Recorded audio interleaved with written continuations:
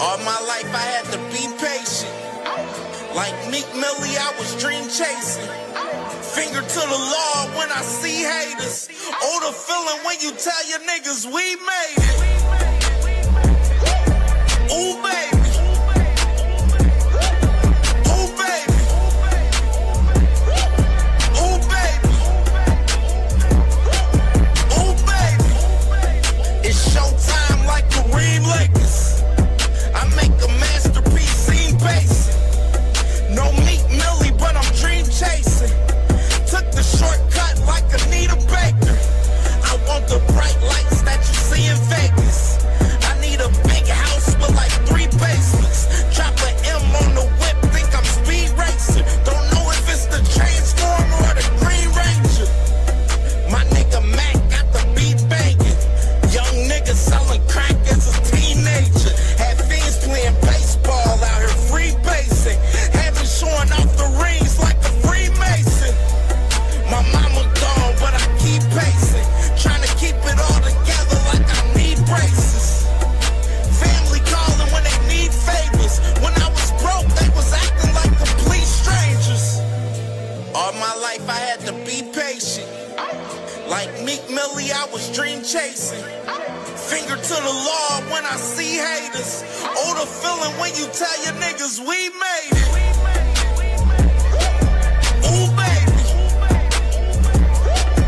Ooh, baby. Ooh, baby. Ooh, baby. Rest in peace, the Neppy was the street savior. Got my credit right now, I need acres. Gotta turn your dirty money into clean paper. Trying to own a franchise without a key player. I go through hoes like I weave laces. Tree blazers, let they mama noodles be flavored. Meat takers that be acting like the D sacred. You bust in, you would think they on their knees praying. Then I slide like a screensaver. When I'm done, make some scrambled eggs, cheese bacon. Then it's on to the next, I ain't a speed dater. Little bitch ain't gon' hear from me till weeks later. I don't see no things changing. Kids still dodging bullets like they seen Matrix. These young niggas really need saving, but OGs won't teach them that the street's dangerous. All my life I had to be patient. Like Meek Millie, I was dream chasing. Finger to the law when I see haters. Oh, the feeling when you tell your niggas we made it. Ooh, baby.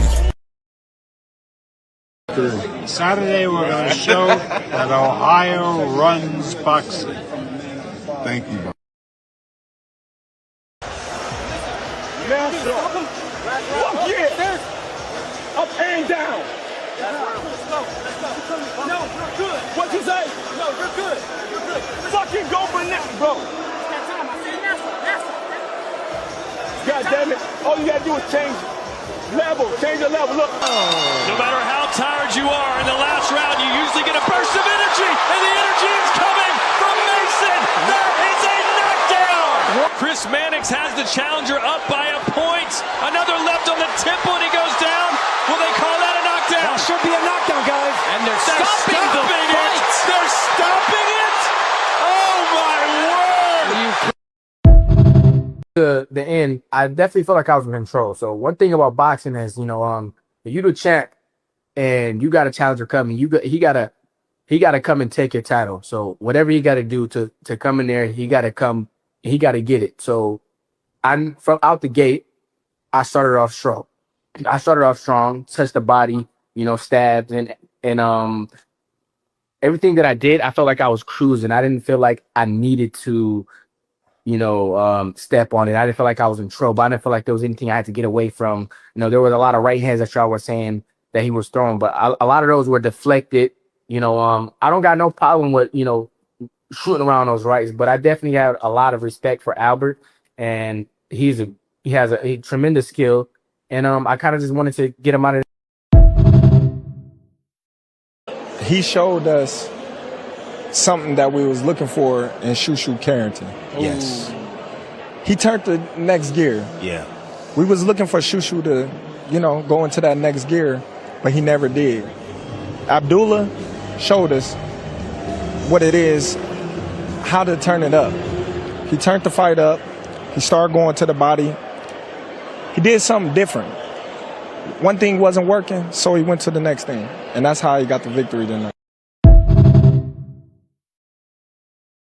We have also Joshua and Tyson Fury this year. We don't choose the place until now. I tell you from the beginning, it's depend about if England give us all what we need. We want the fights here in England, but we want the time zone and هذا خبر بهز الدنيا. The time zone of all the world, especially in America also. If they allowed us to have Wembley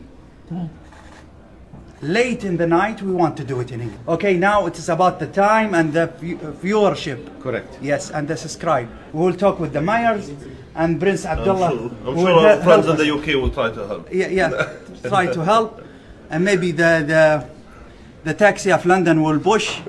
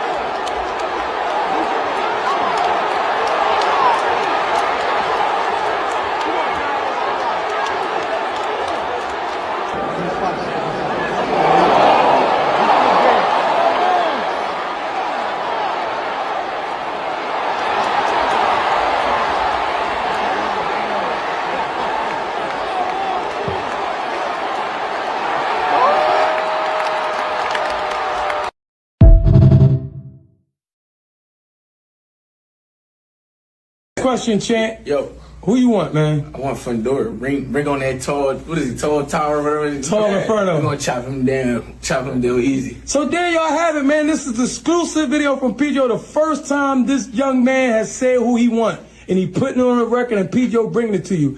He want the Tower Inferno. Yeah. You can't get him. Fundora. We want Josh next. See, now we getting the inside school. We calling motherfuckers out. So I don't want to hear no more shit from nobody. He's putting it on the record. And it's going to be shown. And not only that, he's coming back when he could afford Boots. They had a game plan. That's why they didn't want to fight Boots at that time.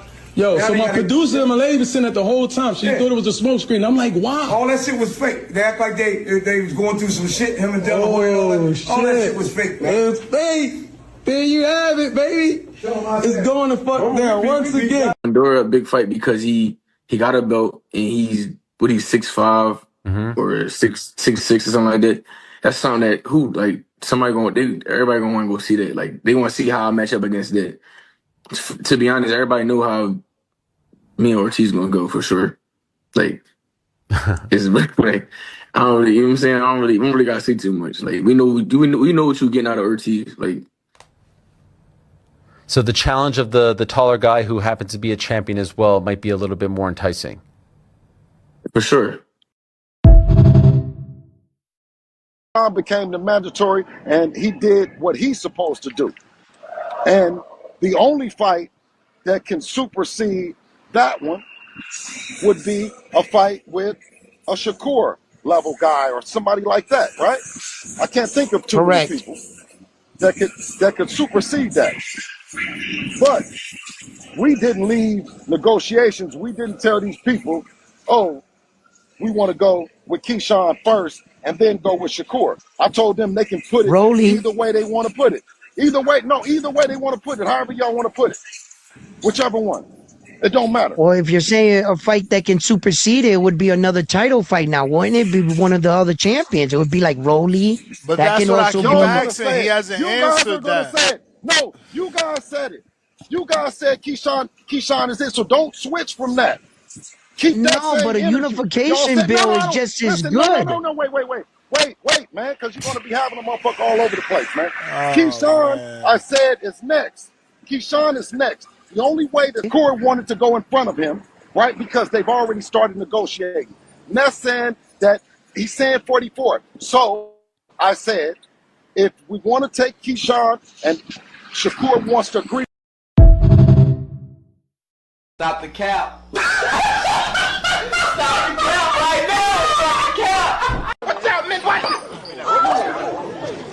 Yo, this punk motherfucker throwing shit at us, man. Man, I smell something, man. You smell something? I definitely smell something in my hair. I smell pussy. Yo, he's a pussy, man. Stick his ass. When we move it, just like niggas is moving now, inside the weight classes, when we move it, just like niggas is moving now, brother, if it's too hot at 30, we already ready to go to 40, bro. We already ready to go to 40, bro.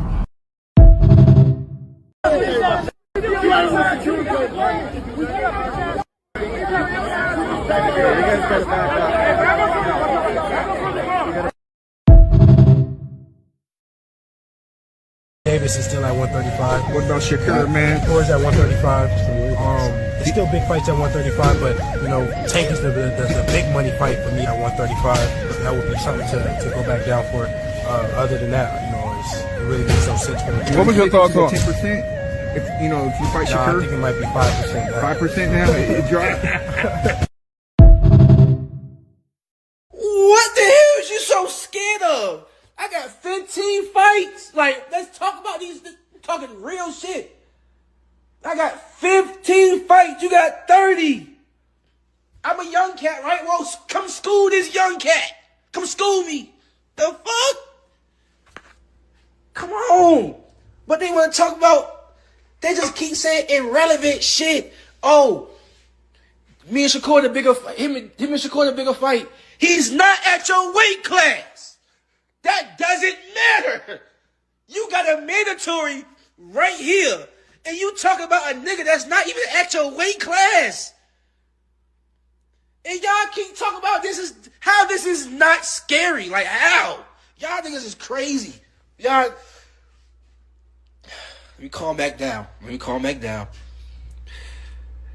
Come on, bro. Y'all gotta, bro. I am only 15 years old. It's not that much damage I can do to you, bro. I'm only 15 years old, bro. It is not that much damage I can do to you. But let me tell you something, D. Yeah, brother? Why don't you come closer? I am not your damn brother. Made to push me. Hello. Yeah. He wanted to win that fight really bad, so He almost knocked you out. no, he did not. Girl, is you crazy? Police! Police! Help! Police! Help! Police! Help! Help! Police! Help!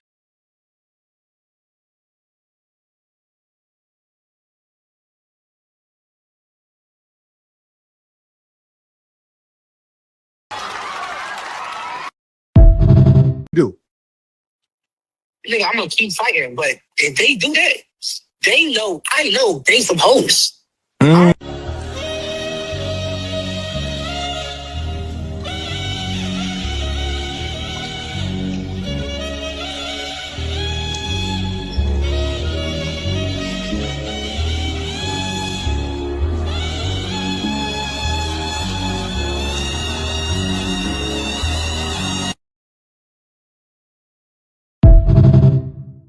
I'm telling you, it's gone. All that plan. Go to research it. It's right here. Open they don't, and I'm taking you back there. Go to Snapchat. Yeah, I'm taking you back there too. You got Snapchat? Nigga, and I'm taking you back there. Nigga, I told Bitch you. ass nigga, I'm taking you back there. Nigga, I told you the truth. Nigga, it's not there. I'm taking. I only did Where the that. video went though? Where the video, nowhere. nigga? You sent it to her? I didn't send it to nobody. Who you sent Yeah, it you to? did, I nigga. didn't You send- recorded?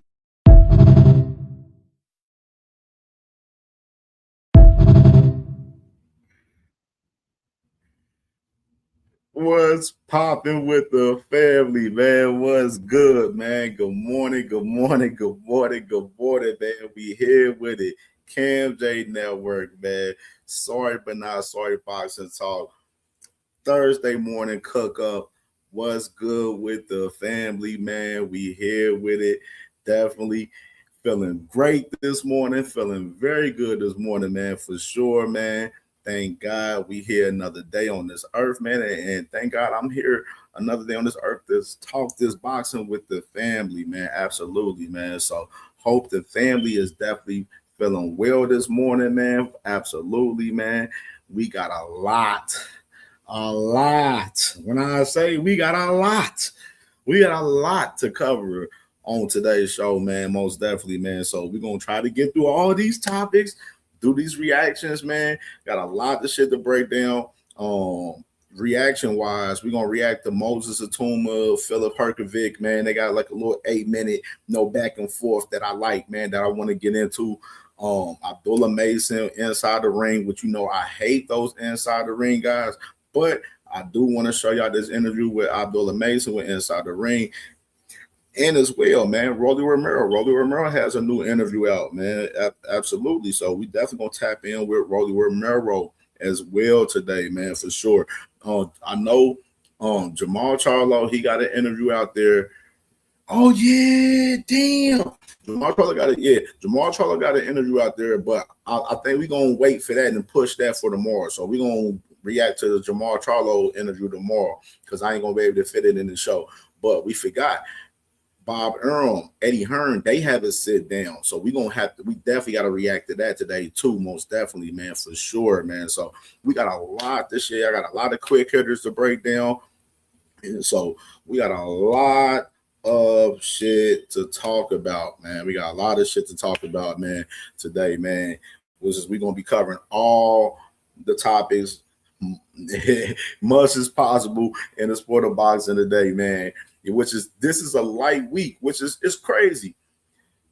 It's a light week, but then you got all this weird ass news trying to pop out and shit. You know what I'm saying? Motherfuckers doing podcasts and trying to pop shit with different, little bullshit narratives and stuff like that. You know what I'm saying? We're gonna get into a lot of this shit today. I assure you, we're gonna get into a lot of this shit. Absolutely, man. So salute to the family, man, for sure. And let's go ahead and salute the family. Everybody that's in the motherfucking building. You did. So let's get to it. Let me scroll up.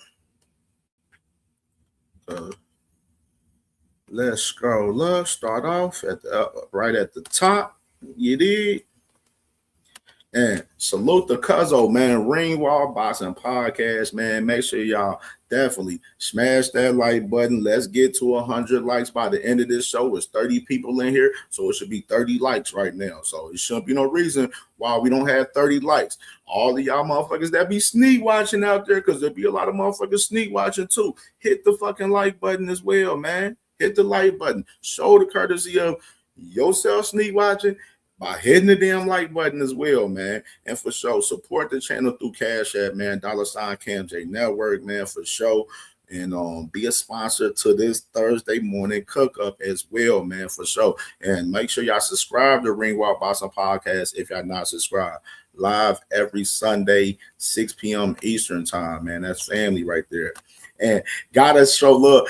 Starting off, man. First Cash App sponsor of the day, you know what I'm saying? My brother SBG Mello, man, starting off, man, sponsoring the show, man, early in the Cash App, man. Salute to my brother SBG Mello, man. Love you, brother, man. Hope you feeling well this morning, my dog, man, for sure, man. My motherfucking brother, man, what's popping, bro? My brother Dazn them in the building, man. Salute to my brother Dazn them. I'm up, man. I was just putting some last little touches to the show and shit that I wanted to add to some little shit, you know what I mean? So we here with it. We here with it, my good brother. We here with it. My brother, man, Ace Austin in the building, man. My motherfucking brother, man. Ace Austin, man. Salute to my dog, man. My dog Enigma in the building, man. Salute to my brother Enigma in the damn building, man. And make sure y'all subscribe to Enigma if y'all not subscribed as well, man. That's my guy, man, for sure, man. My brother Ace Austin said Abdullah showed us what it is, how to turn it up. Nigga need to pick up a book, learn how to speak, Crawford. Hey, that's what, hey, Salsa with the shot, the bow, right out the gate, right out the, you know what I mean? Salute to my brother, A Salsa, man. And salute to my brother, Josh 803 in the building, man. Salute to my brother, man. Salute. T Hill, the commissioner in the building, man. Salute to T Hill, the commissioner in the building. Mike Rim in the building, man. Salute to my brother, Mike Rim in the damn building. Patrick Bill, P. Bill in the building, man. Salute to my guy, P. Bill. Big Dog Willie, I see you, Big Dog Willie. Hey, be cautious today, Big Dog Willie. B. King, I see you, my brother, man. Salute to my brother, man. B. King in the building, man, for sure. And my brother Todd, man. Hey, shit, yeah, ask the question, bro. Shit, you already know. You can ask the question, man. Salute to my dog Todd, man, for sure, brother. Salute. And my brother Bentley VB in the building, man. Salute to my brother, man, for sure. Yeah, man. You know, we got lengthy intros, man. You know what I'm saying? We gotta, you know what I'm saying, build up the show, man. You know how it go, man. Salute to my brother Blaze, man. Salute to my brother Blaze in the building, man, for sure. Who else? My sister, Sunshine Queen in the building, man. Make sure y'all subscribe to my sister. And it's Thursday, man. So she gonna be live tonight, 10 p.m. Eastern time, man. It's Thursday. So make sure y'all tap in late tonight with my sis, Sunshine Queen, man. 10 p.m. Eastern time tonight, man, for sure, man. Salute to my sis. Much love, sis. You already know. Love you, sis. The Butcher in the building, man. Salute to my dog, the Butcher in the motherfucking building. See Radio Hacker, told you wasn't blocked. I told you, I ain't blocked. Nobody blocked you, bro. You know what I mean? And my brother, salute to my dog, Dank Father in the building, man. NY's finest in the building. Yes, he is. Him in the whole panel that he was speaking on the other day. Yes, he is. Oh, man. Just like you remember Robert Garcia the other day talking about if Boots Ennis is trying to fight Sebastian Fundora, he's ducking Virgil Ortiz, shit like that. You know what I mean? But y'all like it. Some of y'all motherfuckers be listening to these dudes taking in and accepting that type of bullshit. You know what I mean? But we gonna talk about it though. We gonna talk about it. Some of y'all niggas definitely be falling for anything, bro. Like literally anything. So now you know what I mean, Big Dog Willie. You know what I mean. BK, all right. You know, he knows the vibe, man. $50 suspension fee. You know what I'm saying? He's him or somebody else paying for him, man. He would be lifted. All right, man. So let's get into this shit, man. Before we do, man, let's do a little commercial. You know what I'm saying? I think it's only right while we do a little commercial before we get into all of this good old boxing talk that we got for the day, man. And run the clip. Man, what's up with this meeting? Why are we here? Guys, I have brought you here today to propose my plan. I don't like to lose. This is my plan to prevent all of us from losing. Let's pretend we are brothers. We won't have to fight each other. I made a contract to make sure we all agree to not fight each other. Each other. Yo, that's a good idea. Let's do it. But Shakur, we are in the same division. What will we do if we're forced to fight? Listen, I will get all of the belts for us. You tell everyone you don't care about the belts. That way, no one can force us to fight, brother. But Shakur, what if I outgrow my division and I have to move up to yours? Listen, little Ray Ray, when I move up, you move up. And come train at my gym so that we will never fight. What about us, Shakur? We are both champions at 140. Gary, tell him you want to fight me last. When the time comes, I will move divisions, little bro. Shakur, what about when you move up? I don't want to fight you, bro. Richardson, sign to Zuffa so that we won't fight. Before you sign, call me out so that it is not suspicious. Now sign the contract to be boxing brothers. Why they want me here so bad? We are not friends. Man, I'm going after all of y'all. There's no friends in boxing, clowns. Abdullah, no, please. I won't let these frauds ruin boxing. I'll go after all. But let me tell you something, D. Yeah, brother? Why don't you come closer? I am not your damn brother.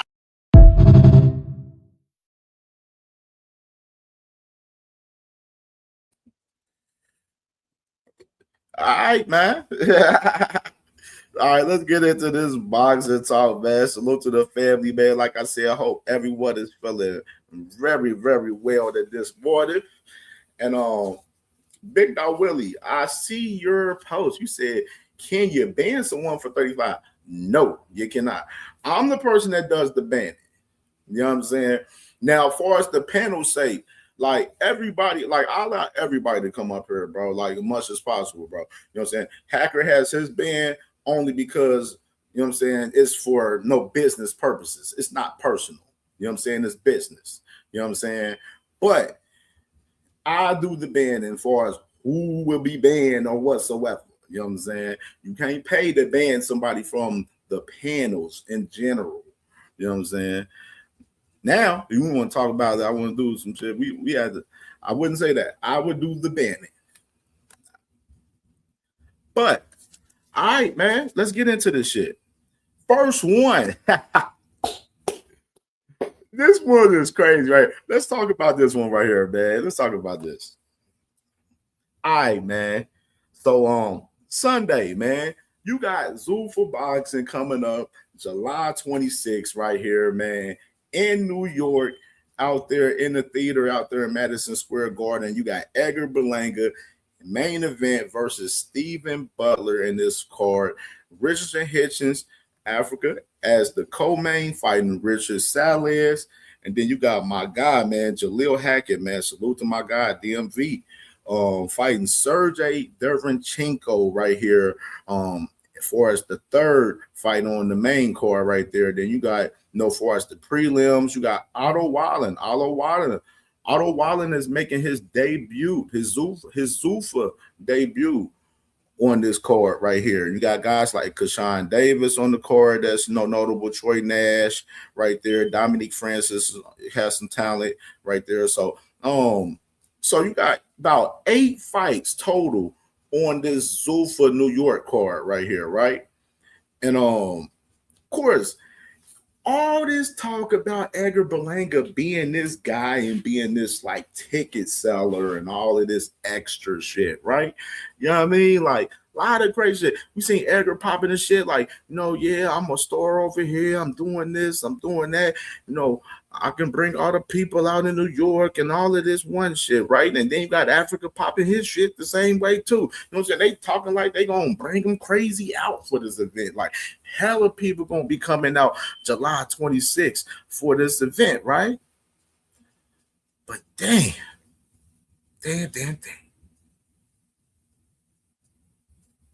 God damn. Ooh.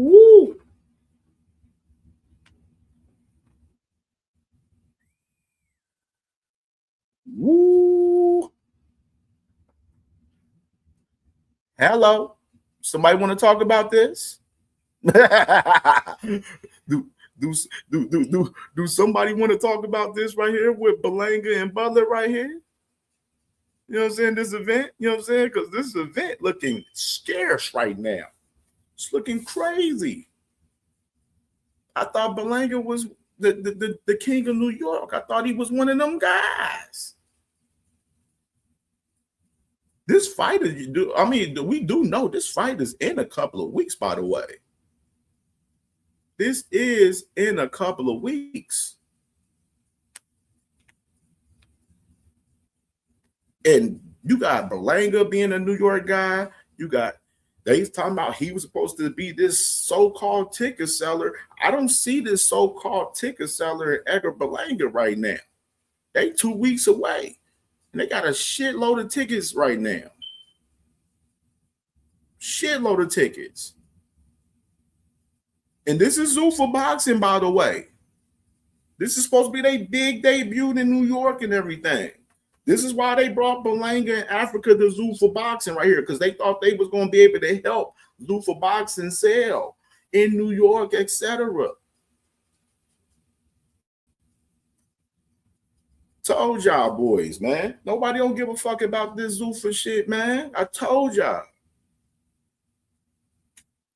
Edgar Berlanga in Africa signing with Zuffa didn't move the needle either.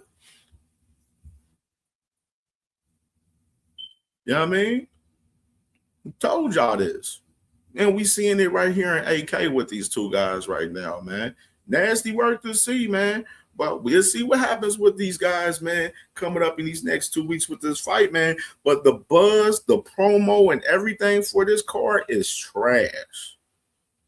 I really haven't even really seen. I'm seeing Africa talk about fighting Devin and fighting all these other guys more than fighting his actual op right now. I haven't even seen Edgar Berlanga even promote this event either.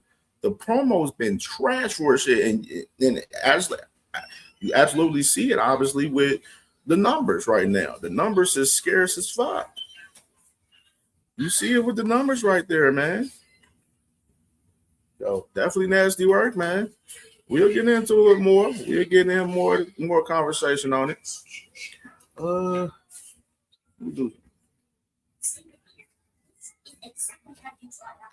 Do something real quick.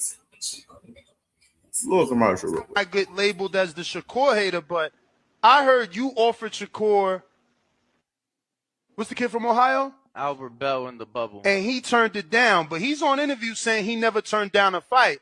Bell tells me maybe it never. Listen, fighters don't turn down anybody. It's their representatives. So there was an offer. Listen, I love Jamel Herring too, but he was offered Albert Bell. Now whether it got back to Jamel Herring, that I don't know. But don't throw it on Herring. Were they both no, offered? They were both offered the fight. Okay, Shakur and Herring were offered. Albert Bell, another good buddy of mine, we had to release him because nobody wanted to fight him. And we left on to be clear, Shakur didn't take the fight. Or his team. The team turned it down. They wanted Shout out to James Prince. And they had other options. But there's nothing wrong with that.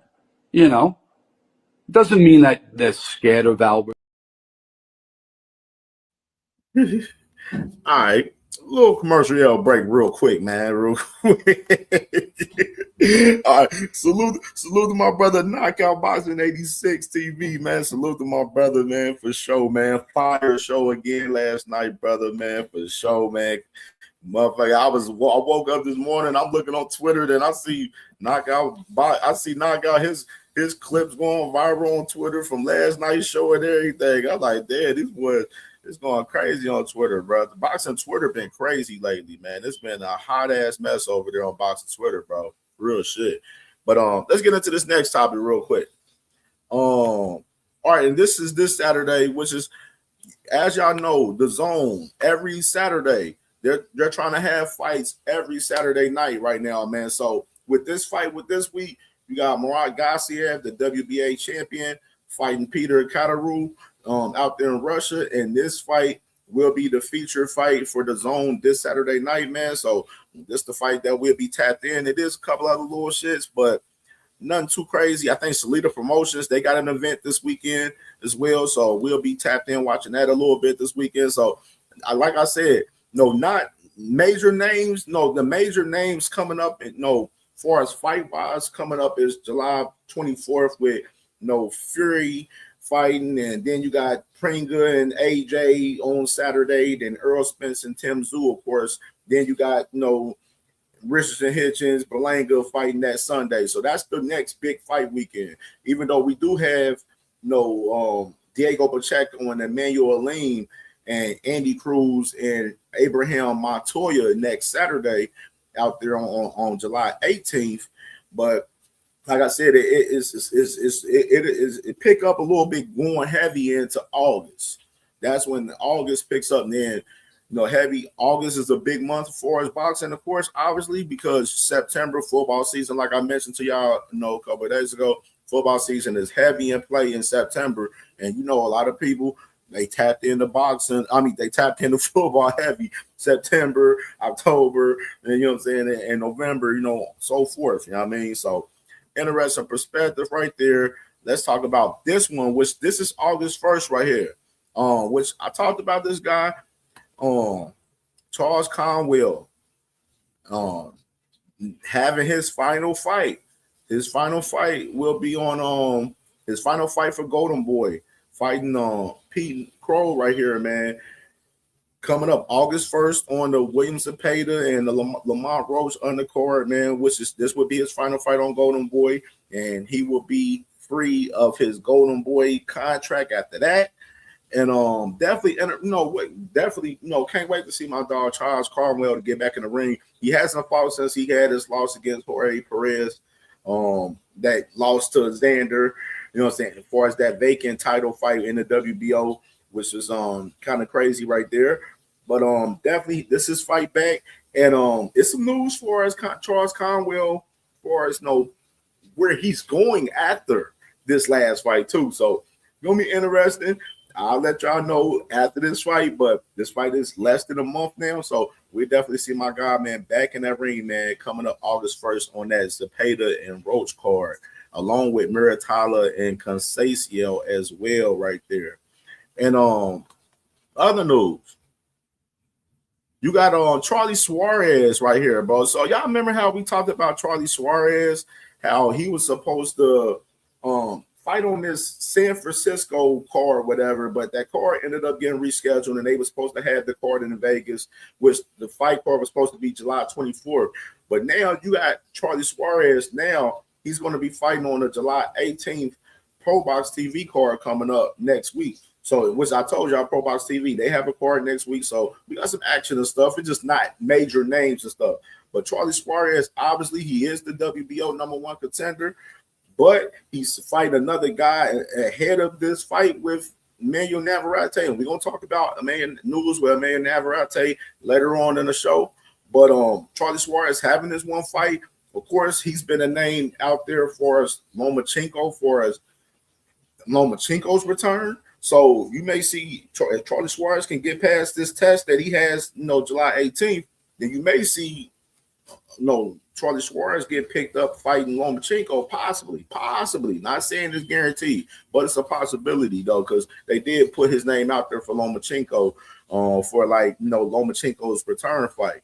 So interesting to see how this plays out. Salute to Charlie Suarez. Me personally, if I was him, you got your immediate rematch and got mandated to fight Emmanuel Navarrete, you should have went right after that. I don't know what the hell he's waiting for, but it seems like Roma in a process has something to do with that, in a sense to me, in a sense.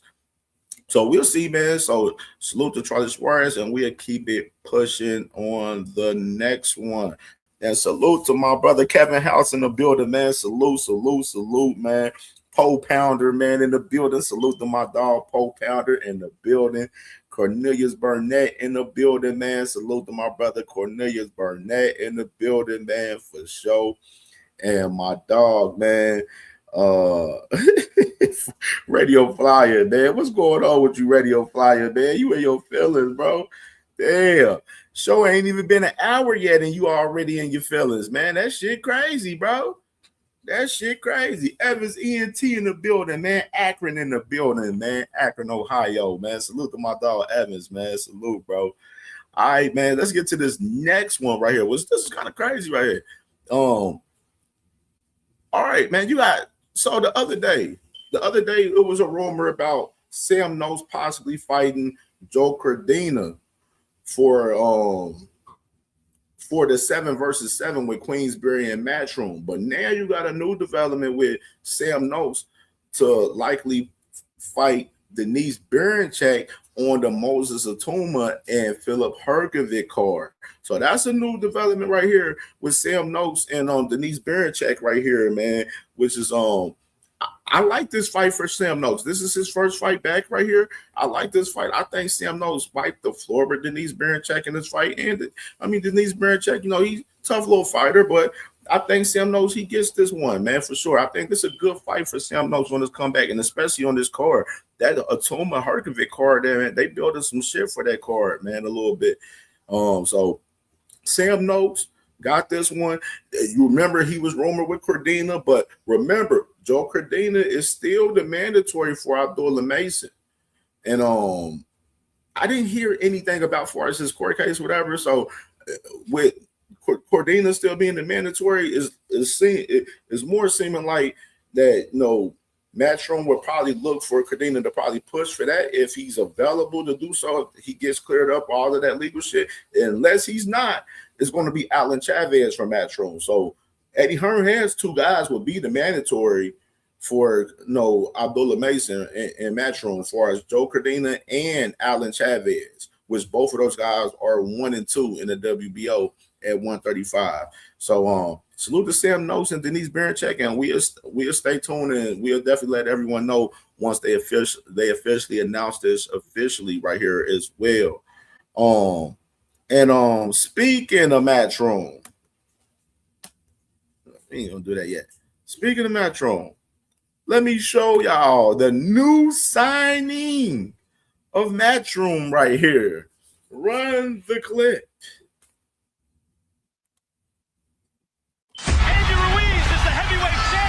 Once you have everything and you lose it all, you're gonna do whatever it takes to get that back. And that's why I'm ready to go to war with any other heavyweight out there. I had to be broken to be reborn. I feel right now I'm more strong mentally and physically, and I'm more hungry. I'm better than a lot of these other heavyweights that are out there right now. All the belts that everybody has, I want them. I want them back. I'm motivated, man. I'm hungry from all the stuff that I've been through. I'm here to make history again. I'm a threat to every single heavyweight out there. The return of the Destroyer. Let's get it, baby.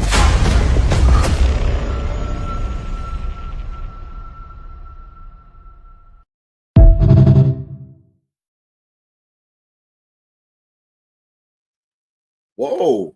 Crazy, right? Andy Ruiz. And I would have responded to this right there. And this is exactly what I'm talking about here too, KO. Absolutely. Like I said, the legal issues, definitely, they already had a signed contract to fight. And I told y'all that Top Rank, they most likely going to have Abdullah fight in Cleveland back again later on this year, man. So most likely we probably see Abdullah, because the WBO, they considered that fight with Abdullah and Albert Bell a voluntary fight. So with that being said, they still have that order in play. They're going to want to still enforce that order, and Abdullah will probably still have to fight that mandatory still, man, for sure. You know what I mean? So definitely, man, salute to my brother Knockout for sure. Most likely, Abdullah Cordina probably on the menu next for Abdullah, most likely, man, for sure. So I gotta play that video with Andy one more time, man. I gotta play that video with Andy Ruiz, man, the new Matchroom signing right here, man. Andy Ruiz is the heavyweight champion. Once you have everything and you lose it all, you're gonna do whatever it takes to get that back. And that's why I'm ready to go to war with any other heavyweight out there. I had to be broken to be reborn. I feel right now I'm more strong mentally and physically, and I'm more hungry. I'm better than a lot of these other heavyweights that are out there right now.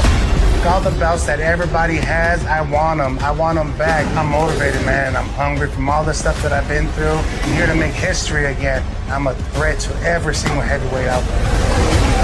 The return of the Destroyer. Let's get it, baby.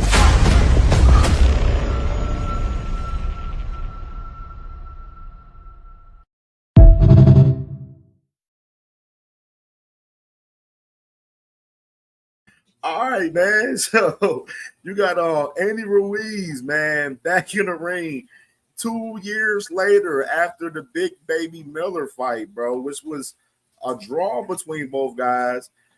signing with Metro, man, and which is one thing you got to take notice. One thing, this is what lets me know with this a little bit. Like, and I'm not even going to talk about just the aspect of Andy Ruiz. I'm looking at Eddie Hearn, what he's doing a little bit with some of the signings he's doing, and he's taking his American market. He's taking the American market a little serious. If y'all pay attention to the companies on the zone, like, Matchroom, you see obviously Top Rank, obviously Golden Boy, obviously, you know what I'm saying? Some of these guys, they're definitely focusing heavy on the American market, and the zone is focusing heavy on the American market, and we're going to talk about it a lot, you know what I'm saying, on this show, for as the zone in particular, man, for sure. But Andy Ruiz, the other day, I told y'all the other day, you know what I'm saying, about him possibly fighting Damian Naiba, possibly on the Vito Mielnicki, which is Vito Mielnicki is a new Matchroom signing, which is, I told y'all, you see Eddie Hearn he's putting some focus and some emphasis on getting some guys from America, man, right now. And Andy Ruiz fighting Damian Naiba on the Vito Mielnicki and Emma Williams undercard September 4th, you know what I'm saying, possibly right there, which that's most likely going to be the fight for him right there, which he'll make his debut on Matchroom on that day right there, man. So, I ain't too crazy about Andy Ruiz. I know he popping the shit, talking about he think he can make a room and go get the titles again and all of that shit. I don't see any of that, me personally, especially when you got guys like young Moses Atuma and shit like that. I don't see that. You know what I'm saying? Ajay Cabiel, like, I don't see Andy Ruiz fucking with a Moses Atuma, Ajay Cabiel. Like, I'm trying to think of who else. You know what I'm saying? Man, real shit. I don't even think, and then the crazy part, Terramona, he's fighting. I think next week? I think he's fighting. I think Terramona, the heavyweight prospect I was talking about from Australia, he's headlining coming up in August. I don't think Andy Ruiz can beat Terramona either. Like, you know what I'm saying? I don't see a high ceiling for Andy Ruiz as far as his comeback in the heavyweight division, trying to be, prominent and going after any straps out there in the heavyweight division. He does look like he's in, better shape than we've seen him before, most definitely. But I don't see no crazy run out of Andy Ruiz. But I'm interested to see it, though, man. And, we'll definitely stay tuned to it, man, for sure, man. So salute to Andy Ruiz signing on with Matchroom and having his first fight coming up September 4th versus Damian Naiba on the Mielnicki Emma Williams card right there. All right. So let's go to the next one, man. And by the way, Flyer, yes, Bell was ranked in the top 10 in the WBO at the time.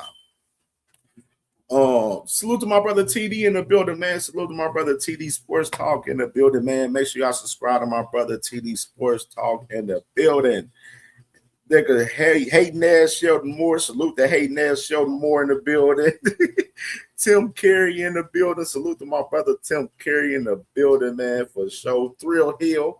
I see you, my dog, Thrill Hill. My sister, 2 Cents Boxing in the building. Make sure y'all subscribe to my sister, 2 Cents Boxing. If y'all not subscribed, one of the best in the game, man, for sure. So we with it, man. Let's get to this next one. All right. Y'all remember I played that clip earlier, man, with Turkey Al Sheik, and we'll run it back real quick. We have also Joshua and Tyson Fury this year. We don't choose the place until now. I tell you from the beginning, it's depend about if England give us all what we need. We want the fights here in England, but we want the time zone and هذا خبر بهز الدنيا. The time zone of all the world, especially in America also. If they allowed us to have Wembley late in the night, we want to do it in England. Okay, now it is about the time and the viewership. Correct. Yes, and the subscribe. We will talk with the mayors and Prince Abdullah. I'm sure our friends in the UK will try to help. Yeah, try to help, and maybe the taxi of London will push.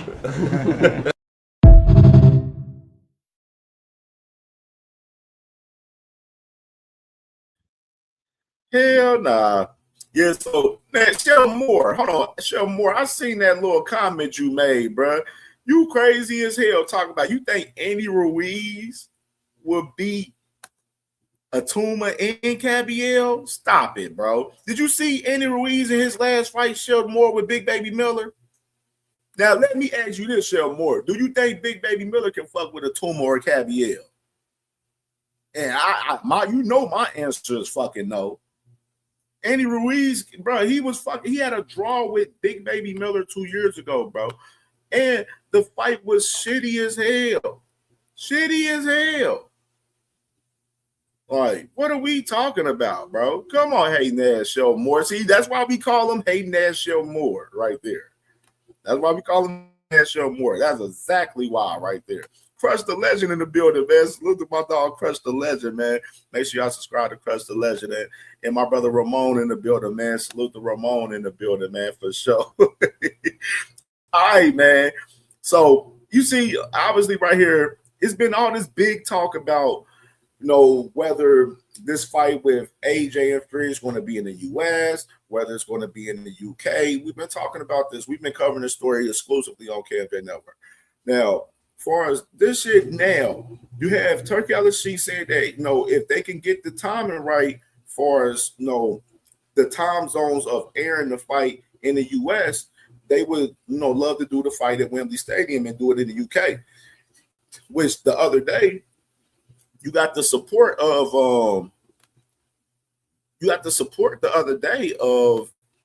the mayor of London. The mayor of London came out the other day and he said that the fight, they have his support. You know what I'm saying? And they will be willing to accommodate the curfew, because they have a curfew out there in the UK, as far as in general.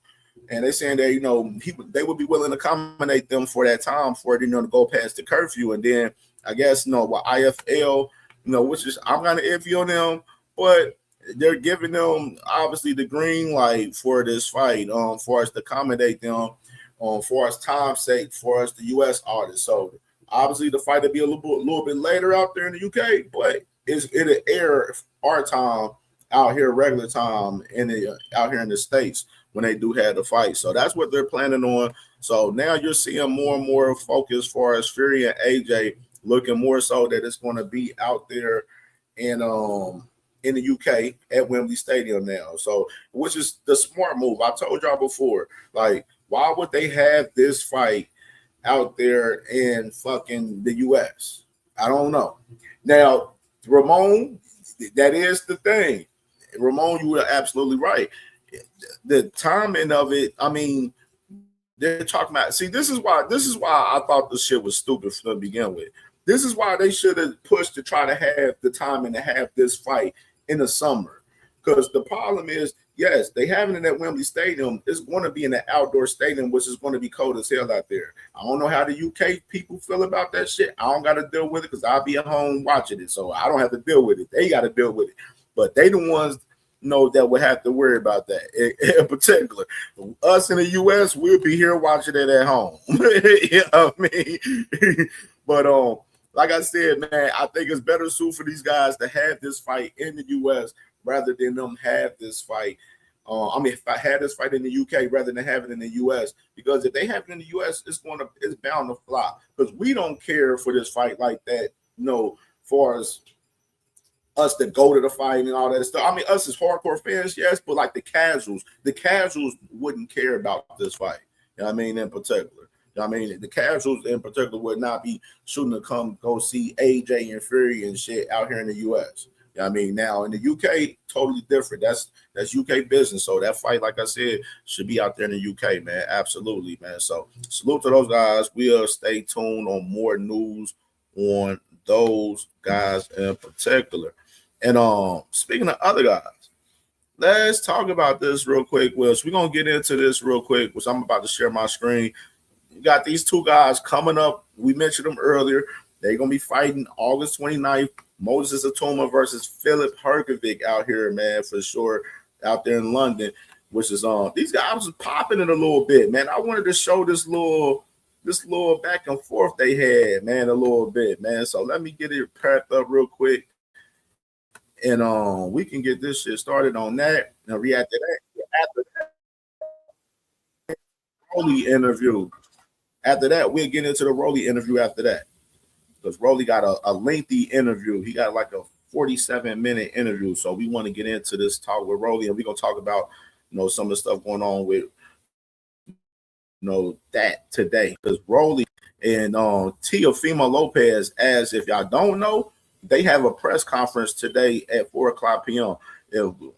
Knowing myself, I'm probably most likely still live today. We'll probably watch the whole we'll probably go ahead and watch it live. You know what I'm saying? We'll watch this press conference live today too, because PBC will be talking more about their deal with Dazn today at this press conference as well. So let's let me pull this up right here real quick with Moses real quick, and then we'll get into this Rolly content after that. All right. Let me hit the like button on this.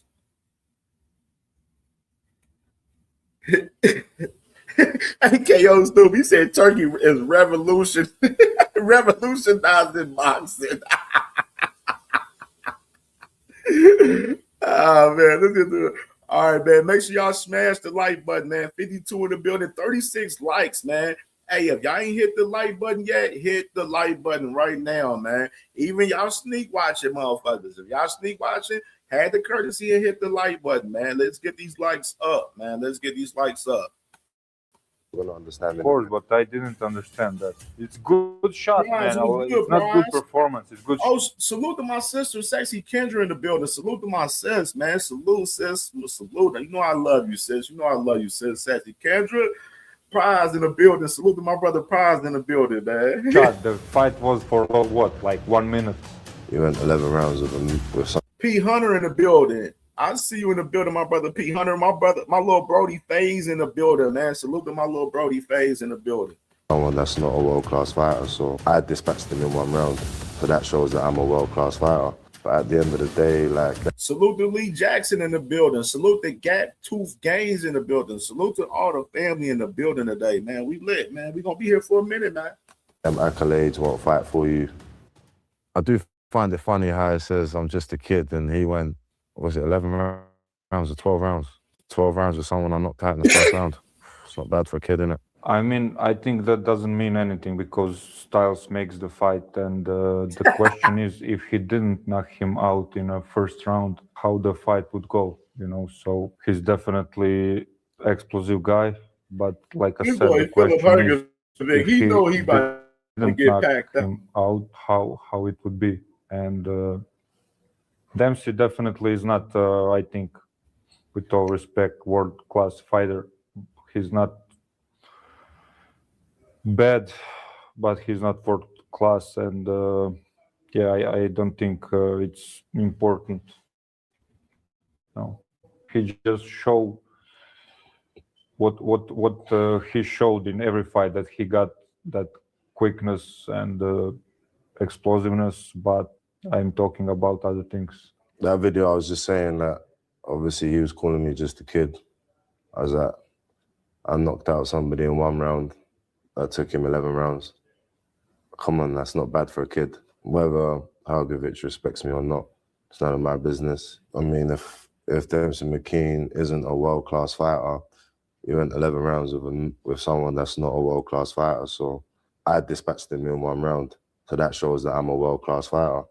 So all of this is just talks. We'll see on Fight Night, innit? Yeah, my fight with Dempsey McKean, I had 1 year layoff, and he was.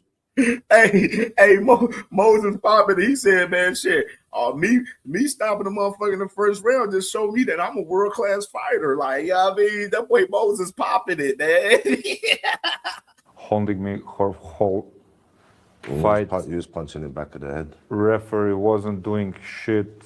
Damn. Allow him to hold me for 12 rounds. And his southpaw, of course, like I said, Styles makes fights. Some style. It's not the same for every fighter. His southpaw was easier for him to fight Dempsey than for myself. So I don't think that's so important. Like, it's not like simple mathematics. He's like, I went 12, he did in one, so he's 12 times better than myself. So I don't see that, but maybe I'm wrong. I'm just 20 years in boxing. I don't know a lot of boxing. Maybe I'm wrong. I don't know. For Dempsey McCain, can the Australian recover? He's trying to get his stance back, but it's Halma. Oh, Yeah, good shot, man. Lord Jesus. It's good shot, man. It's not good performance. It's good shot. The fight was for like 1 minute. So, like I said, it's a good shot. Kid is explosive, and Philip, coach that's him gonna with a be good you, shot, man. and that's it. Also important thing, Dempsey came into that fight after the loss, after me. So it's not same to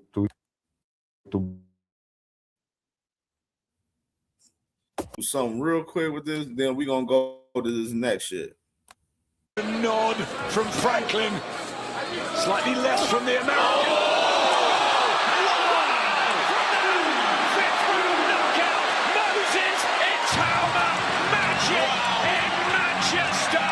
I think I spar with Jermaine Franklin few camps. I think he came in not great shape. I think he was not in shape like when he fought Dillian White and Anthony Joshua. He's older. I don't know. He was a little bit fat and not like he didn't look in a great shape. Yeah, Moses control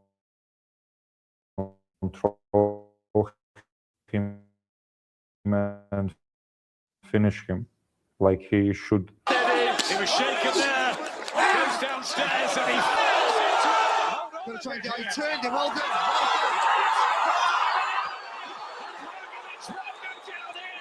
He's got a good chin. Getting to his feet. It's all enemy. Like I said, I respect Targovic. Like well, unless you're right here, so I'll speak to you as you're here. I respect you. Like, you've done a lot in the boxing. You've done a lot more than I have.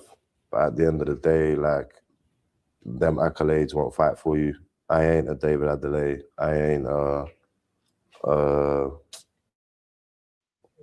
Dave Allen. I ain't Joe Joyce. No. But yeah, I must even surviving that barrage of punches from Adelaide, and he's a big hitter. So, like I said, our thing is exploiting one of Halgovic's tendencies, or a few of them, and him having a good chin is a tendency of his. Of course, I'm gonna have to try and work around that. So then at least you'll make me better fighter. You'll show me some mistakes. At least something. I can tell you after. Right? I can tell you after. He's not tested yet. He never received a good punch. He never went, in deep rounds, in late rounds. So no, he's a big puncher, but no one ever knocked me out. Never in my life. Dubois was stopped on a doctor. So I have a great chin. I'm durable. I throw a lot of punches. So I think I can give him, big challenge. I mean, he's right. Like, he's got a chin. He's never been knocked out. I ain't never been tested. Everything he's saying there is correct. Like, I don't know what you want me to say. Jermaine Franklin was never knocked out. You are a complete different fighter to Jermaine Franklin, of course. It's like you said that, didn't it? It's all right if he has a hard punch, but can he land, didn't it? You know what I'm saying? Can he land? I didn't understand. I saw one of his interview when he was like 20, I think. He said like he was tired of boxing, and Ben Davis. Moses is about to kick his ass, and I think Philip Herkovic, he know it, man. New desire for boxing. How you? One question for Moses, for my young friend. How you get tired of boxing in 20 years? It was it was 20, so he was boxing for like what, 6, 5, 7 years when you started? 13? No, I started boxing when I was 9. So how you get tired of box at 20? Because I'm 34, I still like boxing. I like. Hey, I'm gonna tell you right now. I'm gonna stop sharing right here. I'm gonna tell you right now with this fight, August 29th, bro. These guys, this is gonna be a good fight till on how long it lasts, man. This man Moses is about to cook this man, man. Like he's about to do him super greasy. And I think some people gonna be surprised on how easy he make it look. And I see my brother KO saying the same thing, and I believe the same thing, brother. Like I think y'all gonna be surprised. This man Moses Atuma is really him, bro. Like he really is him. I wish the motherfucker was. I wish he was from fucking America, bro. No cap, man. No cap. And I told y'all this before. That motherfucker Moses Atuma is really one of them guys. But I think this fight with Filip Hrgović is one of them better fights for him right here. And after this fight, you're going to see him in title contention. Obviously, he's number one in the sanctioned bodies for us, the WBO and the WBA. And he got mandated for us the Frank Sanchez fight for us, the IBF, which is obviously he's not going that route. He's not worried about that, in my opinion. You know what I mean? He's going to go the WBO and the WBA route, which is we got the WBA, Murat Gassiev. He's the champion. He's fighting this Saturday, obviously. And then you got the WBO, obviously, Daniel Dubois, which I've heard Daniel Dubois, he mentioned that he would love to fight Moses Atuma in recent time, too. You know what I'm saying? Even though Daniel Dubois, he has that rematch possibly looming with him and Fabio Wardley, because Fabio Wardley had a rematch clause on that fight. You know what I mean? So he probably got to run that back with Fabio Wardley, and got a Moses Atuma with Hrgović. We'll see how this shit plays out, but definitely we're going to see Moses Atuma most definitely get it cracking August 29th, and I guarantee he's stopping this man Filip Hrgović. I'm going to tell you that right now. Telling you right now, man. So salute to Moses Atuma and Filip Hrgović. We'll stay tuned on more of that. And let's get into let's get into this Rolly and Teofimo conversation. So as I mentioned, man, let's get into this Teo, because I was going back looking at some shit with this fight a little bit, man, in general. Like I was going back looking at some stuff, man, and I was looking, I'm like, they got some small footage and stuff out there. These guys, they are very familiar with each other in particular, man, for real. So I was sitting there just going back looking at some little content with Rolly and Teo. And then, I ran into, my brother, salute to my brother, Dan the boxing man, my brother, man. He shared this photo of these guys out here in 2017 right here with Rolly and Teo, where, they was out there eating dinner together, you know what I mean? And one interesting thing for us, the man, Rolly Romero in recent time, and then I seen this from my brother my brother Matt from Brunch Boxing. He posted this on the Brunch Boxing X account, where he said Rolly Romero versus the new four kings. Rolly has fought Gervonta Davis. Rolly has fought Ryan Garcia. Rolly was turned down by Devin Haney. Absolutely, he definitely was. And Rolly reportedly is about to face Teofimo Lopez, which is, we know he's going to be fighting that man August 22nd. And some guys talk about one smoke. Other guys are about it. And one thing you can't say about Rolly Romero, he ain't dodging no motherfucking smoke. That man that fought some great competition, man, for sure. You know what I mean? And especially fought between those guys. And he ain't even a part of the Four Kings, and he's fighting those guys. You know what I mean? So definitely got to, read the room on that shit a little bit. But let me pull up this Rolly Romero interview real quick. And let's get into this. Because today, as of today, like I mentioned, Rolly Romero, you got him and Teofimo Lopez, both of those guys, they're going to be doing their press conference today at 4 p.m. Eastern time, man. So we still live. We'll definitely tap into it live and check it out. Or if not, we'll review it and talk about it on tomorrow. This interview with Rolly right here. And let's hear what the man Rolly Romero got to say. D Lynch in the building, man. Salute. My brother D Lynch in the building, man.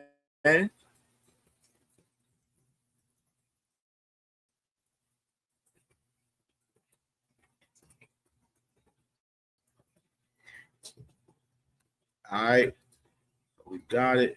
And this interview is with Fight Hype, by the way. So let's go ahead and put this thing up. We got it.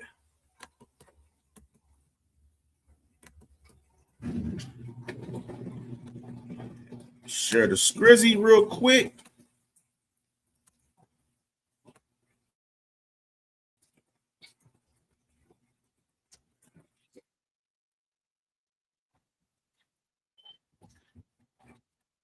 Blew through it all. Now you're back. You come out of retirement. I blew through $14 million, bro. It's crazy. Bro, it's impossible. I mean, I guess you could blow through $14 million, but I would hope that you didn't. I would hope that you didn't. Yeah, it's pretty bad. Shell, salute to my boy Shell. You on a different account, Shell? Let me go ahead and my boy up on that one. My boy, salute to Uncle Cass in the building. Uncle Cass, man. Well, Uncle look, I know, Uncle Cass. you know, the make sure y'all subscribe to Uncle Cass, man, the box story, man, the best in the business, talking the history of the sport of boxing, man, for sure. The fight is official now. Before I get to it, though, just how are you feeling right now? I know, you know, last time we did an interview, KO, right? Hey, those players beat it. you were going through some ups and downs. How are you feeling right now? Just mentally, spiritually, just physically going into the fight. You know, it's crazy because, like, bro, it's like last time we did an interview, bro, dude, that was forever ago now, bro. And I'm like, it doesn't feel like that because I mean, you know, we do talk often, you know, so it's like, but God didn't reveal the cyanide I was taking and released me out of my prison. So I gotta just say, I'm just blessed. I'm blessed to be alive because I was in a really dark place. Like I you can never imagine the dark place I was in. I mean, I can't, and I don't even really want to know what it's like to be in a dark place like that. But you know, like you said, I've been, you know, we've been talking for quite some time, and I definitely know you're in a much better place now, and everything happens on God's time, right? Of course. You just said, I mean, I don't know if this was just tongue in cheek, but you mentioned you know, God revealed the I think you said cyanide in your system. Was that The cyanide? Yeah. I was poisoning myself. Like with what? Like with alcohol? Like with No, I'm not AB. I had to throw the shot. I love AB. I had to throw it. AB doing his thing now. He's doing his Hey, thing. AB making that money. Apparently he make way more money doing that than boxing now. Allegedly. I don't know if I believe that, but it is what it is. But no, you said this side, obviously it's not alcohol. Like, was anything going on with you, or was it just you just being tongue in cheek? You know, it's still not the time for me to reveal it. But it's everything that had happened to me in my life since December 27th of 2023 makes sense now. The Pitbull fight makes sense. The Jaime's fights make sense. The fight with Ryan makes sense. All the turmoil that had happened in my life makes sense. Everything makes sense. And the reason why I couldn't come back to boxing when I did all makes sense now too. Because God was protecting me. All that stuff's behind you now, though. You're good to go. Yeah. Good to go. Well, we got to fight August 22nd, right? August 22nd, T-Mobile Arena. Yeah. Teofimo Lopez. how I was gonna say how the fight even come about, but how long have you known T.O.? Like I feel like you guys have, known each other for a while now, no? And I gotta stop the presses real quick, man. Hold on. When T.O. get into talking his spiritual and religion stuff, I can't get into it too much. You know what I'm saying? That's just me. You know what I'm saying? And I'm a very religious guy at the same time too as well. Don't get it twisted. You know what I'm saying? I'm a Christian and everything as well. But at the same time, I'm like, man, it be sounding real dark when he be talking about that stuff, man. That stuff I couldn't get into that. Now let's get into him talking about the rest of the fights and stuff like that. Let's get into that, man. I met Teofimo on May 24th. And salute to my dog. No more sleepwalking in the building, man. Salute to my brother, man. No more sleepwalking, man, for sure. Of 2015. Damn, how do you know these dates, bro? That's so. May 23rd of 2015. May 23rd. So over a decade. Yeah, a long time. We mad dogged each other. I'm not even gonna go there. But I definitely know in like very early on, especially I definitely remember during COVID, which was like 2020 or something like that. It seemed like you guys were like really tight. Like you guys were really cool. I know you guys were doing lives together. You were clowning on a bunch of people. Is that fair to say that you guys were tight? That's still my little brother. Oh, so you guys are still tight. Still my little brother. Sometimes brothers get in a little fights, but still my little brother. Yeah. I mean, are you guys? One Starness in the building, man. Salute to my brother. One Starness in the building, man. Salute, Brody. Like in a fight now? I mean, obviously you have a fight scheduled, but like are y'all cool going into this fight? Was there some animosity going into this fight? I mean, I'm just kind of surprised that this fight even came about because, like I said, I thought at one time you guys were cool. What do you think? I mean, I know that T.O. was not happy with some comments you made. I know you did an interview where you you didn't say anything bad, but you just kind of mentioned that he was in a dark place at one point and I can sympathize with him because I was in a dark place too. Mm-hmm. Well, and I understand. We go through things, it's life. But but the amount of love I have for Tio. Hey, why KO just cook that boy Frequent flyer in the comments like that, saying that boy Frequent is the Eric Krumbick of boxing debates, bro? If you know, you know. That's all I gotta say. You guys wouldn't even be able to believe it. Read the room. It's hey, that's some funny shit, dog. Hey, that is some funny shit, dog. Ooh, Frequent. This fight needs to happen for both of us. Why is that? When you feel something, you feel it. I just have a feeling. You mean you have a feeling like it was ordained from up above? No, not exactly. But it needs to happen. At the end of it, me and Tio have a lot of things alike. Neither of us duck anybody. We fight everybody, including each other. Yeah, that's I don't want to say it's rare, but it is a little surprising when a lot of fighters Go ahead. Tell me somebody that fights their friends. There's not very many. I mean, I know Abdullah Mason just fought, I don't know if he was friends with Albert Bell, but I know they had a friendly relationship. So that's the only one that I can really think of. I definitely know, a lot of guys will say, just straight away, I'm not going to fight this guy. He's my brother. You know what they say? The boxing brothers don't fight each other. The boxing brothers don't fight each other. I mean, look, I don't want to just put it on. There's other guys. I know Adrian Broner.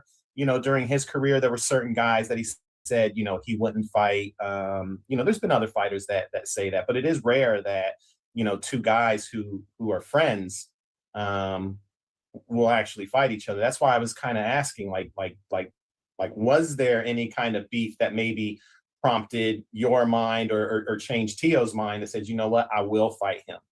Because, like I said, I thought you guys were always good. Like, did you guys ever talk about possibly fighting when you were hanging out tight like that? Yeah, what was it, $100 million and 40 Lamborghinis? Is that what he said or what you said? Yeah, that's what I said. $100 million and 4 Lamborghinis. And you'd make the fight. Well, clearly that's not the case now. It's not $100 million or 4 Lamborghinis. So who said we ain't making $100 million each? Wow, that would be impressive if you guys. Who said that? We might, we got people saying they got $100 million deals and fighting for purse bids. Oh, that's messed. I assume you're talking about Devin Haney, which, by the way, you were actually trying to fight him too, right?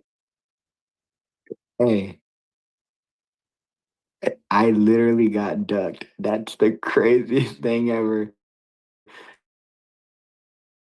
Bro, like they play, bro. How does he not have what they say? The boxing brothers don't fight each other. The boxing brothers don't fight each other. No, not exactly. But it needs to happen. At the end of it, me and Tio have a lot of things alike. Neither of us duck anybody. We fight everybody, including each other. Yeah, that's I don't want to say it's rare, but it is a little surprising when a lot of fighters Go ahead. Tell me somebody that fights their friends. There's not very many. I mean, I know Abdullah Mason just fought, I don't know if he was friends with Albert Bell, but I know they had a friendly relationship. So that's the only one that I can really think of. I definitely know, a lot of guys will say, just straight away, I'm not going to fight this guy. He's my brother. What they say, the boxing brothers don't fight each other. The boxing brothers don't fight each other. I mean, look, I don't want to just put it on. I mean, they don't. Shit, the boxing brothers don't fight each other. That's the fucking truth of the matter, brother. Like, shit, continue. You know what I'm saying? Abdullah Mason, Albert Bell, both of those guys cool with each other. They fought each other. That man, Abdullah Mason, he said, personally, from what I know, he wanted to give that man Albert Bell the opportunity because he know what he went through for us, him not being able to get a shot at the titles in the past and everything. And he wanted to, give him opportunity where he provide for his family, which is Albert Bell got his biggest bag of his career fighting Abdullah Mason last Saturday. You know what I mean? These guys motherfuckers are cool and they're fighting each other. They're fighting each other. You know what I mean? You know what I'm saying? They're fighting. Motherfuckers, Tio, Rolly, they're cool. They're fighting each other. You know what I mean? Rolly talked about he felt like this fight needed to happen right here. You know what I mean? Which is, you see this fight happening August 22nd. There's other guys. I know Adrian Broner. During his career, there were certain guys that he said, he wouldn't fight. I wouldn't say that. No. Adrian, and you ask anybody, Adrian, he fought anybody. Adrian ain't dug no smoke. There's been other fighters that say that, but it is rare that, two guys who are friends will actually fight each other. That's why I was kind of asking, like, was there any kind of beef that maybe prompted your mind or changed Tio's mind that said, you know what, I will fight him? Because like I said, I thought you guys were always good. Like, did you guys ever talk about possibly fighting when you were hanging out tight like that? Yeah, what was it, $100 million and 40 Lamborghinis? Is that what he said or what you said? That's what I said. Clearly, that's not the case now. It's not $100 million or 4 Lamborghinis. So who said we ain't making $100 million each? Wow, that would be impressive if you guys. Who said that? We might, we got people saying they got $100 million deals and fighting for purse bids. Hey, hello. Stop the presses. Stop the presses. You heard what Rolly just said right there? Rolly said, salute to my brother Sin in the motherfucking building, man. Salute to my dog Sin, man. You heard Rolly right there. He said, hey, you got people talking about they getting $100 million and when they go in the motherfucking purse bid. Hey, ain't that about a bitch? Rolly, touche. Touche, Rolly. I assume you're talking about Touche, Devin Rolly. Haney, which, by the way, you were actually trying to fight him too, right? KO facts. I literally got ducked. That's the biggest thing ever, bro. Like they play, bro. How does he not have a fight yet? About the 845, 850 mark, KO. Bro, hey, wait, best part ever, right? He said, and we go say it like this. You should go fight your mandatory. Wow. Did he say that to you? Is that what he said to you? That's what he said to you, wasn't it? Wow, that's crazy. You see how this shit come full circle? Motherfucker, Devin was talking all that shit, talking about, oh, you should go fight your mandatory. Well, look what we have here now. We got motherfucking 13 days left. And that man Devin Haney is headed to motherfucking purse bid. Definitely he's heading to the purse bid. Because we ain't got nobody on the line talking about they gonna negotiate this fight. Shit, if y'all notice, Nose Candy Bill been quiet now the last couple of days. He did his little bullshit with the whole little shit with Tank and shit, but this whole Keyshawn shit, he cold turkey and shit. He quiet right now. Y'all better read the room on this shit, man, for sure. Tables have turned. The tables have turned. And look at it. Come all the way full circle where Rolly, he's about to fight Teofimo Lopez. Same guy that Devin Haney said, oh, we can't. In reality, hold on. This is so crazy. Hold on. Just break it down. We just break it down with hella context for real.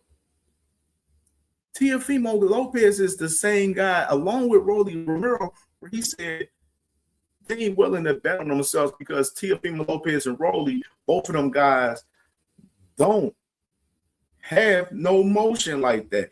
And they don't bring no fans to the table, etc., and all of that shit. The Haneys was trying to play T.O. and Rolly cock in those negotiations with those fights. You know what I'm saying? Y'all already know the infamous clip with Nose Candy Bill on my brother KO's channel, man. You know what I'm saying? Do I got to play it for y'all? Remind y'all? Y'all know we got the receiver, you know? You know what I mean? We got to play y'all. Y'all remember this? You know what I'm saying? Y'all remember this?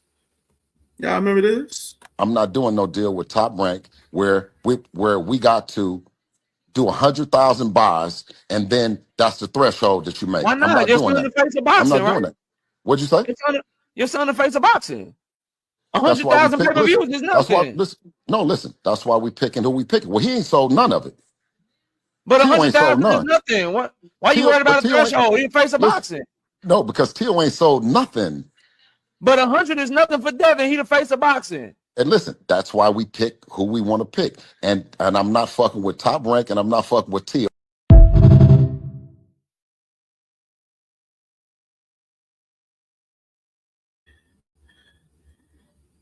That's crazy. Same shit with with Rolly Romero in a sense too as well, man. You know, doesn't have a chin. They like to waste people time. Oh, Debo, Dev don't duck anybody, but like clear, like before, it was like, oh, I wasn't entertaining because but I'm gonna see, let's press at it, and then now it shows, like, right. Those guys are deceitful. They lie nonstop. Everything that Devin and Bill touch gets shattered. Every promotion company, everything, because they cannot do anything. They cannot generate views. They cannot generate income for anybody, and they know that. So they didn't want to bet on themselves because, well, they know they're not worth anything. I never want to hear them call me out again or bring me up or any of that stuff. It's dead. There's no ifs, ands, buts about it. It's dead. It's done. We're putting up all the money. What more does he want? We're putting. It's a 50-50 split. We're putting up all the money. Bet on yourself. You're Devin Haney Promotions, right?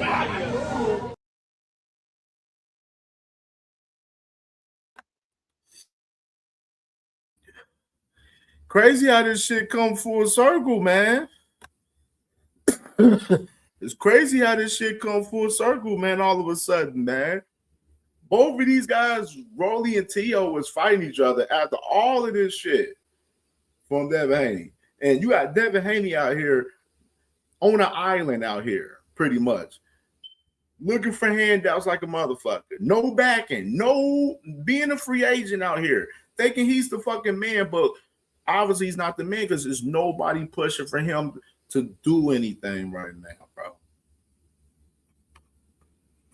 He got a whole fucking purse bid coming up in 13 fucking days, bro.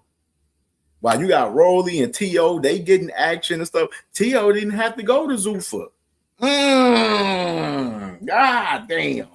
Woo, this gonna hurt y'all today. I know some of y'all, this gonna hurt y'all today, some of the shit we talk about today, man. T.O. didn't have to go to Zuffa to get a bag. Damn.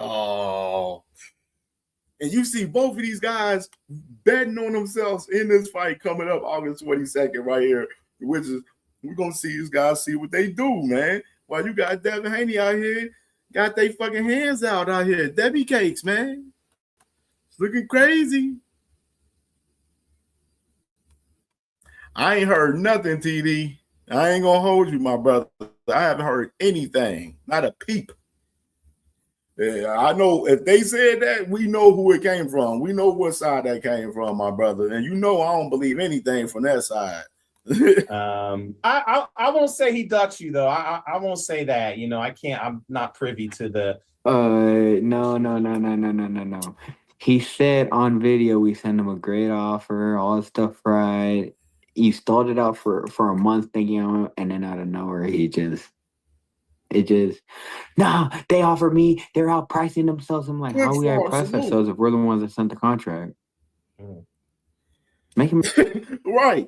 How do you outprice yourself when we're sending out the paperwork? Like, what? Good boy, Rolly Cook Rolly. Clip on salute. EV Music salute. It's a layup every day, man. It's a layup every day, bro. Makes sense to me.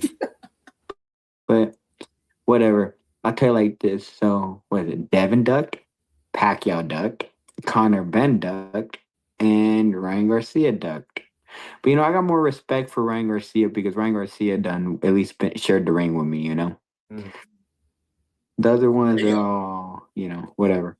But Tio don't duck no smoke.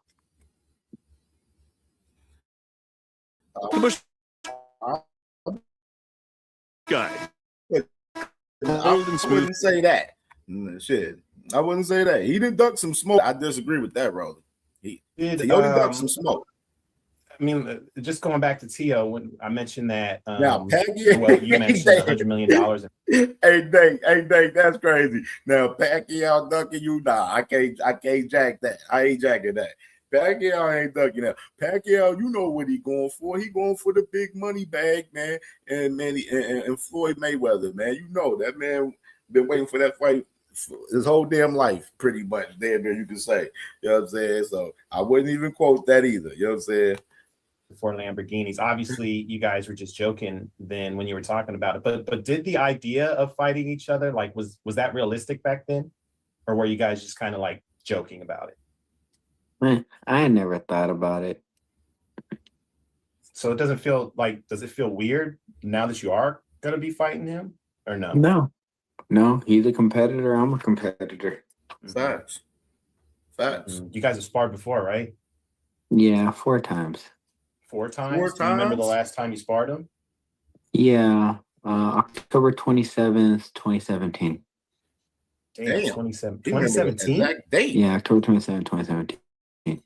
Damn, that's almost a decade ago. That's crazy. 9 years ago. Yeah. Oh, yeah. Does he seem like the same fighter to you as he was back then? There's no way he's the same fighter. There's no way neither of us are the same fighter. Is he better? Is he not as good? I mean, we shall see. I mean, like I said, maybe he's better, but I'm a far greater fighter now than what I was then. So it'd be seem like he's easier, and vice versa. Maybe he is so much greater than what he was then. That's like it's so long. There's so much things that happened since then. Me and Tio been through so many wars on honestly on both sides of the bracket because he went on his side, with that top rank stuff and all that. And I was on the PBC side of the bracket, going through all the wars I did. That's what's up. Do you? I mean, obviously, it was just sparring, but do you remember how those sparring sessions went? I mean, I do. I remember every detail of every little thing. Really? Well, the only thing I remember just from interviews and stuff like that. Hey, that boy said stupid. Said Rolly got these niggas shook like vibrators in these boxing streets. Damn. You guys talking about it. I think the one thing that I do remember Tio talking about is your power, right? I feel like everyone that has been in the ring. Yeah, but I mean, dude, power is power. Power is cool, but it's overrated. Is it? It's overrated. Is it? No way. How can power be overrated? Power is overrated. No way. Dude. But yeah, no, I mean, everyone will say I'm the hardest hitter they ever been in the ring with, but yeah, power's a little overrated. I can't see. No way power is overrated. If you don't have power, that could be a problem, right? Like if you do have a problem, that's a major advantage, don't you think? I mean, yeah, but it's a little overrated. I think Shakur Stevenson would say power is overrated. Yeah. Yeah, until you went into with De Los Santos and run around like a grasshopper. But no. Shakur deserves his credit stuff. I mean, obviously, I was going to bring that up. I mean, that's the last guy that Teofimo was in the ring with was Shakur Stevenson. Did you watch that fight or no? I was there. Were you? I was there. Oh, shit, you were ringside, so you got an up-close and personal view. Yeah, I saw. That's when Conor Ben tried to play cool, like he was going to fight me. Oh, that's right. And was Turkey there? And he was kind of like... Yeah, he was there for that. He was there. Salute to my brother, Darius Warren, man. Make sure y'all subscribe to my brother, Darius Warren, man. My brother doing great work on the basketball talk, man. Salute to my dog. Yeah, the fight that was being promoted to happen, that never happened because somebody just got scared. Literally used me for clout. Wow. But that's okay. Yeah, there's a lot of that right nowadays. Conor Ben's actually a nice guy. That's the crazy part. Is he? There's a lot of that. A lot of attaching names saying they gonna fight this guy. I'm gonna fight that guy. I want to fight you. And motherfuckers ain't on shit. Who would you consider not a nice guy? So I can put it in perspective. Oh, that's a tough question. See now we don't want to put anyone on blast. Yeah, I'm not a nice guy. I don't think that's the case. I actually think you're one of the nicest guys in boxing, Rolly. Yeah, I'm not a nice guy. So you were there. You were up close and personal. What did you think? All right, so that's enough of that interview right there. I ain't gonna do the whole hour of that. But salute to Rolly, man. Obviously, they got the press conference today at 4 p.m. Eastern time, man, with them guys, man. And that fact is something else I do want to show y'all, though. I'm gonna pull it up real quick. They got the press conference at 4 p.m. Eastern time today with Rolly Romero and Teofimo Lopez. And it was something I wanted to kind of go back on and, kind of look at a little bit, man.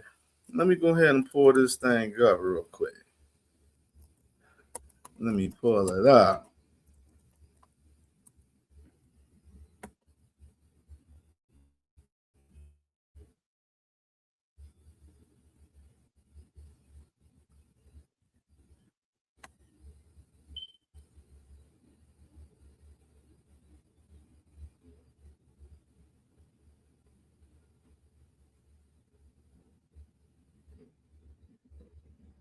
Okay. All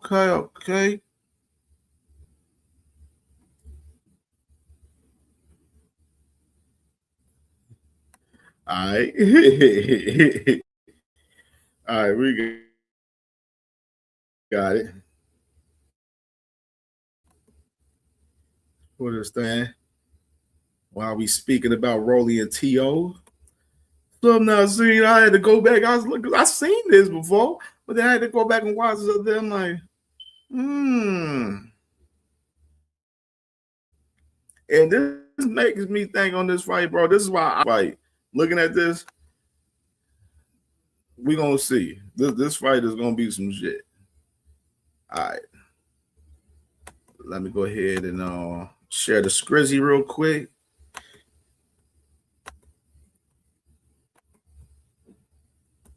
Let's share the Scrizzy. Let me go ahead and full screen.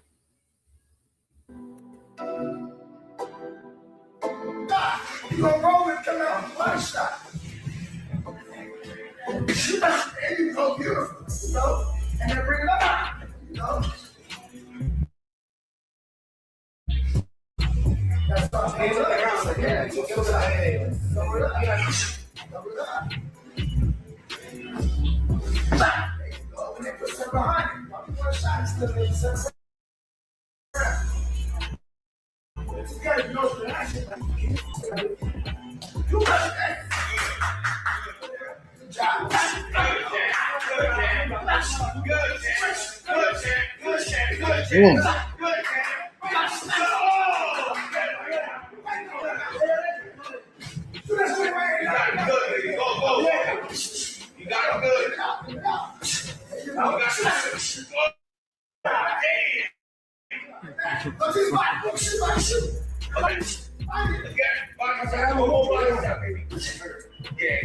Let's go. Break. Go. Break. Go. Knock him out. Go, Chopper. Now is the perfect time to see your shifting. See your shifting, baby. Stop it. 30 seconds.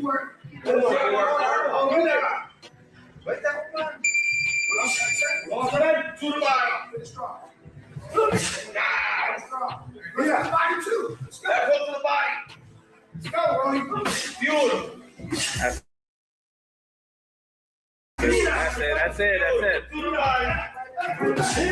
This neck. Sit.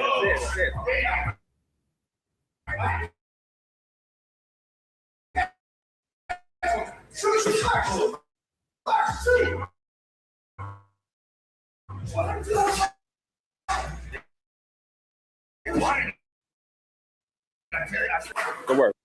One question on Rolly. Show that right there, man, with the guys, bro. Right there. That was the sports session that Rolly was talking about 9 years ago in 2017, right there, man. Which, yeah, you know what I'm saying? It was 9 years ago, right? You know what I'm saying? A lot of it has changed since then between both guys, you know what I'm saying? But in the same sense, this fight for real, to me right now, I believe is definitely it's definitely a 50-50 to me right now, man. It's dead even. It's a pick 'em fight. I don't know who to pick, you know what I'm saying, in this fight right now. I can see a lot of advantages for Rolly. I can see a lot of advantages for T.O. T.O. has the longer reach by an inch in this fight, and he's the taller fighter as well. He's by an inch as well over Rolly in this fight as well, man. So some interesting perspectives for us this fight, man. And I can't wait to see this John, man, for real, for August 22nd between Rolly Romero and Teofimo Lopez out there in Vegas. Out there, man, for sure. Salute to my brother Mike M in the building, man. Salute, bro. Salute. All right, man. Let me pull up. Let's do it. Let's pull up Abdullah Mason real quick. Abdullah Mason on Inside the Ring, man. Which it was interesting. See, this is my thing. Abdullah, the crazy part, the man literally in 2 Cents Boxing, if y'all watch 2 Cents After Dark, she showed it on her show Tuesday night, where, you know, inside the ring, they was on there, you know, talking a whole bunch of bullshit about the Abdullah Mason fight and everything with, you know, Albert Bell. You know what I mean? So, and it was crazy, right? Literally the next day, Abdullah goes and interviews with inside the ring. So I was like, you know what? I ain't even covered what they said on the fight. I just want to cover him interviewed by them and see they whole mannerisms on them asking him questions and stuff. You know what I mean? In his interview. So let's pull this up real quick and we can get into talking about this. Then we get into some of the meat and potatoes of the show and open up the panel after that. So now pull this thing up. Make sure y'all smash that like button. Where we at? We got 68 people in here right now and 56 likes. It should be 12 likes coming up. So we missing 12 likes. I ain't smashed the like button yet. Smash the like button. Jab that shit. All right. I got it up. Let's go ahead and share the scrizzy. Got to talk about my dog Abdullah Mason, man. Absolutely. Ohio shit. You dig? All right.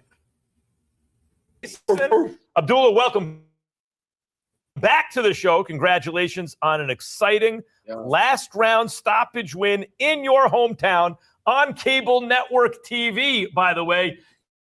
Now, you lost the first half of the fight. When we heard it was going to be Albert Bell as a last-second replacement, it's like, that's actually a more difficult assignment than Kavina, right? Given the styles and all that stuff. The Cordina, sorry.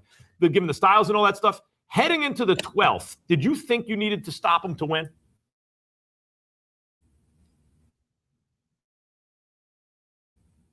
I didn't. My brother told me in my corner that I did, but I didn't. You didn't think like so? That. Round 1 to round 12, I definitely, I was definitely in. I felt like I was in control. So one thing about boxing is, you the champ, and you got. You damn right. If there is Warren and Sexy Casual, yeah, he better keep that same energy he had on this damn show with my guy the other day too. I want to see it. That's why I wanted to show y'all this shit. Got a challenger coming. He gotta come and take your title. So whatever he got to do to come in there, he got to. That's a fact. Thanks, bro. Like I said, in these championship fights, you got to come take the title from the champion. And in reality, you know what I'm saying? And I love Albert Bell. That's my brother. But he ain't take the title from the champion in this fight last Saturday night, man. Me even watching it back. Me watching it back couple times, I'm like, yeah, I got Abdullah. He won this fight a little bit more than what people perceive. You know what I mean? In my opinion, for sure. Started off strong. I started off strong, touched the body, stabbed and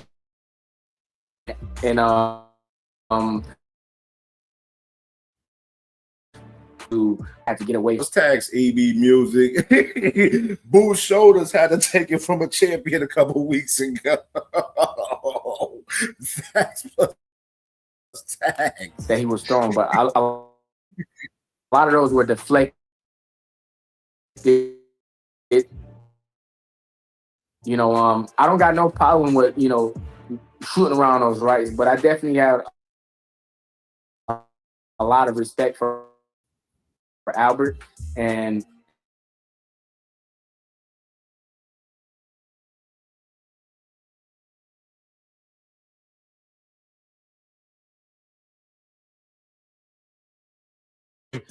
to not be in the kind of trouble that maybe people ringside think they're in. But you were down on the cards midway through that fight.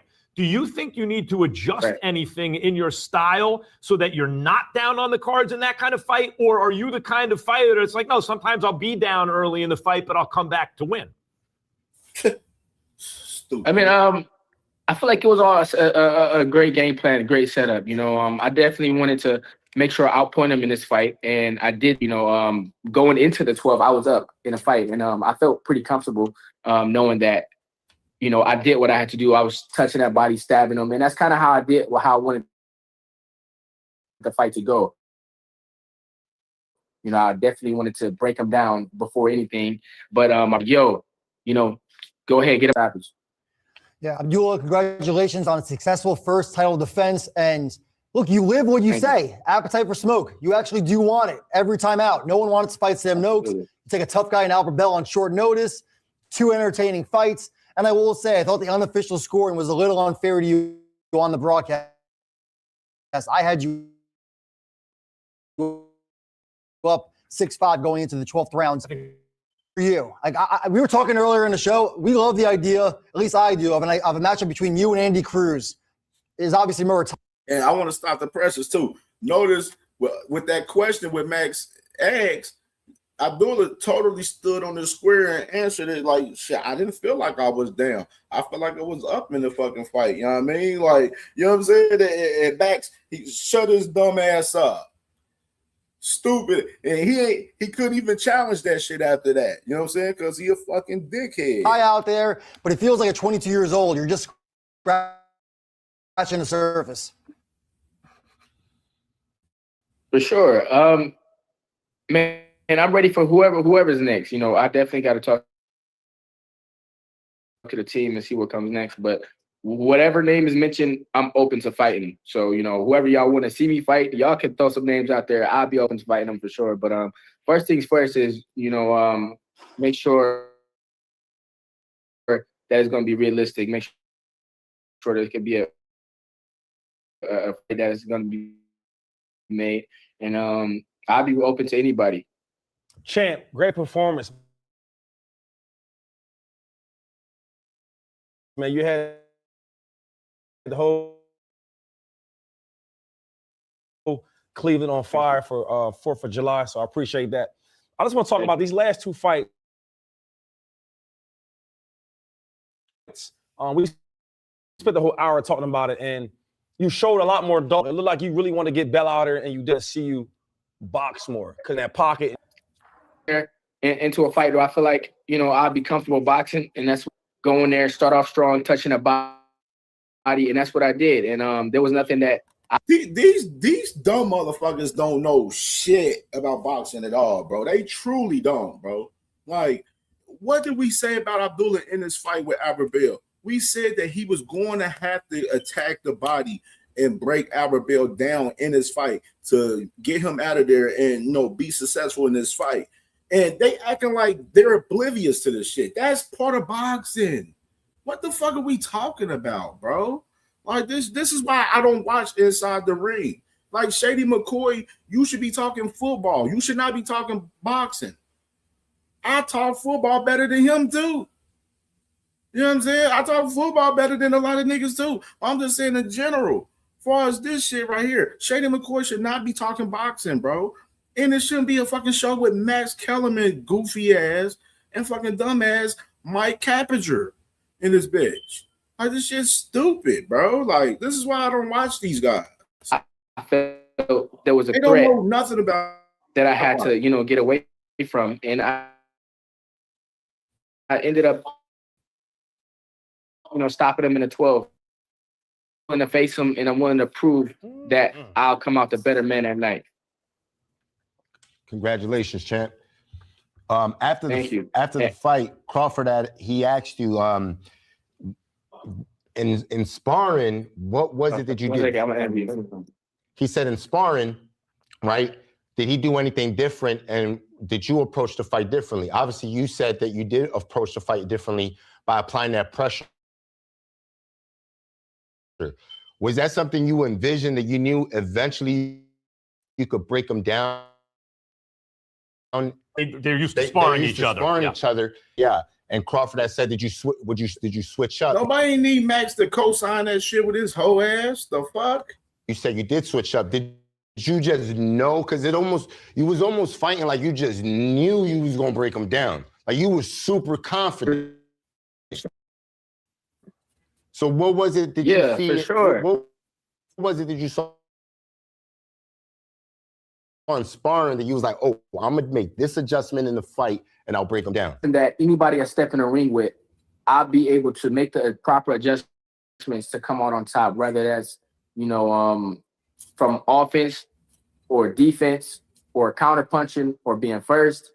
I know that whatever they have coming for me from round 1 to round 12, I'll be able to do what I have to do to make the proper adjustments to be able to come out on top. So with that, with the late, replacement, the late notice and facing him, we created a game plan where I executed it perfectly and I did it in my own way. My they wanted me to step on it a little bit more. They were saying, I could have stopped it. My father was saying like, yo, times where I was shooting one shots if it was another fight, I definitely seen I could put it together. But I mean,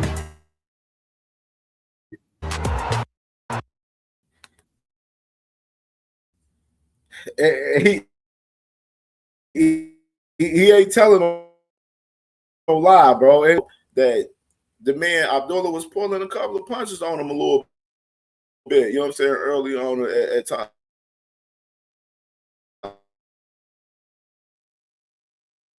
Which you got Abdullah speaking about it right here.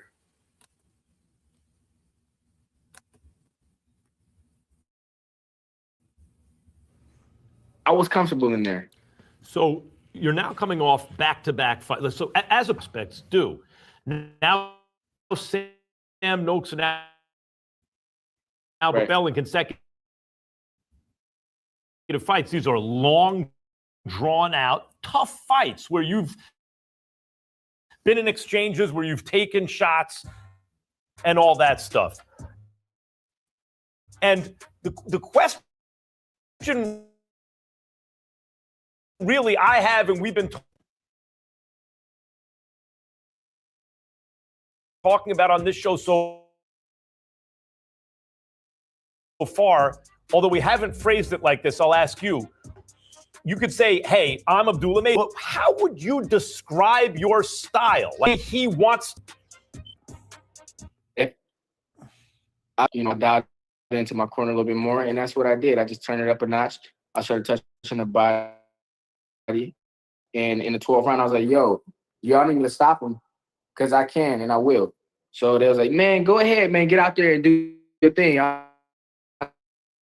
said, okay, bet. So I got out there and So it's like there's the boxer, there's the counter puncher, there's a pressure fighter. Right. There's all the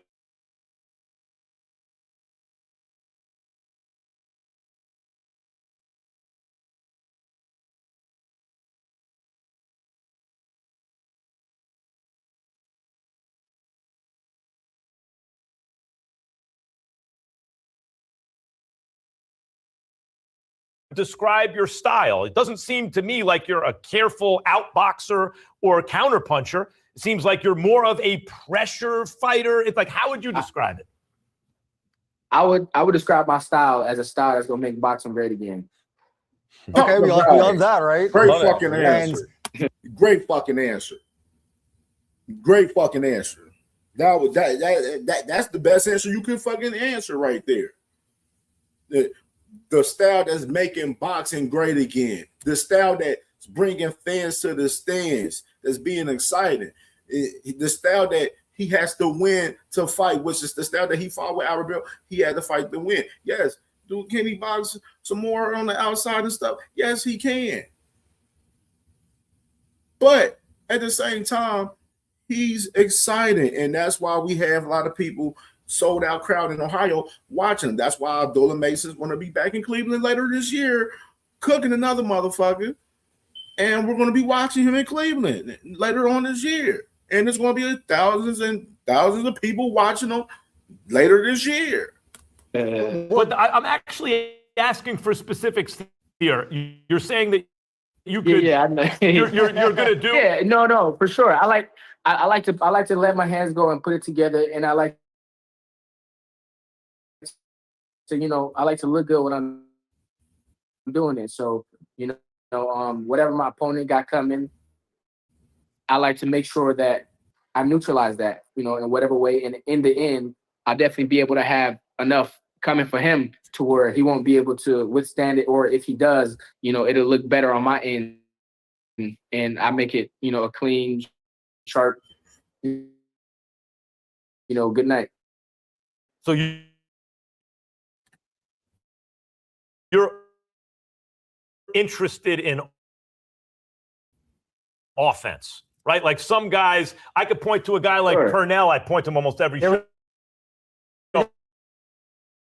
No. He was interested in defense. I could think of a guy like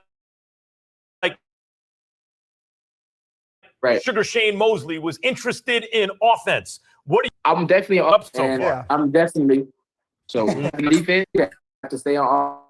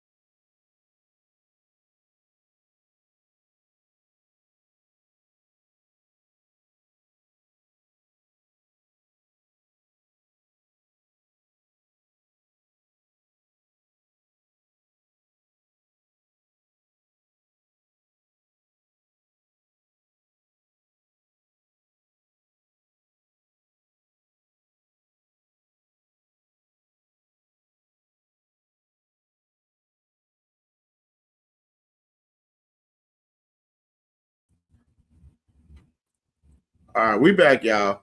They're gonna stream yard and kick me off and shit. Let me go ahead and reshare real quick, y'all.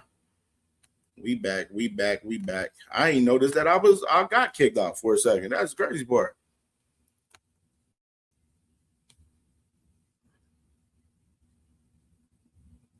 All right. FaZe, who you talking about? Duck Watch though. And you said, I see that boy Blaze said, I went back and watched Shakur versus Zapata. He was sparking, buddy. Then that boy FaZe said Shakur fought like a dog that fight. I said against Zapata, a fight that we know he was picked to win pretty much. Heavily favored. I'm open to facing any other champion to make it happen, and to be able to come out with those accolades and grab the titles that I need to grab. So, you know, whoever it is, whatever name it is. Ring ambassador, of course, and I got it wrong. I'm thinking of Shushu. They put it in the wall for me to clean me up here. We apply that, you know, with our own 2 cents, and we put it into, come on, you got to lock in, and we lock in when we got to lock in. And that's, you know, what I did versus Albert. So, Abdullah, a lot of guys have belts, but the guys who are the Ring Magazine champions, there's no disputing them, right? They had to fight clean out the top of the division to get there.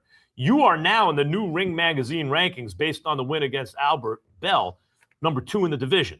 At lightweight, the title, well, if Shakur is gone. Like, if Shakur doesn't come back to lightweight, there's Murataya, and then there's you, right, and then Zapata and Andy Cruz. Would you be, Mike Coppinger asked you about the winner of Zapata and Lamont Roach. Would you be interested in Murataya or Andy Cruz? For sure, 100%. You know, we at the top of the sport. So, you know, I'm a top contender in boxing right now, for champion in boxing right now. And, you know, I'm open to facing any other champion to make it happen, and to be able to come with those accolades and grab the titles that I need to grab. So, you know, whoever it is, whatever name it is, I'll definitely be open to fighting. Yeah, you're a Ring ambassador, of course, and I got it wrong. I'm thinking of Shushu. They put it in the wall for me to clean me up here. Shakur is the number 1 ranked lightweight. If he's still a lightweight, we don't know. Then Murataya, Zapata, then you and Andy Cruz. But the point remains, if Shakur is no longer a lightweight, you and Andy Cruz you and Murataya would certainly clear some things up. Or you, so that's really what we're at. I'm really interested in Andy Cruz and Murataya. I guess it's just personal. I think they're really good. I like their fight. I'd love to see how you do against them. How interested are you?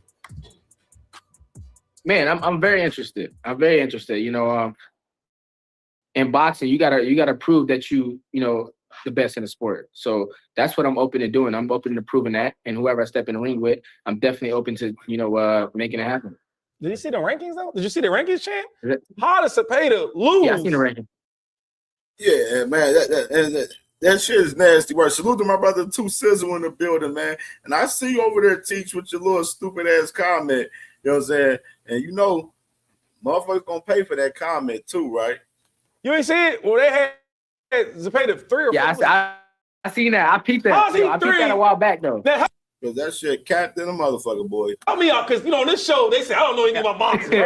Yo, I peeped. Remember, like I told y'all before, this shit is chess. This shit is not checkers, baby. Yeah, you peeped that? Because I peeped it too. Why is that, though? Because one guy lost, one guy won. You tell me. I don't know. You tell me, brother. I mean, if you're a title holder, you're a title holder. So I feel like, you know, that speaks for itself. Okay. All right. Coming up. Thank you very much. And what's your name? What's the call? Zab Judah wanted me to tell everybody to make sure y'all watch the fight without the distractions, without the commentary. You know, he said that make sure y'all tune into the fight without the distractions in the commentary. You know, from round 1 to round 12. Make sure y'all lock in and watch it like that. You know? Hey. This is what's crazy about boxing. I remember Zab Judah fighting in the Golden Gloves. Hey, yeah. Zab Judah's my favorite all-time fighter, so whatever Zab wants, Zab gets. Yeah, you're on a very Zab-friendly show right here. Yeah, sure. He said no distractions. He said watch it, no distractions. Okay. What he gonna tell you how the fight looks? You got it, Zab. Watch with no distractions. he said the guy he was praising the guy from the first 5 seconds in. So watch it without. I see. You're saying that your fight against Albert Bell, that viewers' impression of the scoring was influenced by the commentary. I agree with that. Had you down no rounds to 6 going into the 7th round. 100%. But I would say, are you disagreeing with the consent? No. What I'm saying is, listen to Zab Judah and watch the fight without the commentary.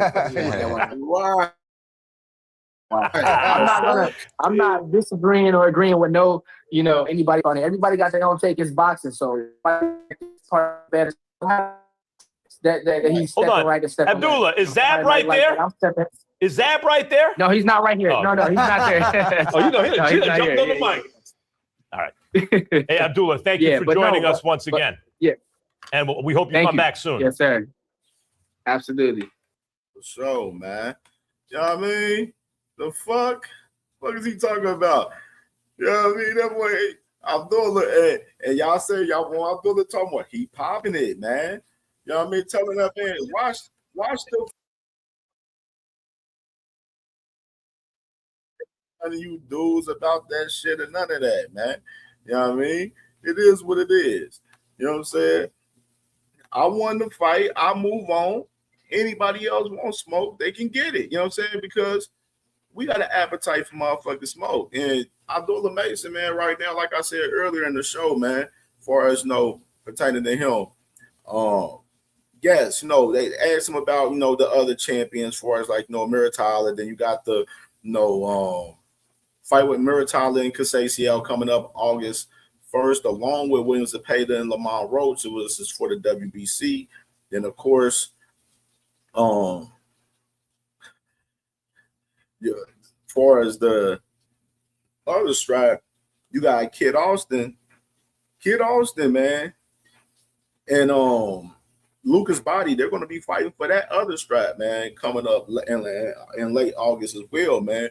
Which is, those fights is it's all well, it's all good and all, but like I mentioned earlier, the WBO, they considered that fight with him and Albert Bell a voluntary fight, and they still want to have a mandatory in place for Abdullah Mason. So it's a possibility that he may end up fighting Joe Cordina if his legal shit is all the way together. Unless if it's not together, it'll probably be Alan Chavez, like I mentioned earlier. So he might end up having to fight his mandatory in his next fight in particular. But we all know that next fight would definitely be in Cleveland. Most definitely, though, that's one thing for sure. Because, he definitely had a great, great showing for us. A lot of love from the whole Ohio in the building last week, along with the Midwest and everything, man. Other people outside, like my brother SBG Mello and B King and Kurt Hurd and, D1 TD, he had a great showing, man, for sure, man, from last week, man. And definitely looking forward for us, everything coming up with Abdullah Mason, man. And, right now, he handling business, man. I loved how he handled that interview and handled the motherfuckers in that interview, man. Love that shit, man. I loved it, man, for real. All right, man. Let's get into some of this shit right here. Let's get into this little shit right here. Should I do that first? Should I do that first?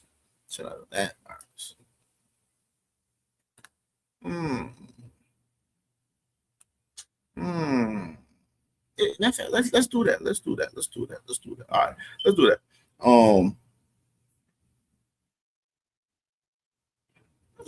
Yeah, let's do that. Yo, what's up, guys? Hope your summer has been amazing. Hope you're enjoying the World Cup. But back to business, August 1st. My gosh, we have William Zepeda versus Lamont Roach, Muratalla on the undercard, as well as Raul Curiel, who's fighting in Las Vegas, working on Vergil Ortiz versus Boots.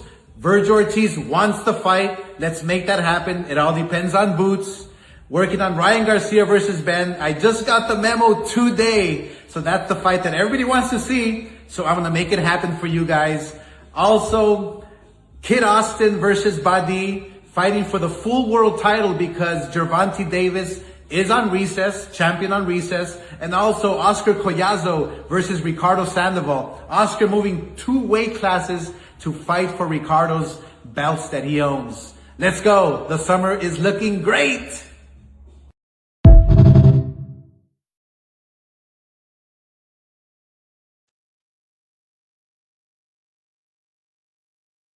Oh, Lord Jesus. That just is fucking insane. This is insane, bro. Let me run that back, man. Bub said, yes, it is a wig. From what I guess he's trying to be on some shines and tell shit from what it looks like to me. But all right, let's run that back again, man. Yo, what's up, guys? Hope your summer has been amazing. Hope you're enjoying the World Cup. But back to business August 1st. My gosh, we have William Cepeda versus Lamont Roach, Murataya on the undercard, as well as Raul Curiel, who's fighting in Las Vegas, working on Vergil Ortiz versus Boots. Vergil Ortiz wants to fight. Let's make that happen. It all depends on Boots. Working on Ryan Garcia versus Ben. I just got the memo today. So that's the fight that everybody wants to see. So I'm going to make it happen for you guys. Also, Kid Austin versus Badi, fighting for the full world title because Gervonta Davis is on recess, champion on recess, and also Oscar Collazo versus Ricardo Sandoval. Oscar moving 2 weight classes to fight for Ricardo's belts that he owns. Let's go. The summer is looking great.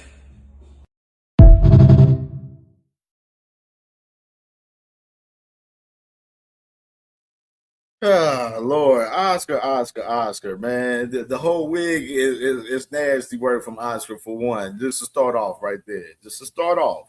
You know what I mean? Now, we got to get into some of the things that was talked about as far as what he spoke about. He talked about that he got the memo for Ryan and Conor Ben, so obviously they're going forward with that shit. Obviously, Turkey and them.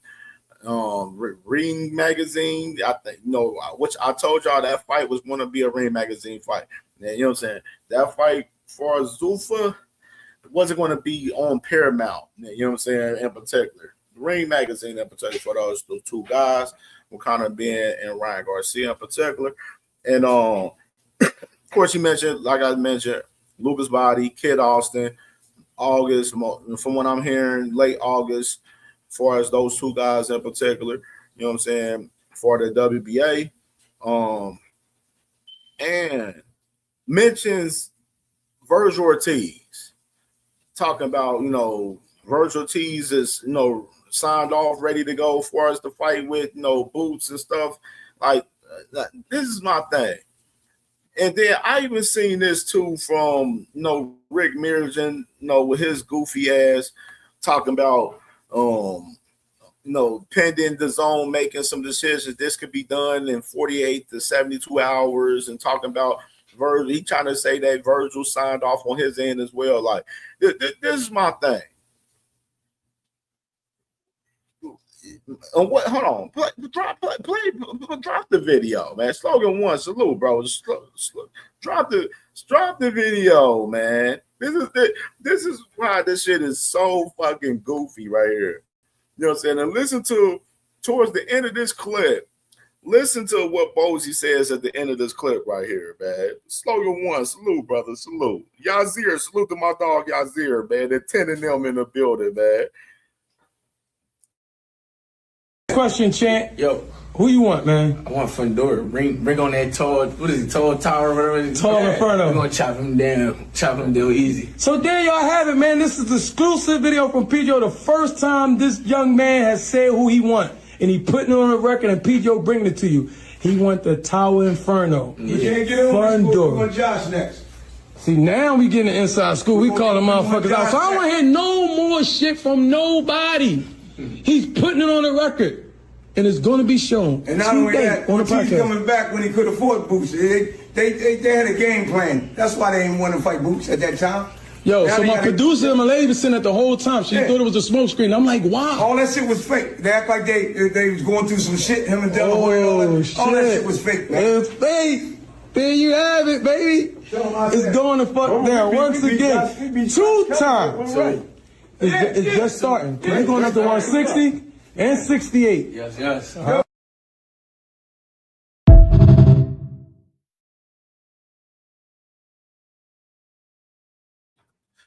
right, man. You heard what my guy said, man. Yo, we want Fundora. If we can't get Fundora, we want Josh Kelly. We want the guys that got the straps. Motherfucking Virgil don't got no motherfucking strap. Virgil don't got no motherfucking say so and just coming to the table talk about, oh, Boo's got to take the fight. You see the propaganda that's happening right here, right now, bro, with this shit from Team Virgil Ortiz right now. They're trying to spin this shit back on Boo's side and try to make him look like he's the duck. Remember, I told y'all earlier in the show about Robert Garcia, saying a couple of days ago, and I showed y'all the clip of him talking about if Boots is trying to fight Fundora, then that means he's ducking Virgil Ortiz, which I told y'all is pure fucking bullshit. Stop the cap. Stop the cap right now. Stop the cap. No bullshit, bro.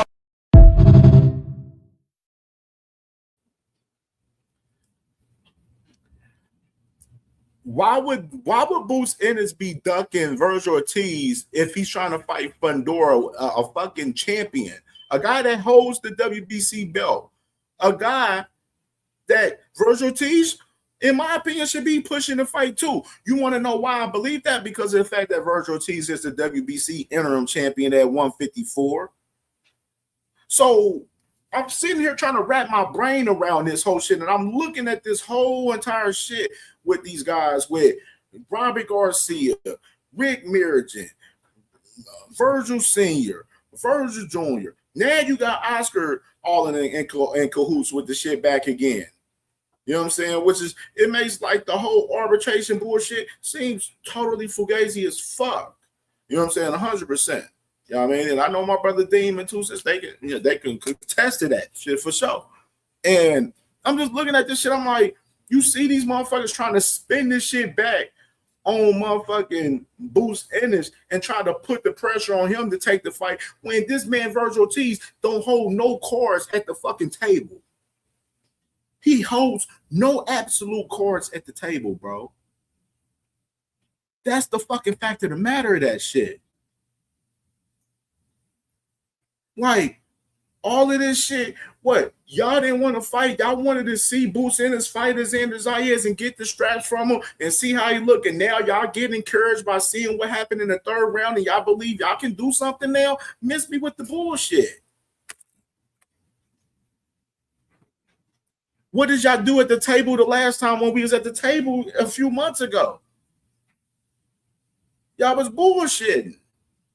Y'all outpriced yourself. And then on top of that, like I said, things has changed now. Boots Ennis has more, more insurance. You know what I'm saying? He has more pull. He has way more motion than a Virgil Ortiz funky ass right now. Virgil Ortiz, no world champion, never been a world champion. And they up here talking about this fight can be done in 48 to 72 hours. Then why wasn't it done a few months ago, Rick Mirigen? Hello, what are we fucking talking about? Like, this shit, like, is insane.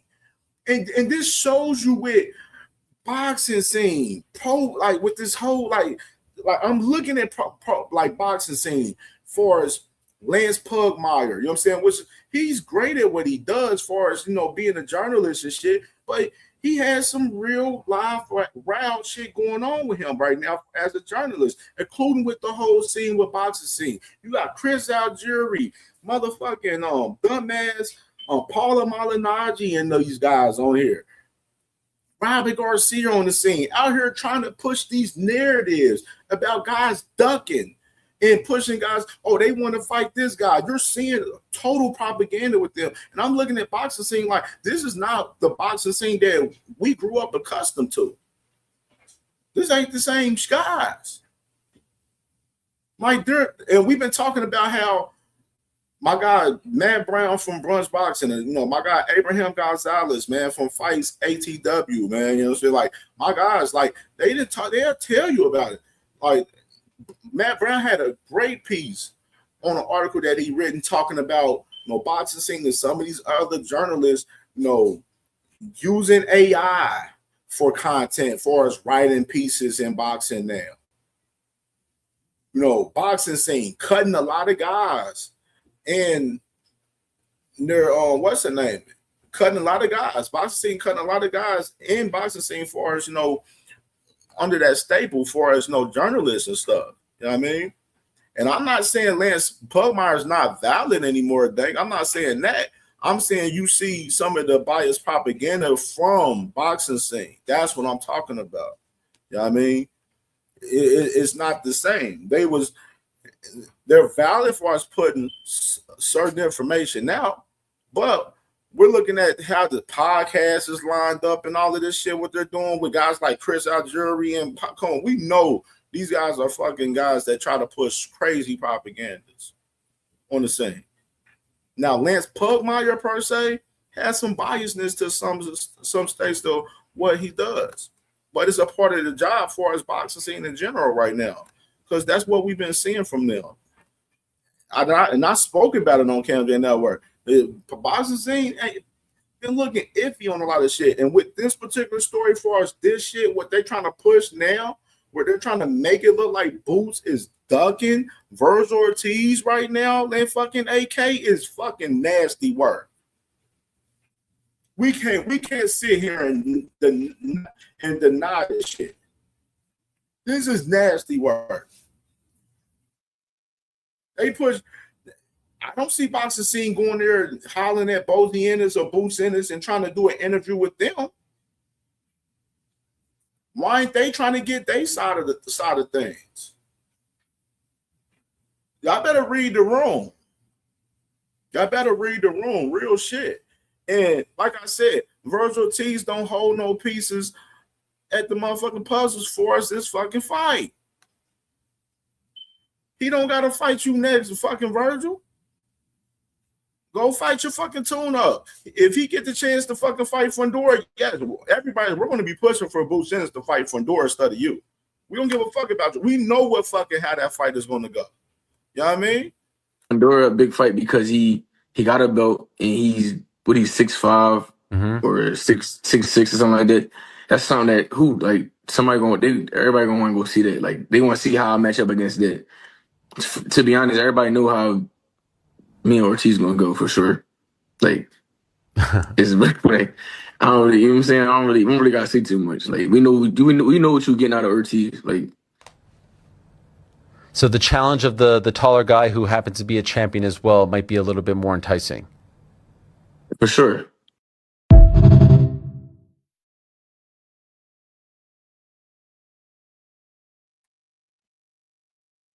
I'm just saying.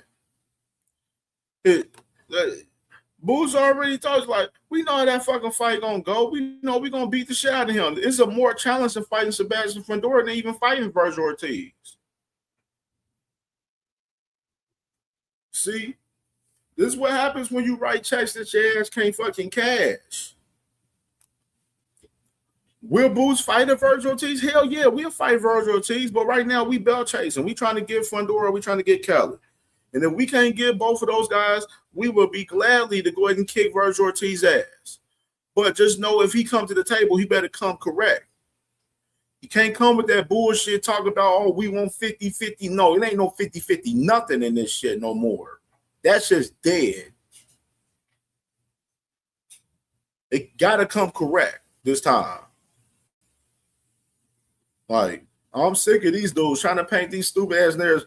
Now they trying to push that Boots Ennis is ducking Virgil. After we just seen this man Virgil outprice himself 1-7 to 10 million in the fucking fight with fucking Boots Ennis a few months ago and went into fucking legal in a lawsuit with Golden Boy for this shit. Would it look like it's a whole pump fake because now they all buddy and cool now.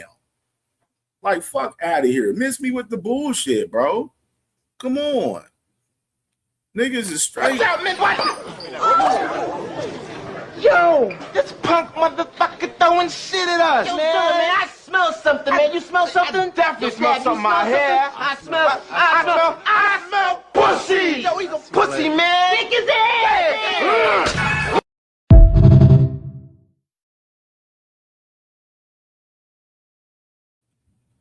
Like, we don't believe you. You need more people. I don't give a damn about no damn Virgil Ortiz, man.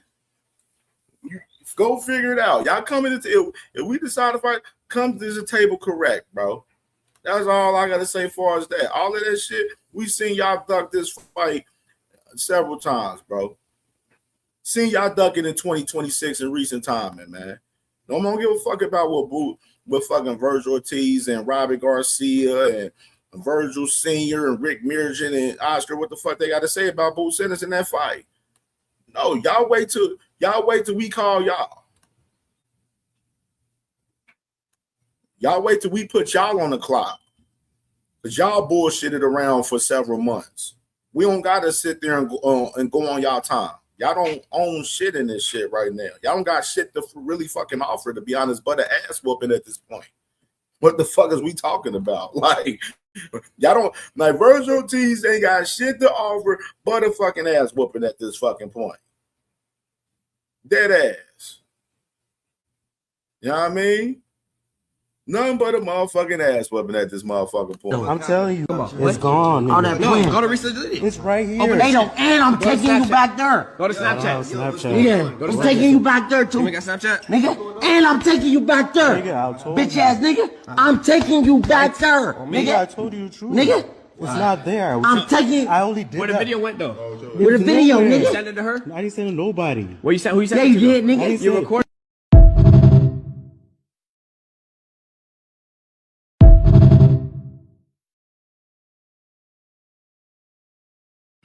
You know what I'm saying? That boy, like AB said, man, that boost in his Virgil Ortiz, he gonna take Virgil back there, nigga.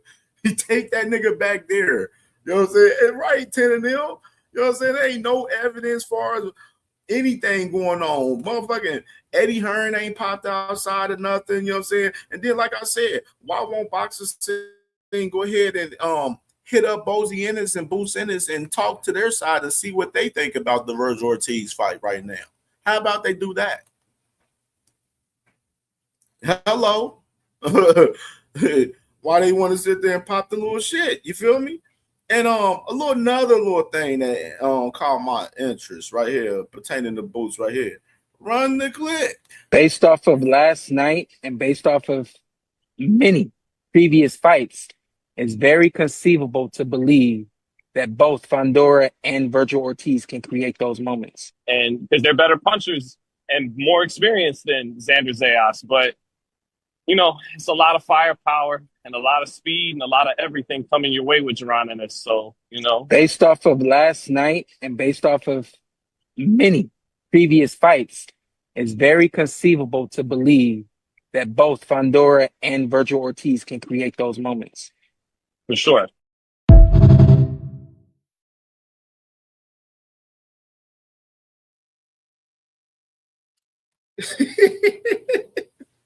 Do I need to play more right here? Let me play it again one more time. I'm gonna play that back one more time, man. Based off of last night and based off of many previous fights, it's very conceivable to believe that both Fondora and Virgil Ortiz can create those moments. And because they're better punchers and more experienced than Xander Zayas. But, you know, it's a lot of firepower and a lot of speed and a lot of everything coming your way with Jaron Ennis. So, you know. Based off of last night and based off of many previous fights, it's very conceivable to believe that both Fondora and Virgil Ortiz can create those moments. For sure.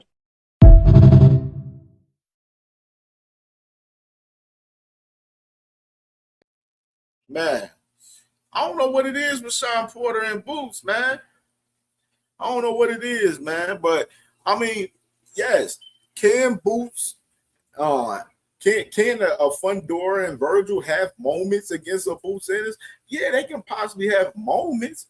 But the thing is, y'all talking more than the fucking fighters currently, though. That's my thing for one, and then for two, For two, Fundora has the better shot in beating Boots Ennis than Virgil Ortiz. Virgil Ortiz has absolutely no fucking chance.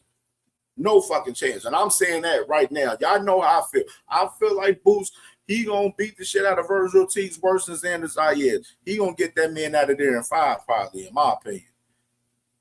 If Boots Ennis and Virgil Ortiz set foot in the ring together, that man Boots Ennis is gonna beat the shit out of that man Virgil Ortiz so bad. It's gonna be the worst ass whooping y'all seen from Boots Ennis. I promise you. He gonna beat the dog shit out of that man. You know how much hate and pain he want to put on this motherfucker right now. And then shit. He gonna be and dang, talk about it. That's what I'm gonna talk about right there. This is what I 100% believe. I think we're gonna see Boots more sharp defensively ever in that fight with Virgil Ortiz on how much he gonna want to beat that motherfucker ass. The fight will not be fucking hard at all for Boots Ennis versus Virgil. I promise you. Fundora's a way more better fight. And it's the best fight at 154 currently right now, with Fundora being a champion and Boots having 2 straps up there as well as a champion. That's the best fight at 54 right now. And we all know this right now. All 70 of us in this motherfucker right now know that. Majority of everybody in this fucking chat knows how the fight with Boots Ennis and Virgil Ortiz will go. Like, can they have? Yeah, they may have a couple of moments, but the question is, can they win the fight? Fuck a moment. Can you win the fight? Can you beat Boots Ennis? That's my question. Fuck a moment. We seen Madrimov have moments on Virgil. We seen Boychuk have moments on Virgil. We seen Brian Mendoza have a big moment on Sebastian Fundora. Stopping him. We seen Erickson Lubin having moments on Sebastian Fundora. We seen Tim Tszyu in the first fight having moments on Fundora. We seen Tim Tszyu in the rematch having moments on Fundora. Yeah. Only moment y'all seen was what? A third round where it was very competitive from Xander Zayed and Boots Ennis. And the man Boots Ennis goes on after that third round where he got stung and got clipped with a couple of shots and Xander had his moment where he goes on like 4th, 5th, 6th, and 7th and packs this motherfucker up and beats the dog shit out of Xander Zayed after that. Like, it's a difference. Like, it's a total difference. He walking out unscathed, not bloody, no bruises. You know what I'm saying? He's good. Man can go to the club. He can go to the club scotch-free. While we seeing Fundora bloodied up in fights with Lubin and bloodied up with motherfucking Tim Tszyu. Bloodied up with Brian Mendoza. We seeing Virgil bruised up and bloodied up with Madrimov and fucking Boychuk. We ain't never seen that from Boots Ennis and no fights from him.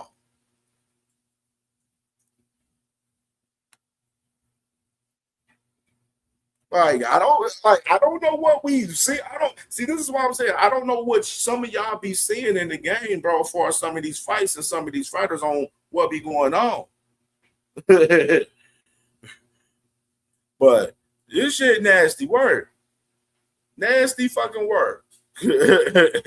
For real.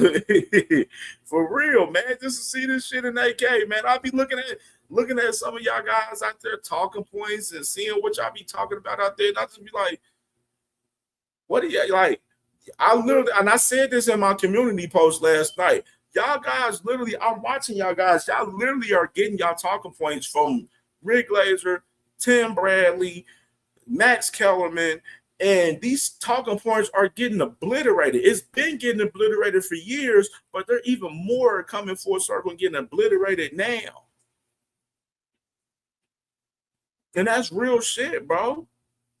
Like, some of these dumbass talking points is old and redundant for some of you guys. We've been killing a lot of these narratives on CamJNetwork over the past 2 years. Since we've been on YouTube, we've been killing all the narratives, a lot of narratives. We still doing it today at a super fucking high level at this point, though, right now, though, right? So, all right, man. Let's get into this next shit, man. Let's get into this right here. I couldn't wait to talk about this right here. Couldn't wait to talk about this right here, man. And matter of fact, give me 1 second, y'all. Give me 1 second real quick.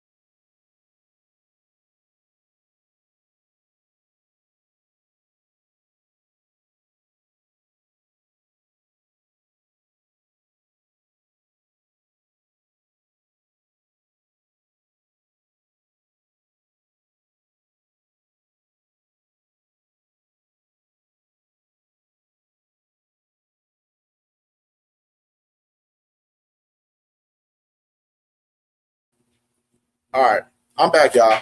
All right, man. We wanted to get into this story right here, man. Right here, which I couldn't wait to get into this story right here for sure. Which, I spoke about it briefly on my short yesterday with this news coming out. And a salute to my guy, Abraham Gonzalez, right here, man, my dog. And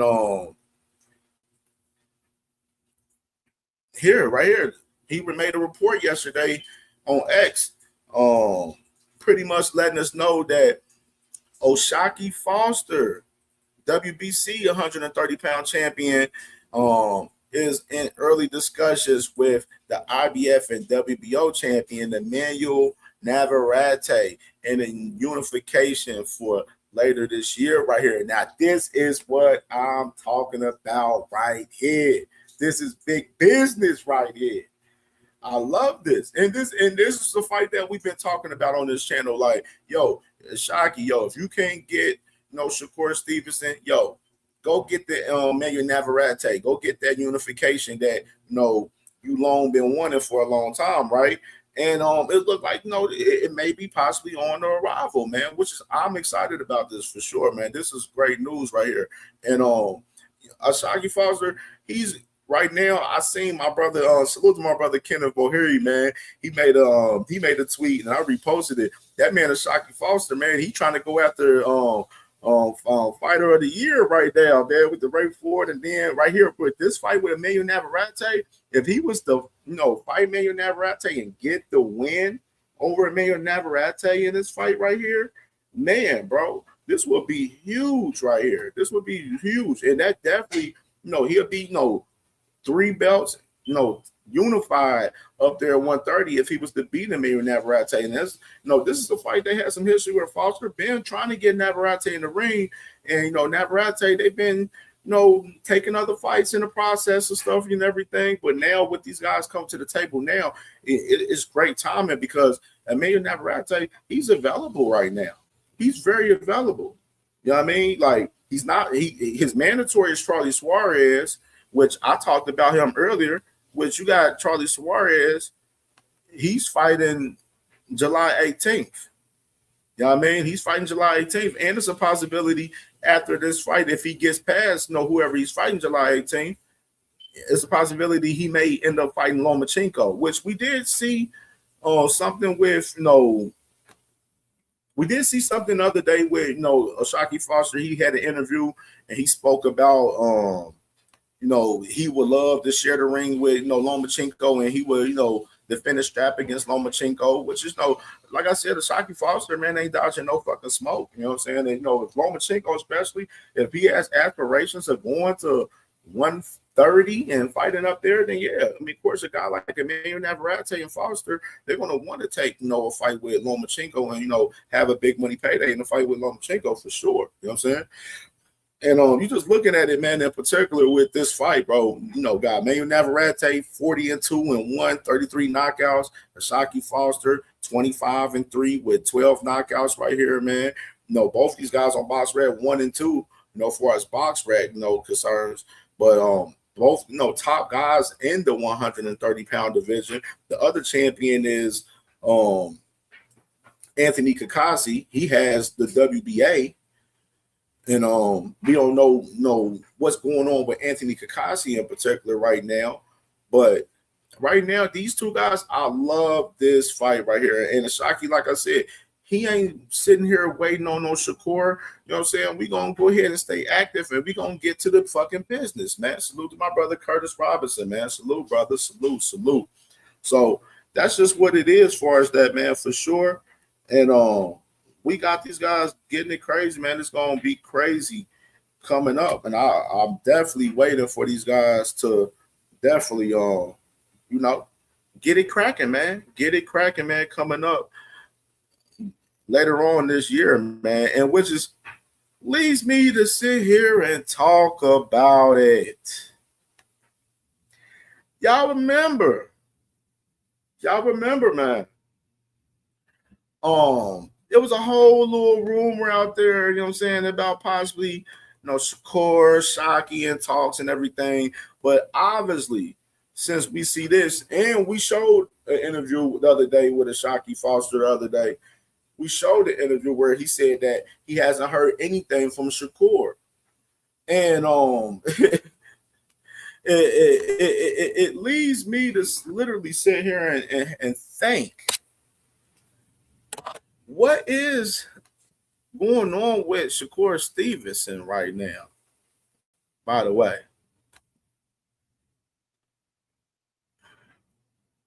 What is going on with Radio Shakur Stevenson right now? That's what I want to know, man. I need some answers. What's going on with Radio Shakur?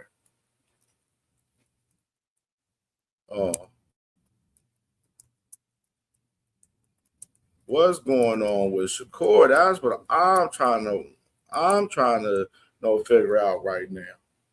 Cause I'm looking at shit looking crazy out here, man. Everything going on,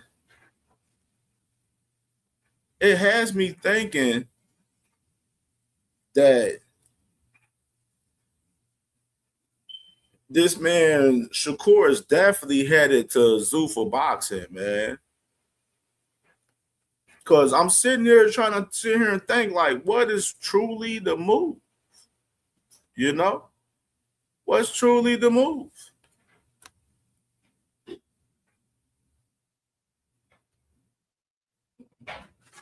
Y'all let me know what's the move. Because, for one, we know it's not a Shakur Foster, for one. That's one damn thing. One thing for sure, two things for certain. We know it ain't a Shakur Foster. We know it's not Devin Haney right now, because Devin Haney has his whole purse bid coming up in 12 days. Salute to my brother Big Coop in the building, man. You know what I'm saying? We know it ain't Devin Haney. So I was sitting there scratching my head like, who is it? Who is it next for the man Shakur Stevenson? We know it ain't Tank Davis.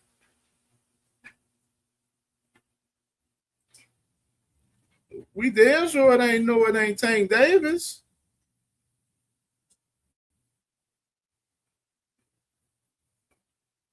So I'm sitting here trying to figure out who is it for Shakur Stevenson. Well, one thing we do know is we still have all of these rumors right now around Shakur Stevenson heading into Zuffa boxing.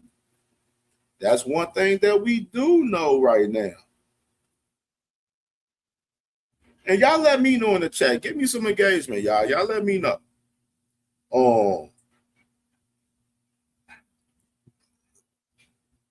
Do y'all believe Shakur right now is heading to Zuffa boxing? Let me know in the chat. Let's get some engagement on this. Let's get some engagement on this. Y'all let me know in the chat, man. Do y'all believe Shakur Stevenson is heading to Zuffa boxing?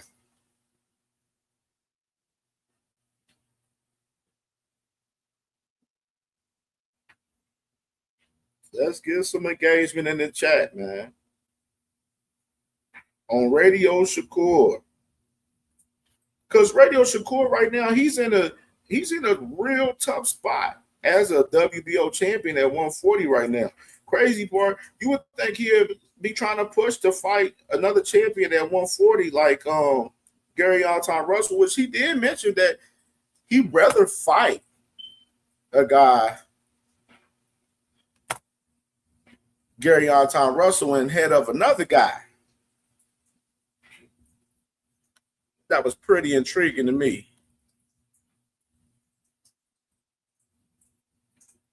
But if you go to Zuffa, who you gonna fight if you gonna go to Zuffa? If it's not Devin. If it's not Devin that you're fighting going to Zuffa, then who you gonna fight going to Zuffa then? And then why is Zuffa pushing this? Shakur Stevenson. He's a fighter that I've been wanting to fight since I was a young kid. Even when I was a world champion, I was like, hey, I'll fight him. Nobody wants to fight Shakur. Why not? Pinpoint accuracy and timing from Shakur Stevenson. Absolutely perfect. He might be the most avoided fighter I've ever covered. And I've never seen anyone come to me and say, yeah, I want him. Mark, for real. I would love that fight. That's the fight I want. I know my abilities and want to compete with the best. He's a boxer first, not me. I'm a fighter first. Styles make fights. I believe I'm his kryptonite.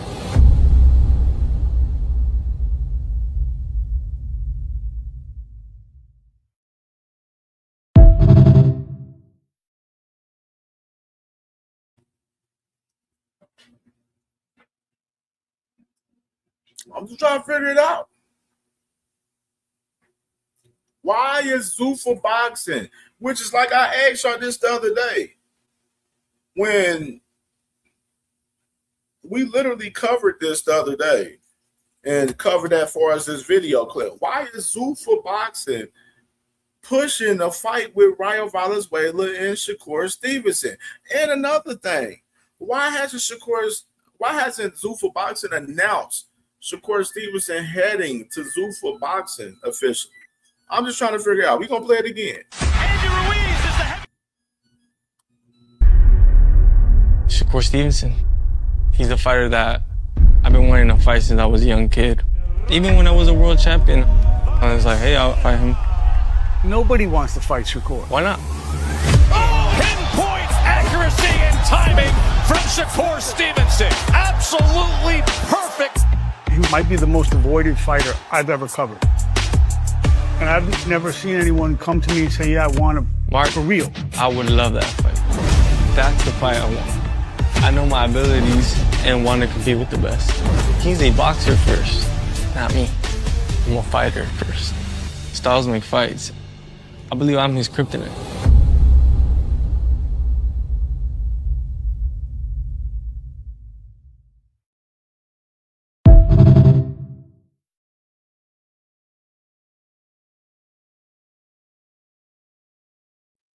Yeah, man. Nasty work. Oh, that whole little avoidance shit, cat. You know what I'm saying? You know what I'm saying? You know what I'm saying? We already know that shit. The whole most avoided fighter ever. Got the cap. Stop the cap right now. Stop the cap. No bullshit, bro.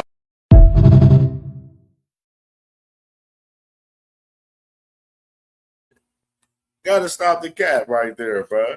You know what I'm saying? Like I'm just trying. I'm literally I'm looking at this shit from the spectrum of this shit, bro, and I'm like, this is a nasty piece of work. So all the other fights that we talk about with Shakur, with Ashaki, Devin, you know, all these other fights, it's looking like the real biggest option that he has right now currently is Rayo Valenzuela and Zuffa if he's heading to Zuffa.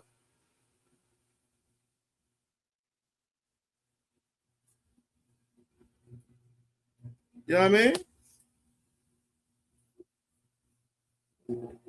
And that's just the fucking fact of the matter right now, man. It's looking crazy. And I'm just looking like if you're going to Zuffa, then I guess obviously you're not going to have this WBO strap of yours, obviously. You ain't going to have that strap anymore because we already know what's going on with these guys holding on to these straps over there. You know what I mean? And then it makes me ask, like, what was the point of fighting Tio when you going to Zuffa and then, you know, you're going to end up being stripped over there, most likely going over there to Zuffa. And you talking about all of this most avoided, why you going over there to Zuffa where it's no real fucking smoke at your weight class, you know what I'm saying, in that perspective. Like, what is we talking about here? Like, there's a lot of fried shit going on right here. And a lot of y'all act like y'all don't want to read the room and understand this shit. But Shakur Stevenson is literally taking the easy way out by going over there to Zuffa boxing. And y'all act like y'all don't want to acknowledge it. Because that's what it is. Going to the Zuffa boxing is taking the easy way out. You're not fighting any of the fights that we want to see you fight. Over there at Zuffa boxing.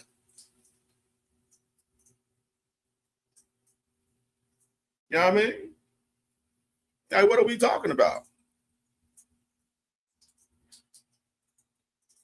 Nasty piece of work from Radio Shakur, man. Radio Shakur on some radio timing like Radio Ja Opata, right? You know what I'm saying?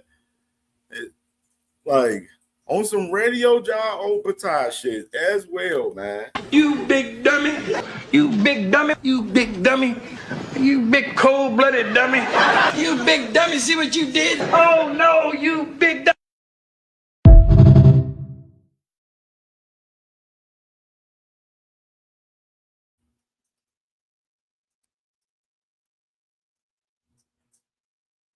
And y'all trying to convince me that these guys really, truly want smoke like that. And he's going over to Zuffa boxing for what? For what? Why won't Shakur go after Gary Anton Russell? Why won't Shakur work with like Eddie Hearn in Matchroom and try to figure out and stay in the mix over there with traditional boxing? Because he's a champion with the WBO. Why won't he want to stay in the mix with what everything was going on with traditional boxing being on fire right now? American boxing market right now, we're going to talk about it. It's lit right now. Why don't Shakur Stevenson want to be a part of that?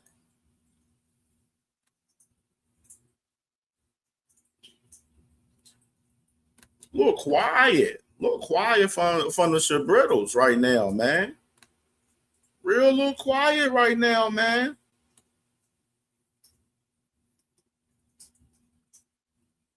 Come on, we know how the outcome would go with a fight with Shakur Stevenson and Rayo Valenzuela, man. Come on now. Tay, it's not about Shock and Shakur in this instance. It's about what is Shakur doing. If Shock is in the discussions with Navarrete, then, and if he's not fighting Devin, what is he doing?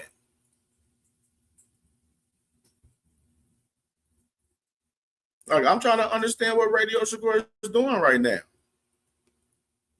Because he's definitely looking like on radio timing. Like, you have a big win over Teofimo Lopez like that, and I'm just looking at the buzz. I'm looking at what's going on. I'm like, what are we doing? This after a win with Teofimo Lopez, he shouldn't be in the position he's in right now.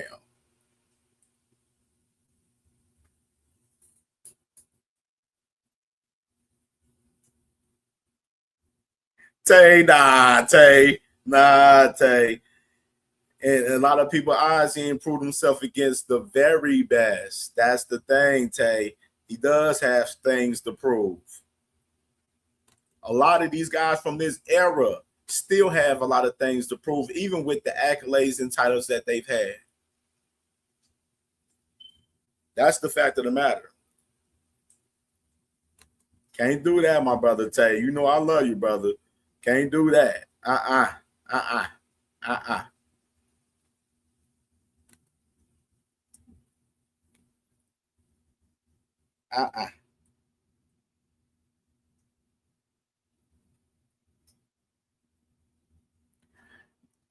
So, all the, you know I'm a fool at times, bro. I forgot about that clip, man. We got that, y'all. Knock you out. No, he did not, girl. Is you crazy?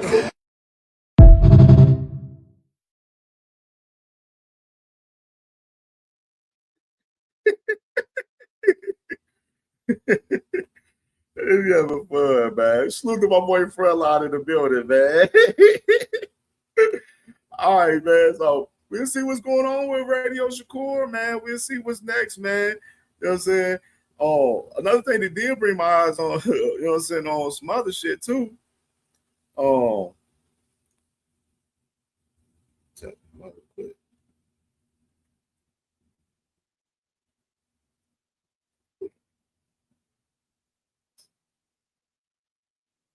Okay. Another thing that did catch my eye, was this whole PBC and the zone situation, which that's the main topic, and we could get into the main topic of the show, man, today, man, for sure. Salute Ring Wild Boxing Podcast, my cousin. You already know the vibes. All right, man, let's get into it right here, man, for sure. So, obviously, you got ESP, you got PBC right here, man. PBC in the zone. And this is a report from my brother, man, Matt Brown from Bronx Boxing, man, for sure. Says no, they reached a historic multi-fight agreement, man, which I gotta pull up this thing real quick.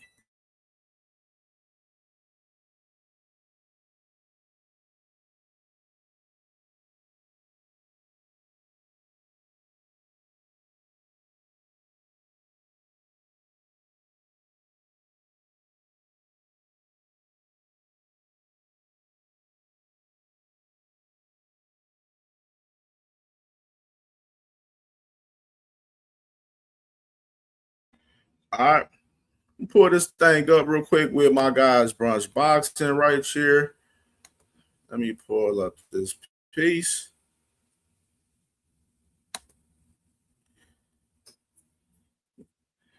And I was watching my brother. I will pull up the live, but I just want to pull up the piece right now because my brother, Matt Brown, he actually went live and spoke on this the other day.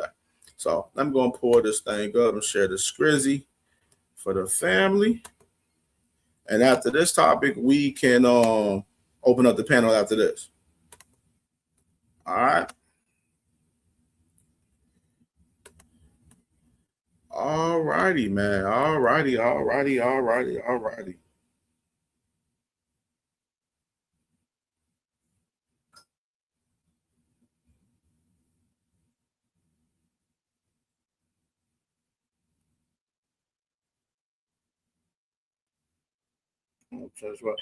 right, man. So as you see, PBC in the zone reached historic multi-fight agreement right here. And all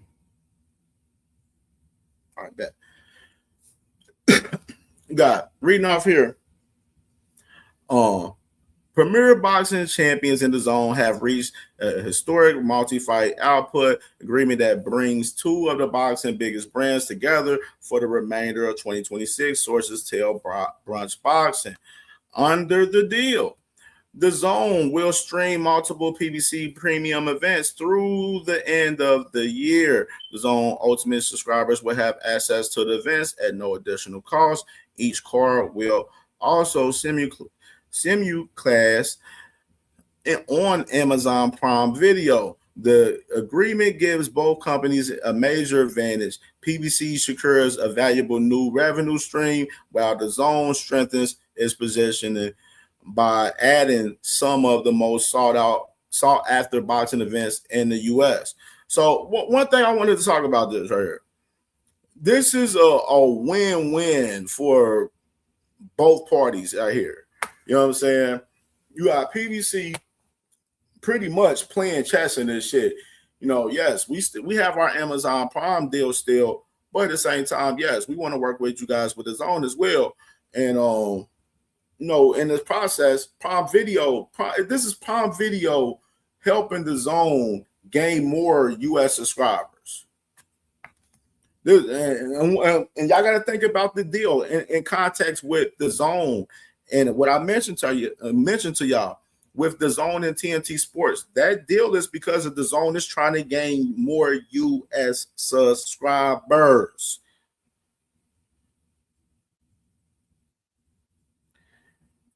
Same right here with Prime Video with PBC and the zone right here, and in the case, because Prime Video has way more subscribers than the zone does. As far as the U.S. market, this is a move for both parties at hand, conquering the U.S. market along with the other staples, along with the zone right here. This is big time for American boxing. This is great news for American boxing right here.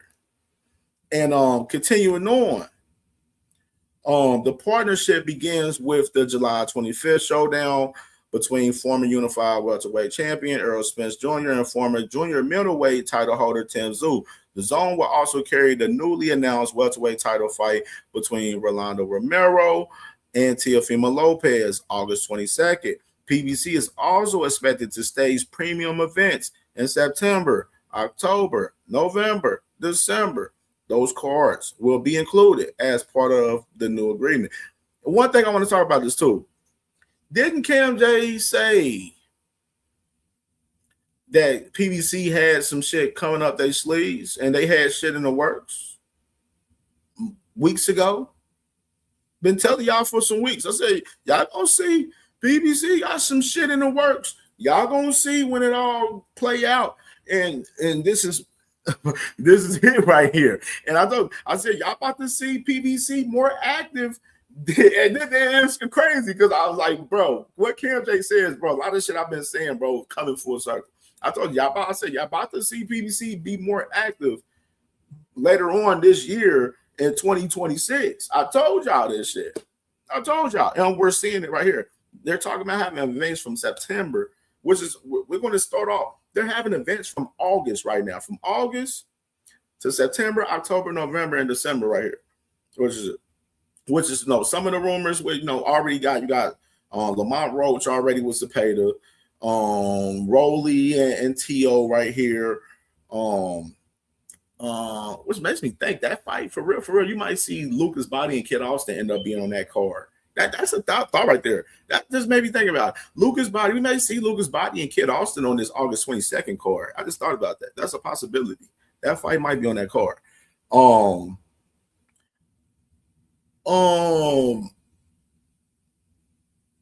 September. They're talking about Gary Anton Russell for coming back in September. For September. October. They got guys. Fundora is going to be coming back in October. November, you got November, December, guys like fucking David Benavidez coming back with that fight with Noel McKillian and stuff like, this gives them a lot more leverage, to be more active, for sure, going into the rest of this year right here. And obviously right here he says official announcement is scheduled for Thursday, which I told you already. Several of the PBC rising stars are expected to attend. One notable exception involves Gervonta Tank Davis. Sources indicate that events headlined by Davis are not a part of the agreement. Those bouts would require separate negotiations if they are added to the Dazn schedule. The new partnership does not change PBC's existing relationship with Amazon. The promotion remains under contract with the streaming giant, and both companies will continue working together during the current agreement. Listen to the context and read the room. The new partnership does not change PBC's existing relationship with Amazon. The promotion remains under contract with the streaming giant in both companies and will continue to work together during the current agreement. For now, the agreement marks a major development in the boxing landscape. It gives the zone a stronger presence in the American market while providing PBC with another platform to showcase many of the sport's biggest names. Absolutely. You know what I'm saying? This is chess. This is not checkers, y'all. Y'all got to understand the business mind of a guy like Al Heyman, bro. It's always being 10 steps ahead of the game on a lot of you guys. And some of you guys hate that shit. I know. But we got to understand with this deal, bro. This is a great deal for American boxing. You know what I'm saying? He said, don't turkey guys steak. Seller, Saudi Arabia has a minority stake, but that stake doesn't hold weight far as any of the zone concerned, honestly. It's more so course to Saudi Arabia per se. Obviously, as far as what we know of. I mean, I know KO showed y'all the receipt on his show last night about that too. You know what I'm saying? I can show the same receipt too. So like it ain't nothing for me to show the same receipt too. You dig? All right. Y'all want to do that? Okay. You want to do that? Okay. We'll do that. We'll do that. Since y'all want to do that. All righty. Let's do this real quick. And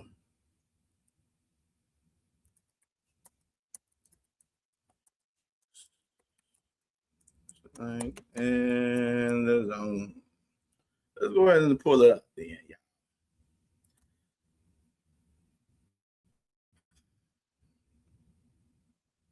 Y'all boys are so delusional on what the fuck be going on.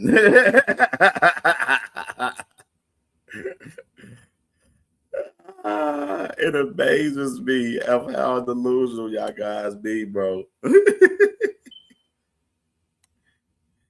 All right, man.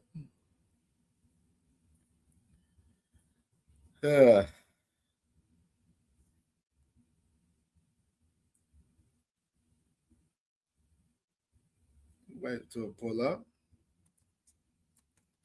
We pulled up. We got to pull it up. All right.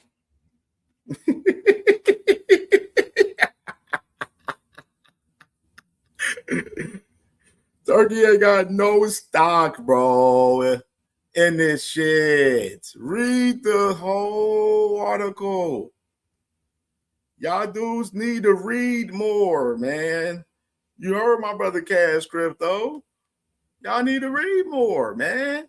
Do more homework before y'all come to the table with these dumbass talking points from Rick Glazer and all these other dumb motherfuckers, bro.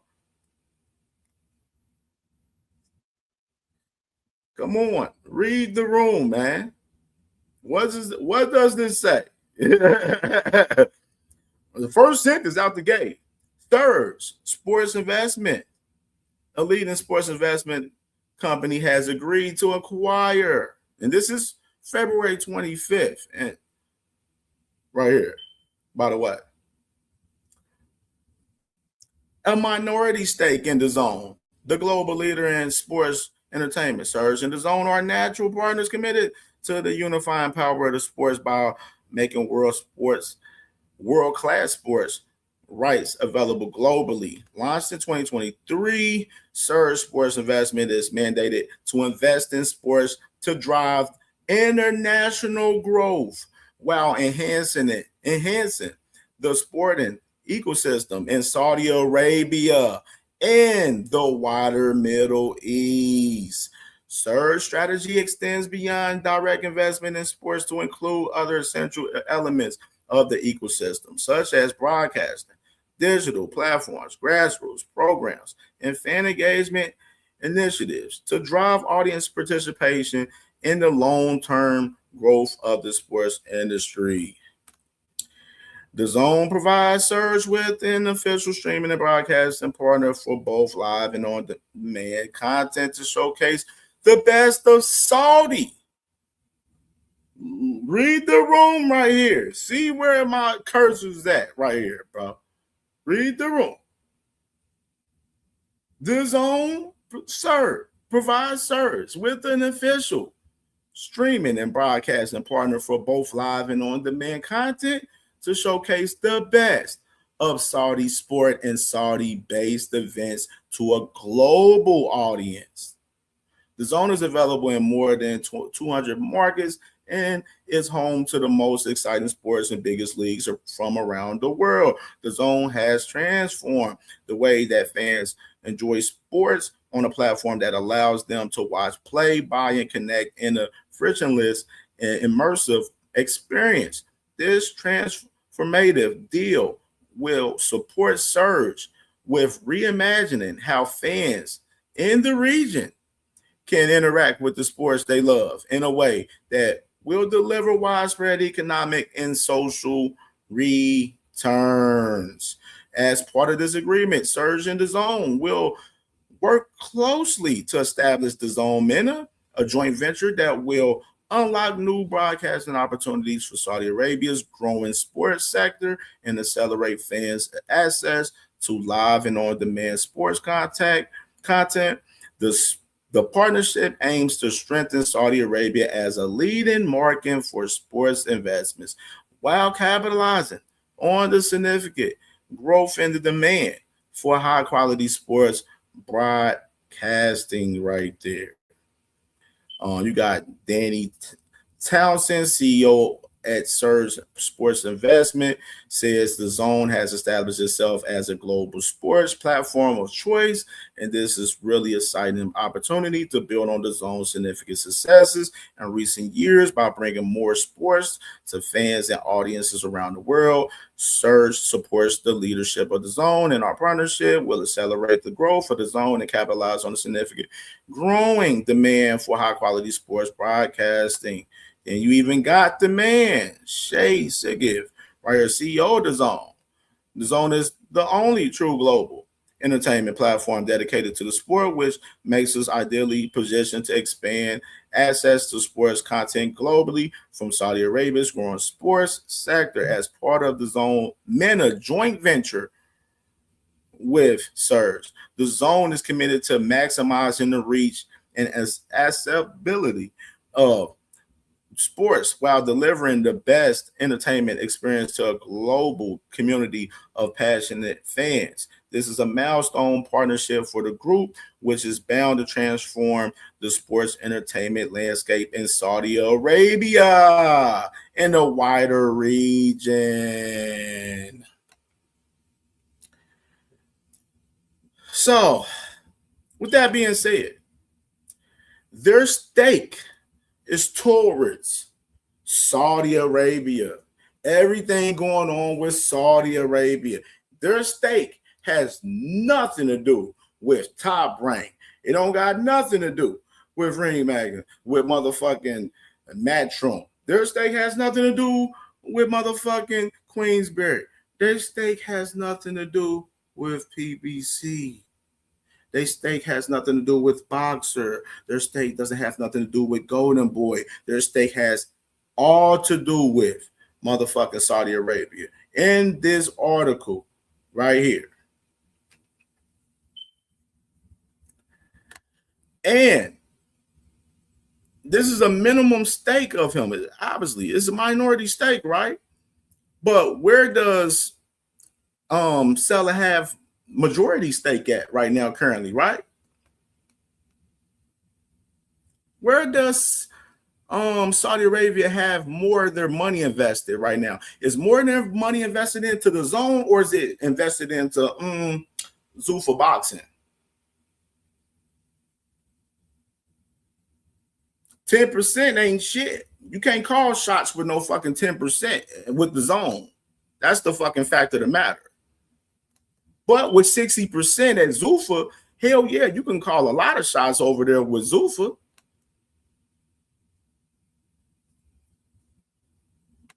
These niggas don't know what surge is. That's what I'm seeing in the comments from these niggas. Turkey is at the top. Bro, Turkey works for motherfuckers, bro. Flyer, you can't be this fucking retarded, bro. You really can't be this retarded, Flyer. Flyer, bro. I need you to read the room, bro. Read the room, bro, for once, bro. Don't troll. Because right now, I'm going to take you as you trolling right now. Because you can't be serious right now. You can't be this dumb, bro.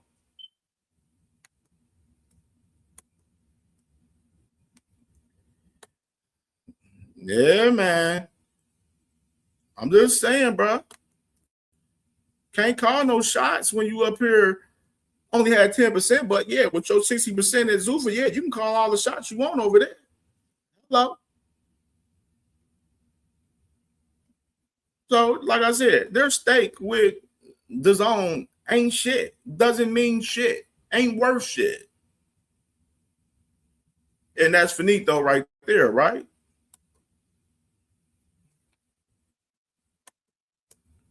So we can go ahead and kill that little narrative right there out the gate, right there.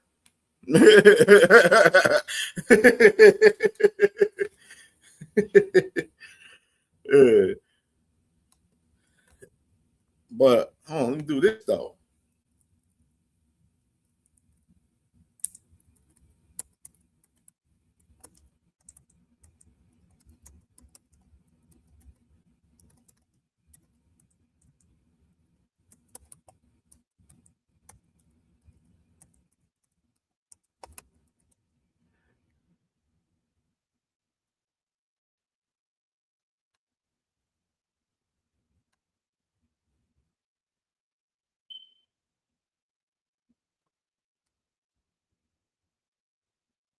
Do this though.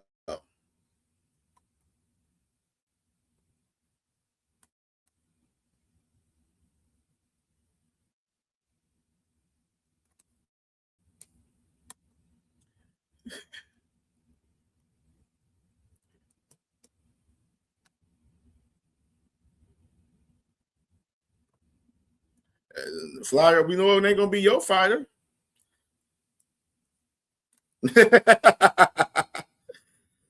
That's one thing we do know. We know it ain't gonna be your motherfucking fighter. Well, I'm questioning what is your favorite fighter going to do right now? That's a great question. What is Devin Haney going to do? He got 12 days. I don't even need to bring it up. You know what I'm saying? We already know that. We already know the public records. You know what I'm saying? What's going on with Mr. Debbie Cakes? What's going on with Debbie Cakes? Let's talk about it before we open up the panel real quick. What's going on with Debbie Cakes?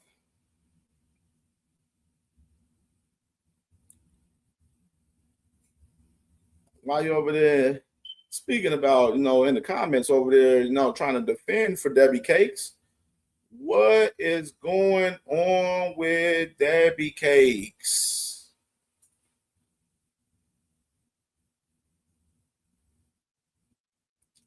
It's a great question. Got 12 days, man. Keyshawn. Kind of quiet right now on the scene, man. Kind of quiet on the scene, man. Kind of quiet on the scene for Debbie Cakes right now, man. Trying to figure this thing out.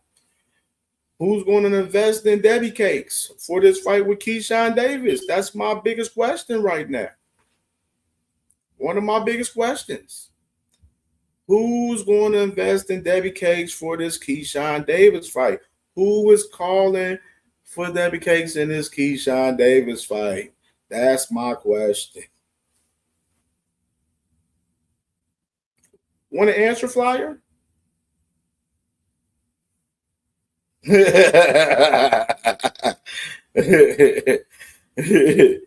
to answer, Flyer?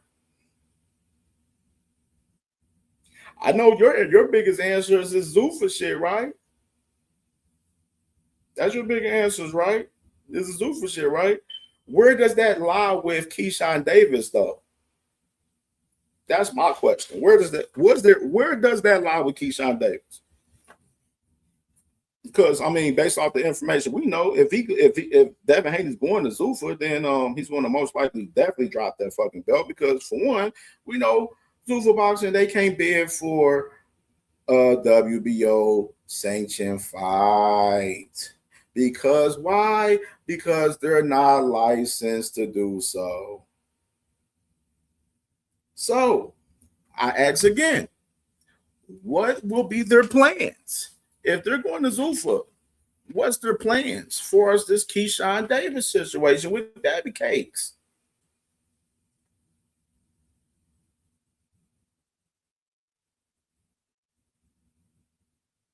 Trying to figure it out.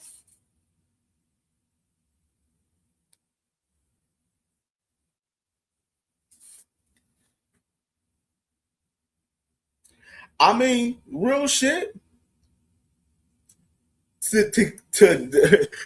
Y'all want to know the answer to wipe away all of this, some of the bullshit that he can really clean a lot of the fuckery that's going on with Debbie Cakes right now? You know what? How he can really clear a lot of the bullshit up by pursuing Ryan Garcia. But oh, my bad, too bad. Ryan Garcia's about to fight Conor Ben now. So he's at a net chase. So it's back again. What can he do? What is he gonna do? Go to Zuffa and fight what? Who he gonna fight? Julian Rodriguez? Like, what is he gonna do? Trying to really figure this thing out, man.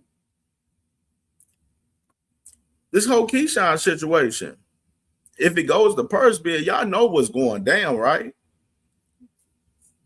Y'all know what's going down, right? If it goes to purse bid, we already talked about it. That's why I'm continuing to ask who's going to be the people to bid for this fight. Is DHP going to bid for the fight? Just curious, man. Hopefully we get some answers today. Hopefully we get some answers. Every time I ask questions about Debbie Cakes, man, I never get answers. I never get answers about Debbie Cakes. Never can get some answers about Debbie Cakes, man. Do. Nigga, I'm gonna keep fighting, but if they do that, they know, I know they some hoes.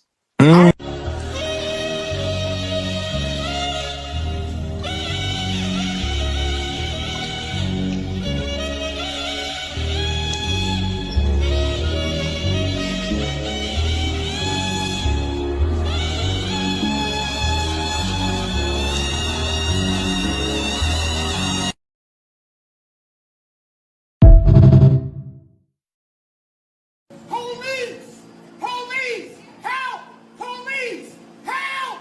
Police! Help! Help! Police! Help!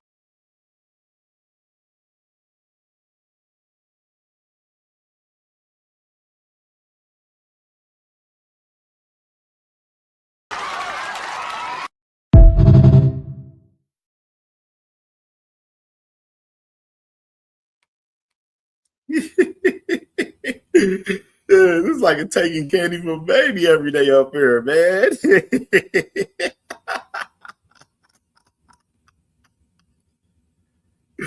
Oh, wait. That boy Flyer, you said he gonna cook a whole key? Okay. So he's gonna take pretty much what Top Rank offers, because they're gonna probably end up being pretty much like the Sandor Martin situation. they'd probably be the only party investing and bidding on this fight coming up for us. It's mandatory between Debbie Cakes and Keyshawn Davis. And looks really bad because some of those bigger fights now, man, the bag that they've been pursuing, that big bag, that big old bag, guaranteed bag, 15, 10, 20, 30, 40 million and all of that shit that they've been wanting. And, you know, their next fight, very unlikely to happen. Very unlikely to happen for this next fight if it goes to purse bid and Top Rank's the only company that bids for this fight. Understand, they only get to 75%. And that's what Top Rank bids on the fight. You know what I mean? So you got to understand and read the room on it. But let's go ahead and open up this panel, man. And let's hear your thoughts about everything that we done covered on this show today. Y'all know the vibes. Panel is open. The link is in the comments. We'll drop it a couple more times as well. And let's talk about it. My brother, man. Hey, yo, Cam, what's up, bro?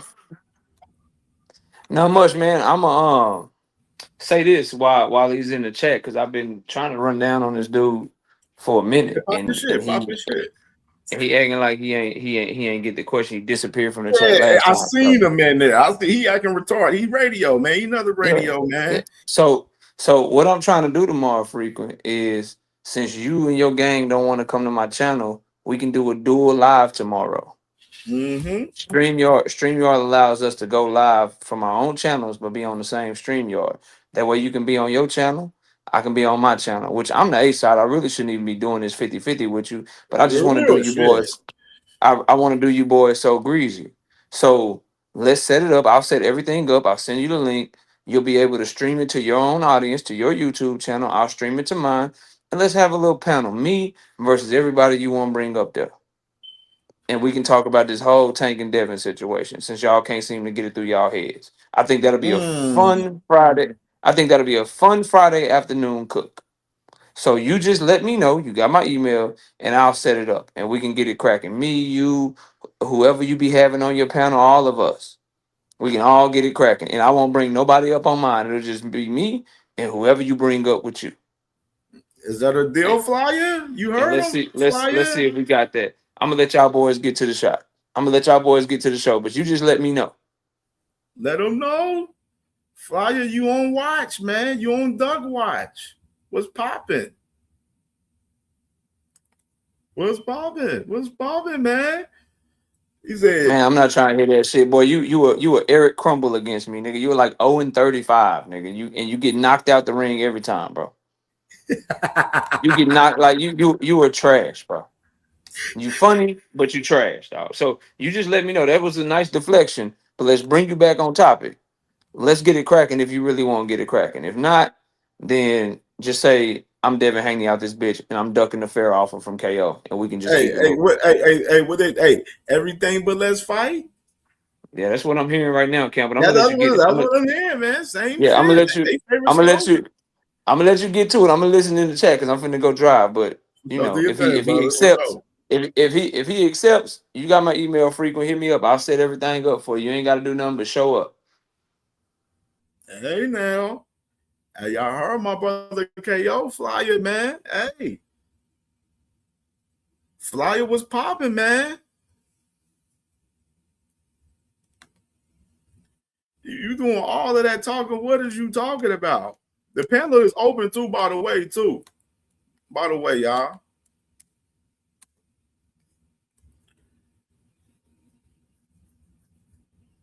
That man KO is trying to debate Flyer and his whole Hanos clan crew. And I'm just like, that's your opportunity right there. He's trying to debate y'all by himself. And I would be highly surprised if Flyer's not taking this debate right here. I'm trying to understand. Like, I don't understand why they wouldn't take that. You know what I'm saying? Y'all be having y'all Hanos clan meetings and everything, having emergency meetings and everything currently and shit. Hey, why would y'all go ahead and debate the man with dual screens on StreamYard? You definitely can do the dual screens on StreamYard.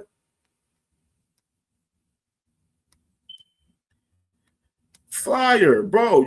What are you going to take the debate? You're doing everything. You're saying everything, but let's fight right now. Look at you. You're looking fucking like, hey, you're looking crazy right now, bro. Flyer, gotta drop it on you, brother. What's up, man? What? Yo, this punk motherfucker throwing shit at us, man. I smell something, man. You smell something? I definitely smell something in my hair. I smell pussy. Yo, he's a pussy, man. Kick his ass. Flyer boy, I'm smelling some pussy on you right now. Some pussy on you right now, boy. Looking crazy like your favorite fighter out here, man. See what I tell y'all? Y'all dudes be, the way y'all move in this boxing shit, y'all be moving like y'all favorite fighter, bro. Scary than a motherfucker, man. The man is trying to debate you and the whole Hanos clan by himself. And he talk about the other debate from him dying a couple days ago. Like, what the fuck are we talking about? Nigga, like, this nigga's crazy, bro. Oh, man. Y'all make this shit, man, funny, bro. Real shit, bro. I'll be sitting back here a week. Yeah, with the young King Dev, I just feel like I have a responsibility to defend him as my brother. You know what I mean? Because I just know the propaganda is heavy. Devin is all of us, man. He is all of us. Anything they can do, they doing to him, they can do to us. They do to. Yeah, all right. Shut that soft ass shit up. And the best man Shut to that win. soft. That's some soft ass shit. Shut that soft ass shit up. All that soft talking. I know you can do it, man. You got to. Man, shut that soft ass shit up, man. You ain't with me.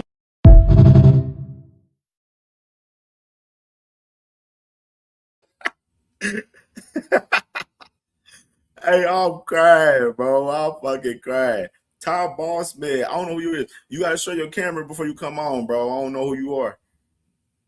All right, bet. That's cool.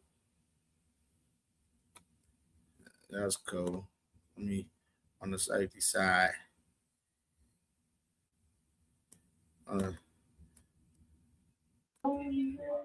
Yep. What's up, Cam?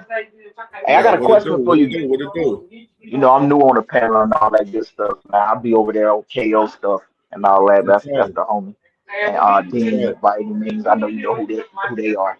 I got a question for you. So I'm hearing a rumor that Tank was in Bam's DM calling him out. I keep hearing that or whatever, and I'm hearing it from Robert Garcia. Now I take everything Robert Garcia says with a grain of salt because he's already proven on multiple occasions, including just recently with the boot shit, that he's full of shit. You know what I'm saying? Absolutely. But I don't know how true that is. I keep hearing it, and there's a lot of anti-tank people that's running with it. I can tell you right now, it is pure bullshit, and I got that clip of that Robert Garcia shit too. And this kind of goes into what I was talking about earlier, for us, like the propaganda from like Robert Garcia, boxing scene. Like this man Robert Garcia is on a whole panel with Chris Algieri and Paulo Malignaggi, two guys that we know don't care for Tank Davis. Like, you know what I mean? So like, I'm gonna play that clip. I'm gonna play the clip right here. Let me play it. That's why he was calling them out. Yeah, he stayed in the media. One person that you guys don't even know, and that's where I'm kind of that's why I'm. It's funny to me. You know who else he called out, and but he didn't put it on social media. But we have the message, the message he said. He called out Bam. He called out Bam. I'm telling you guys. Anyway, it was too big for him, so he went for Bam. He called out Bam, and he says, "I want to fight you next. I'm gonna talk to Al Hammond to make that fight happen." You know what I mean? That's what I'm saying. That's why he was calling them out. Yeah, he stayed in the media. One person. So this is my thoughts right here. My thing is right here. You know what I gotta say? Show the What? receipt. Exactly. That's what I said. Show the receipt. Come on. Where hold on. Dang, everybody.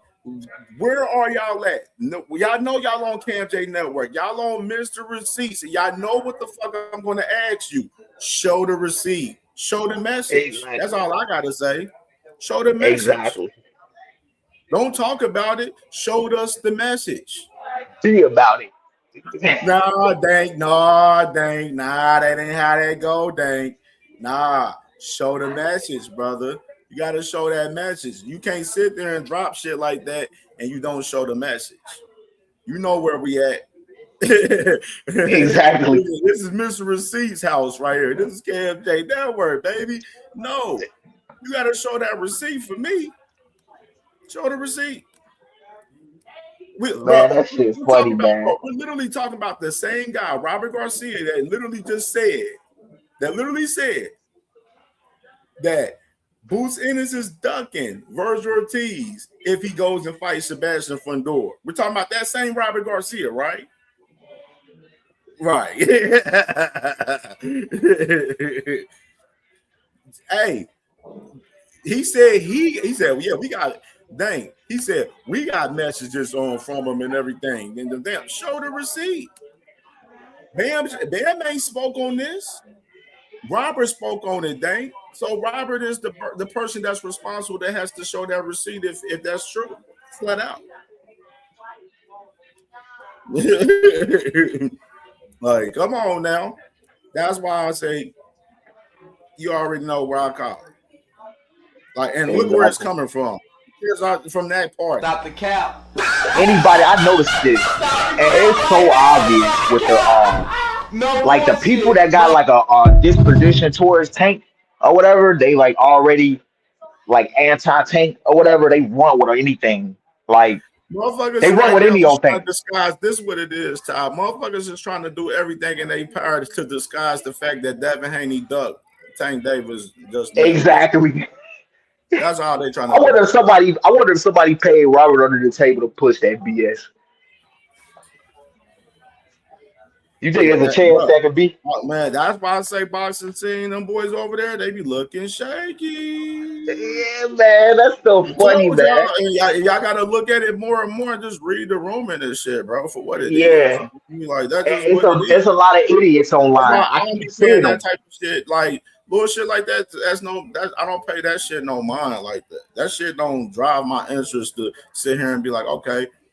I will talk about it because we know people gonna want to talk about it and shit, whatever. But at the same time, if you ain't got the receipt for you saying something like that, you gotta receipt, brother. I don't care. Somebody like Bill Haney, somebody like Bill Haney would have been posted it. I know Tank was messaging Floyd Schofield Jr. and whatever, and they screenshotted the stuff that he sent. He showed that shit. Yeah, they said, why didn't you show your stuff? What make you so special? Show it. If that really went down, it's cap. I call BS. I do it. I do it too. That's why I ain't really touched on it like that. I just wanted to come over here and see. Every day, so shit. Hey, Flyer, you over here talking to Dank. You need to be answering KO if you're gonna debate that man tomorrow with your whole Hanos crew tomorrow. That's what the fuck you need to be doing. Like you talking to Dank Father right now, nigga. Knockout grilled his ass, man. I was over there when they debated, man. That shit was sad, bro. He went bad. He went out bad, bro. I ain't gonna hold you. I'm messing with Frequent, but he was getting grilled, bro. He was over there getting grilled. I forgot what they was over there debating about. It was debating about. It's not about. Oh, it was the Devin out to get him. It's about people certain people that's pushing stupid propaganda, Dank, and you know how this shit goes, Brody. Don't act like you and be naive about it, Dank. One of your favorite fighters, Devin Haney, knows Candy Bill. They give us propaganda every motherfucking day. What are we talking about? That nigga Dang, no, he just trying to save face. But my nigga Frequent though, Dang, I love Dang. That's my brother, man. That's my brother. Dang, my dog. I know sometimes, when you stay in Hennyville for a while, the freaking reverberating effect, sometimes it affects your psyche, man. So that's all Dang going through right now. But this nigga Frequent though. I don't My they need to worry about this nigga, 12 days. That's what they need to be worried about. They need to worry about this 12 days. man, Worry all about this season 12 days 26. coming up. Because 12 days, we gonna know what everything DHP is all about in 12 days. It started off this year with a duck of Rolly. It done ventured into a duck of freaking Tank, which will be the biggest bag they shall ever earn in their entire career. And possibly when these 12 days roll around and they don't have nothing going on there, they're going to drop the belt. And then that would have been a duck for freaking Keyshawn. But Team Haney just didn't stop there. My man Frequent got the right. He been granted the right to have his posse all grounded up and moved on over to KO to debate. And them niggas that be going over there going through tank withdrawals every freaking night on Club Johnson Bounce Central. Them niggas is shook. They not even trying to go, dog. What the fuck? DHP is having a bad year all the way around in 26, man. I'm just saying. Hey, man, can I hop in real quick? I'm at work. I ain't trying to keep you. Do your thing, Tim. Do your thing, bro. Tank definitely DM'd that nigga, but it wasn't no call out, bro. That's why they not showing it. Tank DM'd that nigga said, nigga, I'll beat the shit out somewhere else. I'm telling you. That nigga Bam being too buddy with Shakur, bro, and we see where that shit gets you. That's all I gotta say, bro. I believe he did DM that nigga. That it could be that part too. That part too. Definitely wasn't a call out. That's why I say all of this shit is deflection right now, bro. On the fact that man, Devin Haney ducked the fight with Tank Davis recent timing. You know what I mean? That's just all this is to me. 100% on how I'm looking at it, bro. I'm looking at it in that way. I got you, bro. Yeah, so that's how I'm looking at it. You feel me? Yeah, I don't believe nothing coming from Robert Garcia and with the boot shit too. They already you said something really valuable earlier, Cam. I'm glad you peeped. And that's why I mess with you. I mess with guys like you, KO, Dean, because y'all see through the bullshit super quick. You know what I'm saying? I like that about y'all three. Y'all see through it. Like, and so they already framing this narrative that Boots is ducking Virgil or whatever. They like laying down the groundwork or something like that. Dude don't got nothing to bargain with, bro. He should have gone here and took the fight the first time. Dude flew all the way over to your home state, called you out to your face, told you he's gonna make you pay to your face. To your fucking face, bro. Told you he was gonna make you pay for everything your manager, your promoter, everybody your team been saying. And you a couple minutes later, you go here and you say, oh, well, the dream fight is really what was it, Spence? A guy that's been inactive for about 3 years, bro. 3 years and got beaten to a pulp the last time he was in that ring, bro. Like, come on, bro. Don't nobody take Virgil and y'all. Like, don't nobody take Team Ortiz serious no more. It's a lot of BS games going on over there. Don't nobody take y'all. And the day that fight do happen, oh my gosh, the day that fight do happen, these dudes already been admitted like so many times they weren't ready for Boots. I don't think he'll ever be ready for Boots. They know that. They know that's a bad style matchup. They know it. That's why all these games going on right now with them on their side. All these games, because they know what's going to happen in that fight. They know how that shit going to turn out. Everybody do. Everybody that know boxing know how that's going to go out. Everybody that's honest with themselves know Virgil going to get his ass whooped. And badly. That's a bad style matchup. They know what's up, nigga. You know what I'm saying? They know. They ain't stupid. Them dudes ain't dumb. That is, bro, and that's why they outpriced themselves for that fucking fight in the first place a few months ago. For the right, you know what I mean? Because them boys ain't want to fight, man, and now they coming to the table. They up here popping all this big shit. They don't want no smoke, and then they fake the lawsuit. He got 48 to 72 hours to answer it and make the fight happen. Like, bro, y'all don't call no shots over here, Virgil. Right? Y'all don't call nothing. Yo, you ain't never even sniffed the world title yet, bro. And you were interim for Fundora's belt. Boy, if you don't get that, you will get all the way up out of here, bro. You were interim for Fundora's belt. You still ain't challenged him. You still ain't pressed the issue with that. Did you petition? The WBC. Come on now, you know they favor what? The Mexicans, Hispanics. You know they favor them. Come on, man. WBC is owned by Mexicans or whatever. Go ahead and petition. Yo, shot at that belt, bro. I mean, I think Fundora, he's of Mexican descent too, or whatever. He's that too, or whatever. So go ahead and get that on and popping. Go challenge Fundora for his belt, but he know what's gonna happen. He know he gonna get his ass whooped. He get in there with Fundora. He gonna get his ass whooped. You know, Man, Fundora, boy. Virgil Ortiz is a fraud, bro. He a fraud. And the day Boots ever get his hands on him, it's gonna get ugly. It's gonna get real ugly, bro. I can't wait. I can't wait till that fight happens. I've been saying for a while that Boots, like that's gonna be an ugly sight to watch, bro. It would have been ugly at 47. It's gonna be ugly at 154. It's gonna be that fight. Virgil could never beat Boots. Never. He couldn't beat him then. He still can't beat him now, and he ain't gonna beat him in the future either. It's a bad style matchup, and they know it. That's why they've been playing games. Hold on, Ty. Hey, where FaZe? FaZe, come back, bro. Come back, Brody. Come back. I need to holler at FaZe, man. I need to holler at my dog, man, real quick, man. Hey,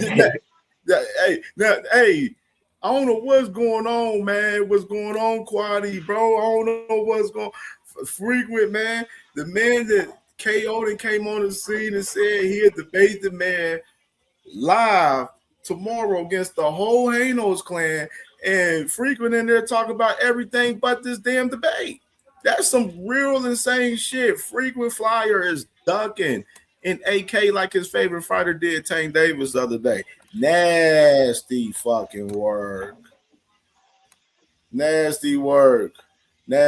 But man, hey, Aircraft, man, I'm sorry, but not sorry, man. That man Virgil moving fraudulent out here, man. The nigga went and told you he would. the litigious. He can't tell you. Oh yeah, he took the litigious route to get up out of a fight, and that nigga said he wanted options. He didn't want anything other than options besides the fight that he had said he wanted, and that Boots was ducking from. And then, while Boots came and showed up on his own coin, his own dime, and went into the ring and told this nigga, for what your daddy been saying and the rest of your team, I'm gonna beat your ass. You know what he said? I didn't say you were ducking, but you know what? We can run it up. But my dream fight has always been Errol Spence. Well, nigga, Errol Spence is not Boots. And this nigga, Boots came out there, hopped in the ring. And then called you out, said he was gonna beat your ass for what your daddy been saying. On principle, you're supposed to stand up on that. Be like, well, nigga, we need to line this up. And I'll do you even one better. I'll go to your backyard and fight you. But that nigga said, you know what? I need options. The nigga went to the Supreme Court to get up out that fight. Then this nigga talked about if it would have been me and I had you like that, I'd have got you up out of there. Well, nigga, you had Boachuk like that. Did Boachuk get up out of there? Man. Nah, he didn't, dog. So you been ducking. So I hope he get his punk ass in the ring with somebody like Boots or Fundora so we can really see what he truly is, dog. But on that note, with my man Frequent, dog, you gotta take this offer, bro. He said not only do you have to come by, you can come with your whole posse. All them niggas on Johnson Bounce Central that be going through their tank withdrawals with you. You can bring all them niggas. He said he gonna debate all of you niggas. Bring your edits too. He said you can do a simulcast too. So you can keep your edits, dog, so that when you're getting cooked like you normally do, you can play your this nigga dead or whatever damn edit you got, dog. But you better show up. FaZe, man. Here go FaZe, man. What's Here you good, go, one of them. Brody, man? FaZe, man. What's up with your mans, man? What's popping with y'all, man? Y'all taking that fade, man, with KO, man? Hey, I got you. Hold on real quick. All right now. Yeah, definitely tap in. Definitely tapping in with the crew, man. Make sure all the crew show up, FaZe. You know what I'm saying? Tell them it could happen over on his platform too. You don't got to travel too far. They're going to simulcast it and you can keep the edits. Just make sure your logic is sound. You can stream both channels and stream at the same time. You can't do that through StreamYard. Yeah, for sure. And please make sure Andre Bishop is there because I want that. And he be talking the most junk over there, especially about my He be nigga sleep KO. watching me. He don't even. Yeah, That he boy used sleep to hit the watches link. everybody. That He don't nigga even hit watching the right link no now, more. I don't even dog. see him commenting in the comments. He probably sleep watching right now. Andre Bishop. That's my dog though. Hey man, He Kim. my dog too, but he know now that his boy is a duck. Oh, my bad. Go ahead, FaZe. Oh no, man. I ain't gonna lie. I'm happy with that news. The PBC is on the zone, man, because I got that subscription, and it just takes away barriers. You know what I'm saying? Like it's really no more barriers. Only barrier is this nigga. What's this guy? The dude from Zuffa. Dana White. Yeah, this the nigga. He the only They nigga getting with their ass barriers kicked right now. Yeah, he Zuffa is getting their asses kicked right now. Yeah, he the only one that created barriers. And people not even talking about that aspect. And I wanted to talk about that too, FaZe, for sure, bro. Zuffa right now, and I said it on one of my community posts last night. Zuffa is getting their ass kicked right now. Like they're literally getting a fucking mud hole stomped in them right now. You see PBC the zone, Top Rain, Golden Boy, motherfucking Matron, Queensberry, Boxer, you know what I'm saying? Like Misfit Boxing, you know what I'm saying? MF Boxing, you know what I'm saying? Like them, like, bruh, Salida Promotions, add them in there, like, you know what I mean? To see what MVP doing over there with ESPN, you know what I'm saying? Like American boxing right now, bro, they is right now. You see the zone, they're cornering the American market heavy right now with the TNT sports move and with this move with Amazon Prime and PBC right here. You know what I mean? And it's all for the zone to gain more subscribers for the American market for the zone. And that's why you see in the promotional companies, you see Matchroom signing more American fighters. Now you see PBC, Albert Bell signing. And I can go ahead and throw y'all. I'm gonna go ahead and throw y'all a bone. Charles Conwell is gonna be with PBC too. Just throw y'all a bone. Charles Conwell, he'll be going to PBC after this one fight on August 1st. You know what I mean? Like Top Rank, they're signing different fighters and stuff like that. Golden Boy, you know what I'm saying? Like you're seeing the American market from the promoters, they being very more competitive, and they're trying to kick Zuffa fucking ass right now. And that's what we're seeing right now, bro, with these deals, man. With all of these companies under one roof, you're seeing all of these companies, they're basically kicking fucking Zuffa ass right now. Zuffa don't have a dog to stand in this motherfucking race it out right now. Hey, yo, y'all can hear me? You little bit staticky. You're a little staticky. Yeah, you a little bit statically, but that's all right. We can hear you, my nigga. Come on and say what you gotta say. He got barriers for sure, Dana White. But no, I just want to say this last thing, Cam. Abdullah Mason, man, he delusional if he think he had that fight in control in them first 6 rounds. Yeah, he tripping. I mean, bro, that's how you feel. I told you it was 3-3. I told you it was 3-3 going into that 6th round. TL, crazy hell. I said it was 3-3 going into that 7 at best 4-2. It wasn't no worse than that. You got some people believe it was 3-3, some people 4-2. And that's why when we recapped the show Monday, I said I ain't gonna argue with if any of y'all had it 5-1, 6-0. I don't believe no fucking 6-0. Y'all would do 5-1, 4-2, 4-2 more so on my case. In the first 6, you know what I'm saying? 4-2 is where I'm in the line with than fucking Zuffa cook. I mean, you seen fucking Abdullah cook, you know what I'm saying? Basically that second half and win every round from there. Like, you know what I mean? So like that's just me personally, bro. Like, but I mean, Abdullah, you know what I'm saying? He entitled to how you feel, man. We can't change how you feel. That's how you feel. Fuck it. Like at least he didn't do it. At least he didn't do it. Exactly. It's a 12-round fight. And that was Albert Bell's first 12-rounder. I mean, for real, too. You know what I mean? And obviously that man, Abdullah took him in deep waters, man, and tried to drowned him pretty much. Hey, Cam, at least he didn't do the boots in his. Oh, I was just chilling. Hey, y'all can hear me better now, y'all? You loud and clear. He said, I was just chilling. I was just chilling. It wasn't what you thought it was, bro. It wasn't what you thought it was. Like I said, at worst, it was 4-2, but I thought it was 3-3 going into 7. And from 7 on, he controlled every part of that fight. No. Abdullah is next. He's the guy. So I just know I like how he Abdullah handled Max and them boys on that show, man. He handled them boys real fucking good. I like how he did that, bro. Definitely handled them boys. Them boys, Max was trying to, bitch, no, you won't talk about what the fuck I want to talk about, bitch. I love that from Abdullah, man. I love that shit in that interview, bro. Hey, y'all said y'all can hear me, man? Yeah, you sound loud and Mickey freaking Loud and crystal. Yeah, What's man. going on, man? What's going on with this KO shit, man? What's Man, going KO on, hop man? up here throwing out unrealistic invitations, man. He know he came over to the clan and got cooked by just me by himself, man. Y'all ain't never see y'all King sounding like he sounded over there, stuttering and talking about he misspoke and all of that stuff. He made mistakes. I say, well, you can't make no mistakes over here. You gotta be sharp over here. Flyer, slow down, brother. Slow down, brother. Slow down. He prepared that. That's why he got it off like that. 100 miles per hour, man. Hold on. Hey, man, because people up here. Hold on. Slow down, Flyer. Slow down, cowboy. Slow down now. What's going on? What's going on? Why you said that it's unrealistic? You know you can do dual screens on Because he talking about he want to debate everybody. Come on, bro. Don't throw out no duck. Don't throw out no duck invitation like that. It's just me and you, man. Like it always be. Like it was when you came over last time. Flyer, slow down, brother. Slow down. It shouldn't be no difference from you getting your Hanos clan. He always trying to get people. He always trying to throw people in the way when I'm cooking them. All them guys and bring them up. No, he try to hide. He want more people to be there so he can hide behind some people or have an excuse, a fail safe. He's debating by himself, Flyer. What are you talking about? Yeah, that's what happened last time when he died over there, bro. What are you talking about?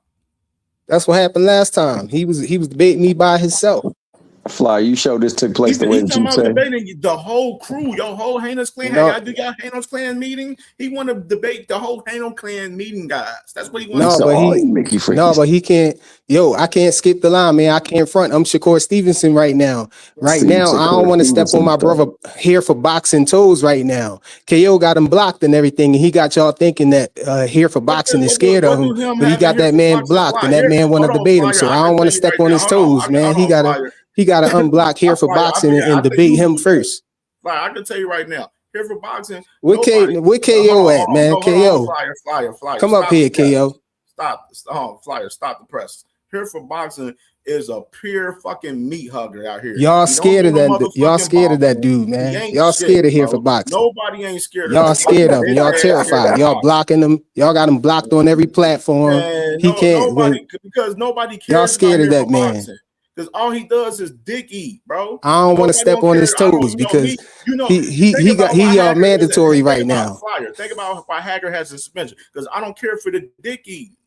You know what I'm saying? Here for boxing is KO mandatory right now, so I can't really do nothing. My hands tied with this one. Handicap match against all you Mickey freaking dog. It ain't nothing but a fucking dude that's in the scum of the bottom of this bitch.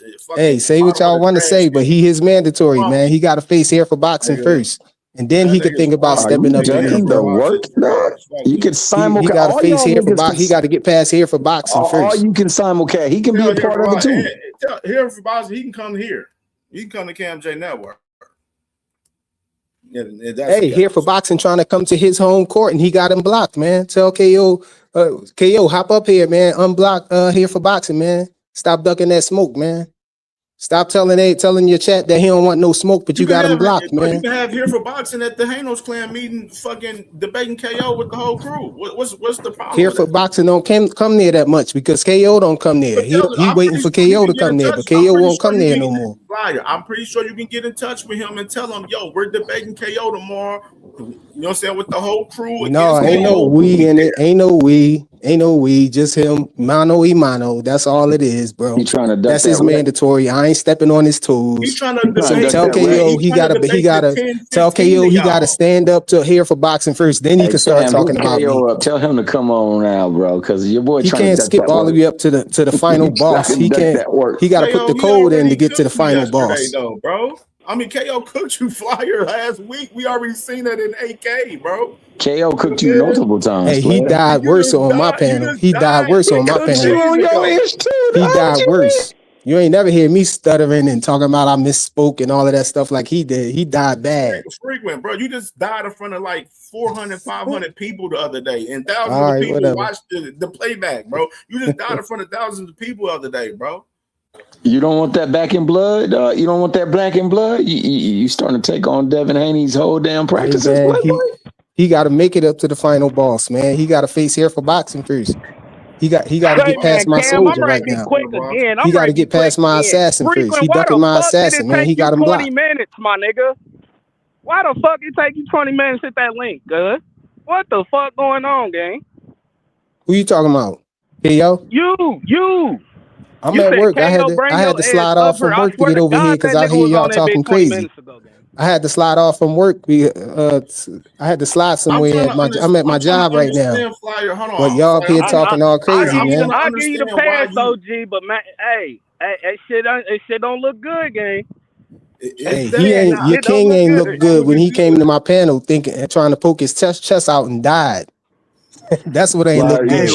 He trying to get that back. That's why he lying to y'all, telling y'all he tried to run down on me. How you trying to run down? Been trying to run down on me, and I'm on your panel every other day. You ain't been trying to run down on me. I've been on your panel like every other day, man. Hold on. Stop lying to the people, man. And I'll tell you why he blocked over here. The reason why Here for Boxing is blocked over here is because the nigga said Don't try to make a big excuse why he blocked. We know why he blocked because y'all don't want no smoke with him. That's why. Hold on, Flyer. Listen to him. This some real shit. The reason why he's blocked over here because the man was in my chat one day and he mentioned my wife's name and my name, and full name, explosion, all of that extra shit on some weird ass shit. That's why he's blocked over here because he was doing some suspect shit. He was over here. Yes, months ago. This is probably last fucking year, bro. Like last year. That's why. Oh man, that's the past, man. Unblock that man. You can't be still scared, man. Unblock that man. I will unblock him though. Yeah, unblock him, man. Because he might want some smoke with you too, man. I don't know. I'm tired of y'all putting me in the middle of it, you know what I'm saying? And people faking like he's scared of them, but all of y'all dudes got him blocked. These goofies, bro. Y'all gotta understand. Y'all favorite content creators be blocking us, talking about we don't want no smoke who he want to be in the presence of. Yeah, I mean, and we ain't gonna be in the presence of none of these goofies, none of these meat huggers. You know what I'm saying? Like, that's just how we rock over here. You know what I'm saying? BVO, what it look like, bro? Hey, what's going on? You know, Camden had me blocked, so it's my first time on the panel. Man, boy, you ain't never been blocked, boy. Shut up. What's shout out to my boy Cat. I just want to give some credit to all the Toledo niggas, man. You know, we always hear about y'all not wearing shoes and all I guess that. KO ain't coming back up here. Let me go back to work, man. But come on, man. I don't want to step on Here for Boxing tools, man. That's his mandatory right now. He got to stand up to Here for Boxing, and then he could talk about making it up to the final boss. Maybe y'all get him the code up, down, left, right, BA, so he could get 99 lives, man. You got the whole crew ducking KO right now, bro. That's a bad look right now, Flyer. Hey, that along with him being so damn politically correct when he went over there to my man Just Dude's spot, and he was like not giving him the energy of the Devin getting ducked by Shakur. The nigga was over there cordial as hell. Had his napkin over there by his neck. Terrorizing. Y'all be getting terrorized. Hold on. Is that my man T Hill? What's poppin'? What up with it, BVO? I know you ain't talking, man. We know who you protect, man. We ain't gotta talk about you, man.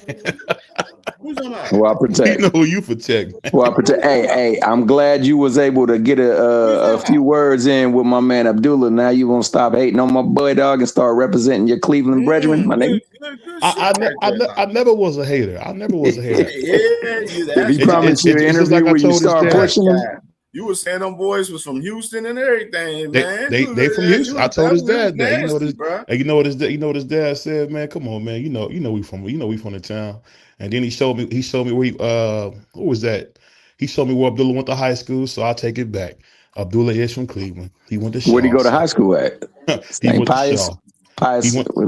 He went to Shaw. He went to Shaw 4 years. Shaw, that's what's up. So I mean, hey, I gotta give him credit. You know, he went to one of the most ghetto high schools in Cleveland. I gotta give him credit.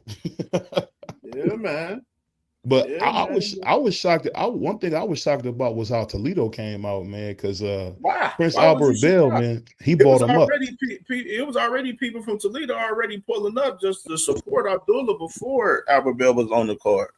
But I'm telling you, man, we was front row, man, and it was like 300 niggas standing up behind us. I had never experienced. I done went to a few fights and it was all Toledo niggas, man. It was just good to see Ohio be out and it was peaceful, man. It wasn't no Yeah, that's a nothing. fact.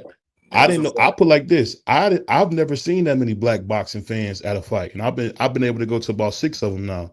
That was cool. And then I didn't know what that mean Muslim niggas in Cleveland. So I mean, shout out to Abdullah. But shit, a lot of people turn the Muslim down. They no disrespect, but that's what we seeing now, man. I mean, that's what they do. Hey, I seen some black chicks, man, covered with nothing but their eyes was showing. I was like, damn. That's what I told my father. You stupid, bro. You stupid, man. I'm being for real, bro. I mean, only reason I knew they was black chicks because they were strapped up. But I was like, dang, they got y'all covered up, huh? But it was a dope event, man. It was a dope event. I think I think one thing for sure, people gonna down Abdullah Mason, I'm sure. But that's a part of learning, man. That's a part of learning because he could look like Scooter did or look like Shushu. We had everybody booing, but he didn't. Because when he hit Prince Albert with that body shot, it was like his soul came out his body. So it was a beautiful fight, though, man. I really enjoyed it. But I never want to see Shushu again. That's my 3rd time seeing him. If I see him on the card, I'm not going. I'm just being real. Shushu is terrible to watch live. Oh my God, he's horrible. He's horrible. Damn, you ain't feeling Shushu like that, bro. Hey, I'm not rich like you can. When you spend your hard-earned money and take time to go somewhere, and a nigga just running around the whole fight, no, man, get out of here. Shakur, I thought Shakur was the most boring. Said he been from was the most boring. Damn. He's horrible to watch, bro. Said that man Shushu banned from the state of Ohio. God damn. Yeah, he can't come back. We don't want to see him back, man. He was horrible. And he got beat up. Shushu in Ohio. He got beat up, man. Wow. Dang. Oh, wow. I'm hearing it. That's crazy. The monkey freaky legend. Yeah, only person I could say that did worse was Scooter. But I think Scooter was doing too much dancing. I don't know why he came out dancing like that. Okay. He came out blocking and stuff. I mean, that wasn't the right thing to do, man. Hey, salute to my brother BVO, my brother Cam, Mr. Hill, the chairman. We got Todd in the building. Hey, BVO. And I really wanted to ask everyone, all the content creators that was at the fight, to ask you guys a couple questions, how they looked in person, how you liked that, how was the energy, and I came in the right time, and you saying, you standing up for Ohio to have a boycott Shushu Carrington. Was it that bad, BVO, in your honest opinion? That's what you witnessed. You said this is like a 3rd installment of seeing him, so he's kind of sore for the eyes now. That's what you're saying. I'm gonna put it like this: he's worse than I can even convey to you because now we fight fans, bro. I don't mind watching you box, but you can't just run around the ring doing stupid shit. I mean, and then he got hurt to the body real. I don't know if y'all can see that on TV, but he was getting beat up a little bit. Everybody in the arena thought he was losing until we seen the WC got something called where you can see the scoring early. That's why you heard so many boos with him because everybody thought he was getting his ass whipped. I mean, the open scorecard. You thought Shushu was getting his ass whipped? I know in the last 2 or 3 rounds. It looked different on TV than it do in person. He was getting his ass whipped. I can't explain it because I know the top ranked cameraman was standing there, right on the ring. But bro, it looked like he was getting his ass whipped in person. Damn. I know the last 3 rounds, he definitely was getting his ass beaten in the last 3 rounds. And he was smiling like that because he was hurt real. I don't know if y'all seen a body shot. I don't know if that made it to the camera, but he ain't got hit with a body shot. He was hurt bad. Nah, he that liver shot too. I seen a body shot. Not the one that everybody else caught lately because he got touched in that body kind of early. So when everybody else caught it, when they caught it, he just went back there from a couple rounds before then. So and I thought he probably had some contusion or maybe a couple fractured ribs because that boy ate that up. You know what I'm saying? He went right to that. He went to the bread basket, man, and was trying to take everything out of it while it was hot. You know what I mean? So and looking at it from, I was looking at it, it was tough. I'd say it's the most competitive match card of 2026. I don't see anything else remaining in the rest of the year topping it. These guys they got tested for real. Yeah, And, everybody. And that's great for boxing.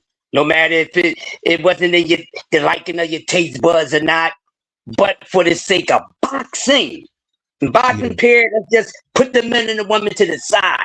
For the sweet sakeness of boxing, we needed that. And also those guys need that too, because they got to have a humbling experience. You know what I'm saying? So it's the way they take it and they convey it is how it's going to work for them and help them out, or even be detrimental to them when they get in the ring with tough opposition. But it did show that all these guys are ready. They are very highly tested. Now, how successful can they be? We're willing to go into waters like that and not even worrying about anything. That remains to be seen. I don't think any man that was in that ring that night is going to go the opposite direction. That's why I say I respected Ohio. And right now, I will say this though, Chris. I will Go say ahead. this because Tiger Johnson looked like he got the Terrence Crawford starter kit. He looked totally different. I've been watching him since he was like 8 or 9 years old. He looked like a different fighter. He looked really strong. He had a real educated jab. And only thing I've noticed is that he was so disciplined, he wasn't throwing an overhand right, which was wide open all night. But Tiger Johnson, he's on his way. I think he should stop saying Devin Haney's name because, I mean, at the end of the day, he's not ready for that yet, but he is ready for those, I would say, those in-between guys. I would say Tiger's ready. And he got the loud ovation when he came up because he bought Chip the Ripper out, which is a big-time local rapper. Yeah, that was huge, man. That was huge, man. Did you get a Chip chance? out there? And see, what I didn't realize is because, and this is what I mean when I say, when I was messing around saying Mason wasn't from Cleveland, he's not known the way a Tiger or a Prince Albert is, because I'm telling you, in this stadium, it was louder for Prince Albert than it was for Abdullah. It just was. When you was there, you could ask, D1 was there, my boy Marcus Ohio Runs Boxing was there. It was a few cats there. Big Dre was there. And you could ask them. It was, people were excited to see Tiger and Prince Albert. When they seen Abdullah, they was hype, but it really wasn't like I thought it would be, because when Tiger came out, I mean, the place erupted, bro. But it let me know I was getting old, because when I was talking to him, I remember my grandma being excited for Tiger going to the Olympics. I said, damn, time flies, bro. And, my grandma's gone now. And it was just crazy. I remember how excited my grandma was that he was going to the Olympics, man. That's crazy. And in homage of your grandma, dog, did you ever get some content with your boy Tiger? Did you get a chance to talk to him? Yeah, I got a video I put up of him. He was there. DC Young Fly was there. Stefan was there, who's a big time YouTuber, and Haha Davis was there. But I'll tell you something I learned about this YouTube stuff, and forgive me, I hope you don't mind me saying this, Cam. I learned a big lesson this weekend that all this goofy shit that goes on ain't worth it. I seen the biggest nigga who was doing this thing on YouTube, 2 million subscribers. He didn't get up one time. Only person who he was me. And once you get to like over 1 million, you talking about making millions of dollars on YouTube, and seeing the way he approached things, I'm gonna approach things a little bit different, man. And no more am I arguing with goofies and none of that. I'm here to get the money. I'm here to get the money. And if you a YouTuber, get your money, man, because you ain't got to get into none of this bullshit, because a lot of these niggas can't travel, can't do nothing. I seen the biggest dude in the building sitting with his wife the whole time. So that's what I'm going to start doing. That's what I'm going to start doing. Hey, now, I got another question for you, BBO. Rock and my man Ibrahim, give me a breakdown of seeing them in person. You got to see both of them in person for the very first time. So how was it, and how did they fare out to you? They both need work. They both need work. It's a big stage, and it's hard to judge the young guys because they both need to work, man. Because if they got in there with somebody with just a little bit of a heartbeat, they probably would have got knocked down a few times. So it's just good to see them get that experience. But they both need work. You know, they both need work. Abdullah's I probably thought gonna they be the best out of they them. was matched up pretty well for those 2 fights. But it was what I'm saying is this, Cam. It was matchmaking more than it was skill. Them dudes came to lay down. If that make any sense. I don't think so. From what I seen, I don't think it was All I more can than tell you is what I that. seen from watching it up close, bro. It looked like them dudes came to lay down, bro. That's what it looked like. It looked like they knew what they was here to do: get their ass beat, go get paid, and go out and get out of here. That's what it I looked don't like. know, because the way Ibrahim was punching on that dude, I don't think he got paid that much to be laying down. Shit, I don't think Man, I so. don't think He's dangerous, man. He's gonna be good. He's gonna be good, but I would say he got to be way more defensively responsible. Of course. That's what I mean when I say that. Like when I'm talking about boxing, I'm starting to see a lot of these young guys we get excited about.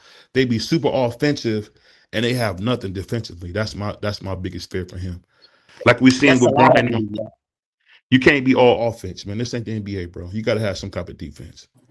And I'm glad you said that, BBO, because a lot of these young fighters, they are offense. You probably even screaming at the fight, go to the body, go to the body. I'd say that 1,000 times, man.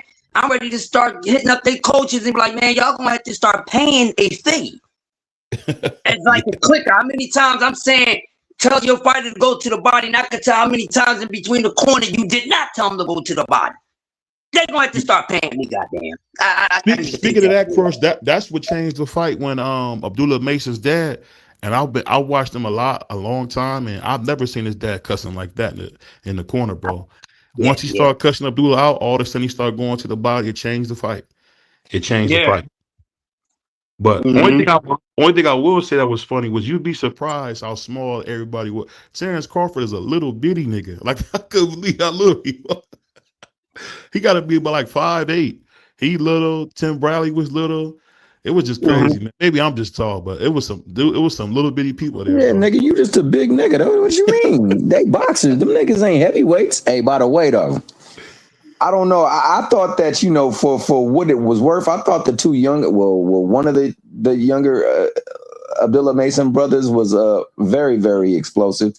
The first one was real explosive. He was. What's his name? I thought Abdul Rahman just had been out of the ring for a little bit, but he looked like he's the goods too. I think that every fighter, not just the younger fighters, but every fighter can always stand to look at the defensive side of things. I'm not really worried about that with them, man. This is just like certain fights in. But man, the growth and the maturity we will be able to get to see because of the performance that they put on. And they put on hell of a performances.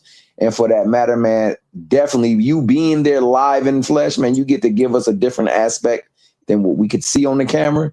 But from what I saw, man, I thought that all the matchups were pretty damn good. I thought that the people that were matched up against them came to fight. It wasn't a laydown. That's what it looked like on TV. I don't know how it looked. Yeah, it looked like that because just like when I seen Ramos fight Scooter, I had seen Ramos fight a few times. I had never seen him fight that lightweight, and I didn't know he was that good. I mean, the counter punching, I thought looking at the Roberto Duran. Shout out to Najee, man. We was all shocked. Like we was like, what the hell is going on? He was really rocking Scooter, man. If he would have had some power, like he was rocking him. You know my boy Bernard Hackett was going crazy. So that's the biggest nigga in the game right there, huh? The Collective's PR guy. Shout out to my guy Najee, dog. Yeah, Najee was in the building, man. He was in the building for sure. But it was a great time, bro. I just couldn't believe one that Abdullah Mason grew right before our eyes going to the body. And we went to the body, it changed the fight because I ain't gonna lie, you could hear a pin drop. We all in Cleveland thought he about to lose for a minute. Now, BBO, let me ask you a question. I'm glad you're here, bro, because I didn't get to talk to none of you guys directly about the fight. Now we want Abdullah Mason.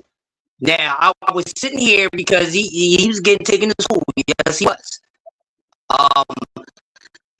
So a lot of people try to come out and change the reality of that. No, it was up on the cards. My ass, he was not. You're not doing boxing any service. He was down. It's okay. It's okay. You know what I mean? So when Bell started slowing down. When Abdullah finally turned up, one of the things I kept on saying throughout the fight, you got to get out of harm's way. You right there in his reaches, you're hopping back. This guy's still empty. You either going to lean and dodge forward, or you're going to flank and reverse, going to the left or right. Or then if you're going to go forward, you're going to need some lateral movement. And once I seen him do that a couple times, it worked for him. And he was able to, land the downstairs overhand shots, flush. And did you see that? Did you notice that? The reach was the biggest issue. The reach was the biggest issue. I think Prince Albert might be 6 feet. Abdullah might be 5'9", 5'8". So the reach was giving him a lot of trouble. But I'll say this too. Now, I'm not trying to accuse him of nothing, but I could tell Abdullah Mason wasn't going super hard until his dad got in his ass, because I know him and Albert got a relationship. I can't tell you if it was me, but for me watching, me and my wife was watching, thinking like, he pulling punches a little bit. I don't know. He kind of was taking it easy on Albert, maybe more than he should have, but I could tell that they was friends, if that makes any sense. I'm glad you could tell that they was homeboys. It wasn't like he was fighting somebody he didn't know. Like, how you see Abdullah used to go in there, beat people dead and get out. That was the first time I could see he was in there thinking, like, and that's why his dad was so demonstrative in the corner, like, do this, do that, because he kind of was like, I don't want to say pulling punches because that's too much, but he just wasn't. He was taking it easy on his homeboy. Slightly lenient. He was slightly lenient. Not a whole He just didn't attack him like I'm used to him attacking people. If that make any sense, he just looked like and I'm glad you said that, because I didn't pick up on it in the fight. I kind of thought of it, but then again, I'm like, I'm tripping. There's Albert Bell. I'm throwing the friend zone out shit because they did. You know what I'm saying? So no, but see, he didn't do that. He didn't do that because I think they're both Muslim, and I don't know. Right. Excuse me, I don't want to offend nobody, but I think they share some solidarity in some ways, being Muslims. So I really think Abdullah was in there taking it easy on him, and I'm not the only one that said that. Everybody in the building thought that for a second. Like, I don't know why he was doing that, but he kind of didn't want to hurt Albert, if that make any sense. Because even when he dropped him, it looked like he was like, "Oh, I didn't mean to do that." I don't know if that make any sense. It looked like he didn't mean to do that. You know what I mean? It looked like he just wanted to win, not hurt him. If that make any sense. Because now, what made me more alert, like, no, of course he wasn't tripping, is one of the interviews after the fight, and it was asking him some questions, and they was talking about how they friends and everything, and he was talking about he didn't actually come out and say it, but I knew under what he was saying that he was being a little lenient, because he drove the point that you were just making, and thing with his father, like, I know that's homeboy, but homeboy understand the business, understand the assignment. Let's go. Yeah. You know what I'm saying? And he accepted against anybody, but he's definitely was accepted from you more so just for being a warrior in the sport of boxing. But he kind of alluded to it a little bit, but still they pray together though too. They pray together too, Crush. So I mean, I'm not trying to disrespect nobody Muslim. I'm a Christian, so I know there's solidarity between them, because you could just see that he wasn't going as hard. And I hope we talk about it one day, if he ever talks about it. But he was taking it easy on his homeboy. Now, is that wrong? You can see that. And I'm glad you said that, because speaking, as far as they both had under the same faith, and those two showed me that, a lot of the other ones, no matter if it's in the ring, out of the ring, it's hypocritical. Because you have a lot of ones that's always going to war with each other. You understand what I'm saying? Yeah, that makes sense. Things like that. And these two brothers didn't even. We got to handle business, but we ain't gonna go in there to damage one another.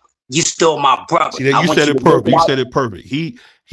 I could tell you from watching it, and anybody who's in the arena would tell you, Abdullah Mason was not trying to hurt Albert. That's a fact. He was not trying to hurt him. You could see, like, when he went down, if you looked at Abdullah's face, it wasn't a face of, "Oh, I won." It was like, "Oh, what did I do?"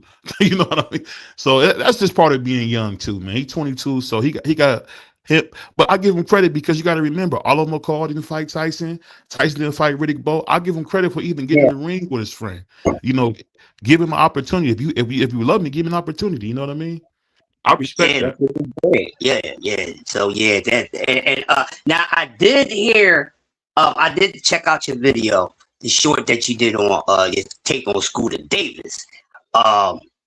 Diabolical work, but diabolical work, BBO. But I'm not saying you're in the wrong. I just said diabolical work. That's how you felt about the situation. You're probably not the only one. You know, there's a guy around here that's big on him. And you know, when I said, well, how you felt about your boy? He said, man, broke my heart on this one, but I'm glad he got the win. And this guy's big on Scooter Davis. That's his favorite fighter. You know what I'm saying? So he was getting booed so loud when they stole it from Ramos. I mean, I think they had to cut it because everybody was we booed him out of there.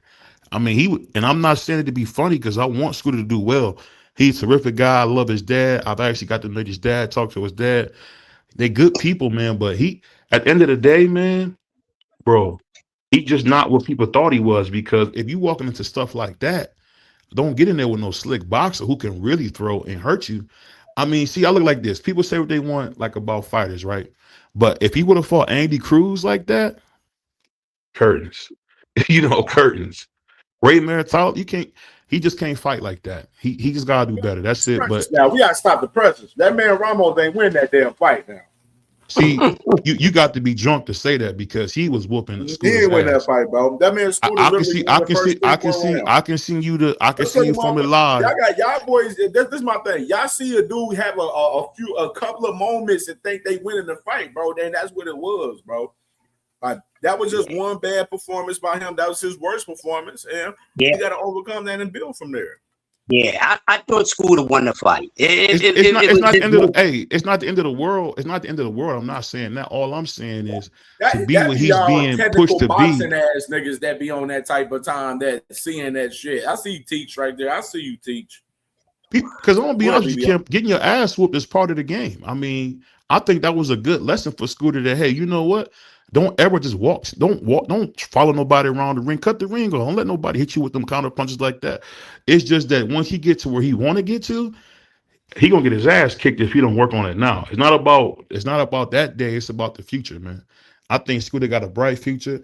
I'm actually interviewing a guy that beat him in the amateurs twice, my man Mikael Phillips. So I'm hoping to get a Mikael Phillips Scooter fight one day. But Scooter got a lot to learn. But at the end of the day, I'm gonna tell you guys this: all bullshit aside, the boy, hell of a showman, man. He had the second best interest by far, bro. He came out, he was dancing, but I think the way he performed, it just didn't match the energy that he came in because he came in like he was the dude. It just didn't match the energy that he came in with. That's all. The very learning experience, man. My boy gonna definitely come back and learn from that shit for sure, man. Yeah, so I mean, a little bit, man. What's going on, man? We got a lot of shit going on in this sport of boxing today. I know this Rolly and Tio fight, man. They got the press conference coming up in the next 50 minutes, man. So what's your thoughts about this fight, man, with these two guys, man, coming up August 22nd? And me personally, I believe that Kid Austin and Lucas Body fight, I'm thinking in my mind that fight's probably going to end up being on this card. Because they was rumoring talking about having these guys fight August 22nd. So I think that fight may land on this card possibly. What y'all think about this fight? Hey, man, real quick, because I'm not going to make this long-winded, man. Fuck T.O. Don't deserve a fight with Rolly. Rolly going to have a motherfucker. Rolly probably going to have one of his best knockouts in his goddamn career. He's sleeping T.O. female. No pass, okay? No pass, because he ain't none of nothing. But he keep getting opportunities. I understand why he's getting opportunities. See, when you start this brotherhood mess and all this and all that, motherfuckers act like, so let somebody else get some money. So he's going to get paid. He's going to get his ass whipped for it, too. I got Rolly stopping him. I'm going to say, I don't know how he's going to look carrying that weight. Theo, that's one thing we got to take into perspective is that and he's not a big guy. I mean, 147, that's not a big guy either, but I don't know. He's going. I got Rolly stopping this dude inside of 8 rounds. It shouldn't take Rolly 8 rounds to get to him, and he gonna catch his ass. I would say I don't support Tio in any way anymore. The man is a racist, but I'll say this: this is a fight tailor made for Tio. I mean, it's a dude who will come right to him, and we know Tio's special on that back foot. I think we're gonna see a Josh Taylor performance in this fight. I mean, it's just gonna be it's going to be a decision. It's going to be a UD. I've seen how dumb Rolly is in the ring. Even with Ishmael, it's not going to make a difference because bad habits die hard. And I think when you see the people that Rolly didn't beat, it really was nobody of note. I mean, I thought Mario Barros was the worst champion in boxing. We seen Ryan beat him, and we seen Rolly beat Ryan. That's no real, to me, that's no real understanding of anything because I never thought Ryan was like that. But I think Rolly gonna get really schooled in a real way. And unfortunately, you're gonna have another racist like Ryan as a champion. And we're gonna have two of the most racist champions in boxing history at welterweight with Ryan and Teofimo Lopez. So it's a sad day for boxing that openly racist people can be champion, but they're about to both be champion at the same time. So BBO saying the fix is in. What you got, Tommy?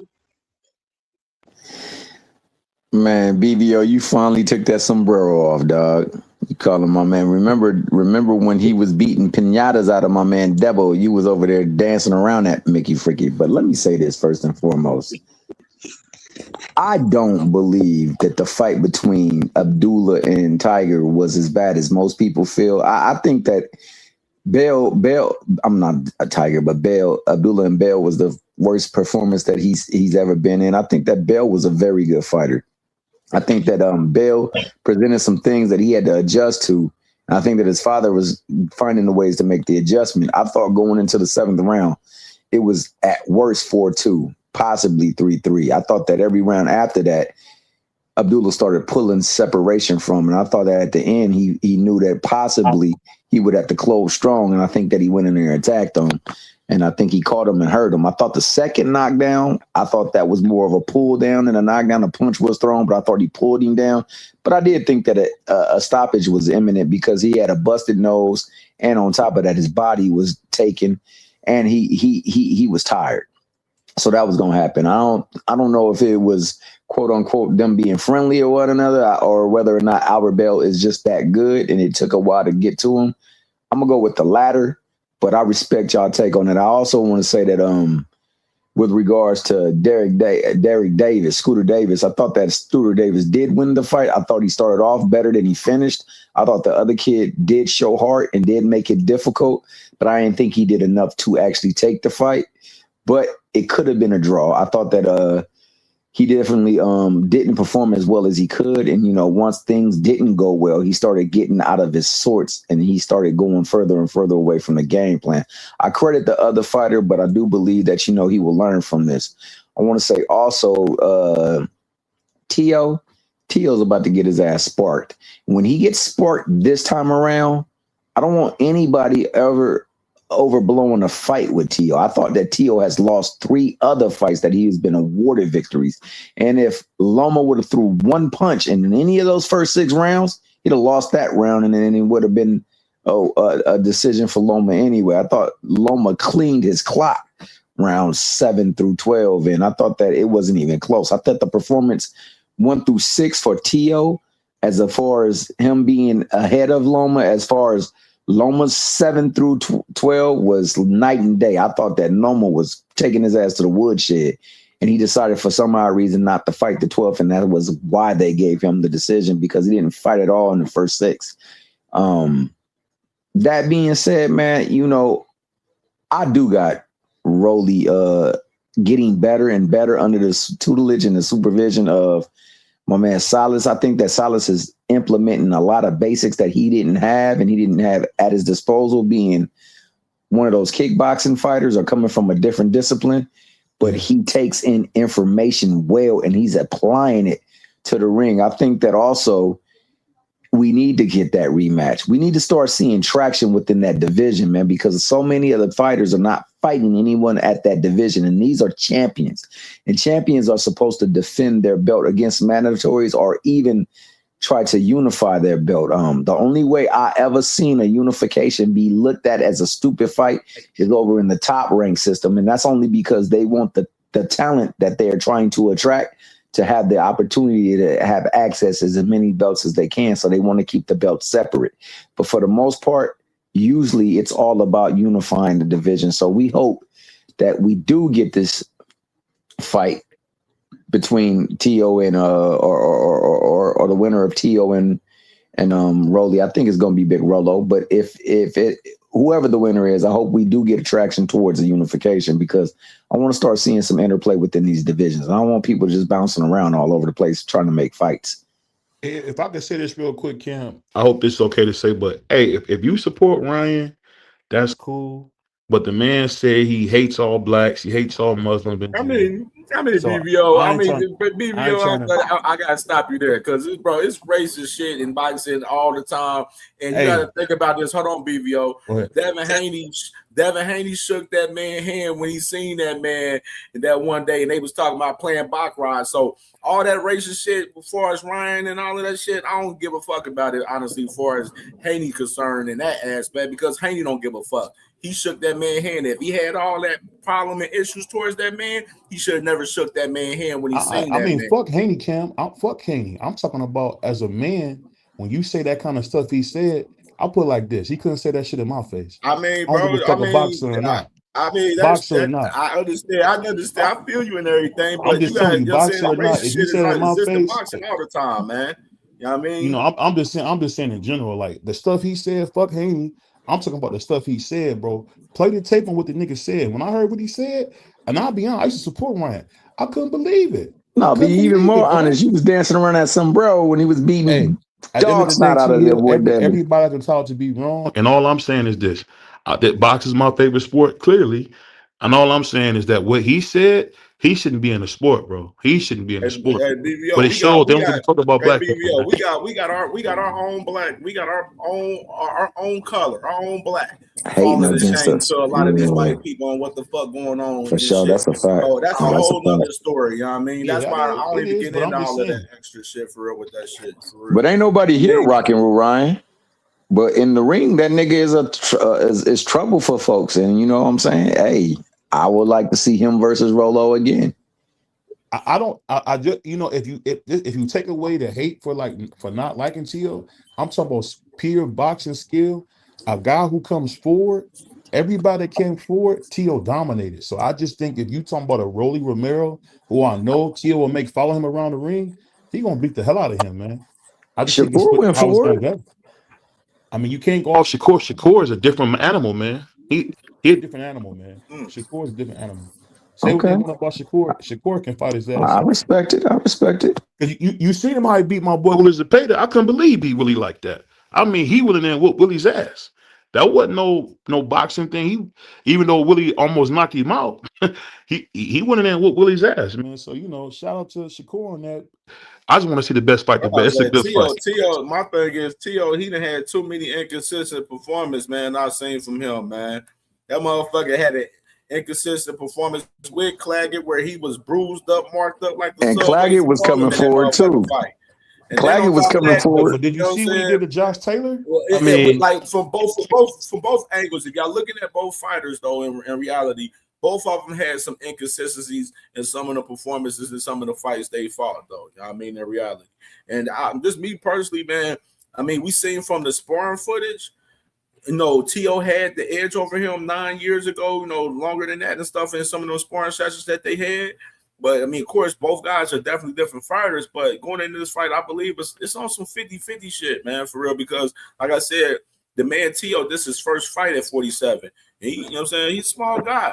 But same time, he sized up pretty well with Rolly, for us. Like he's an inch taller than him, and then he has like an inch reach on him and stuff as well.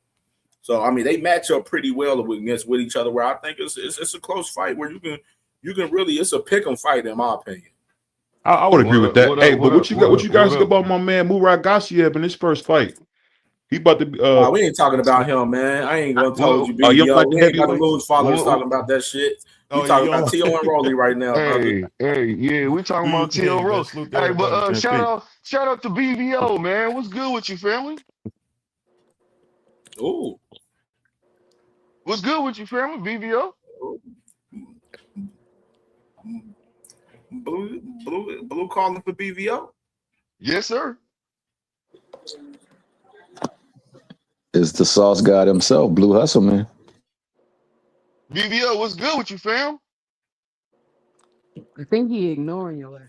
Yeah, he ain't trying to talk to you, bro. You got Shakur's favorite color in the front of your name, bro. Oh, well, I just Stop thought that, What's going on? I was just waiting for the man to say what's up to me or something. You know what I'm saying? What's going on, fam? I don't know what's going on with y'all, man. What's Oh for no, that shit? I just, I'm just waiting on my guy to call me or something like that. We had a friendly little bet of $100. You know what I'm saying? And I'm just waiting for the man to acknowledge me. Oh, look, he wow. left. Oh Damn. man. He dropped off? Damn, You know? Gina. I mean, the nigga was just Oh. nigga was chopping it up, chopping, laughing, googling, and all that, and can't say nothing. See, that's that. You See, should have bet a sombrero, dog. You should have bet a sombrero. I don't know why oh y'all just trying to man, bet with niggas on the internet. Hey, but oh What's man, up, anyway, I just Cam? thought What's niggas up, was family? What's credible. up, You What know was what the I'm Cam? bet, saying? That's Blue? all. What was Oh the man, bet? it was in T.O. and Shakur bet. That man was feeling himself. You did? Oh wow, you ain't seen him since then? Hey man, I ain't seen this man. I seen him right, but then you know how people play it out, man. And he just left me hanging, act like I don't exist. You see Damn. what he just did? And he a Yo, content creator. Whoa. could y'all hear me?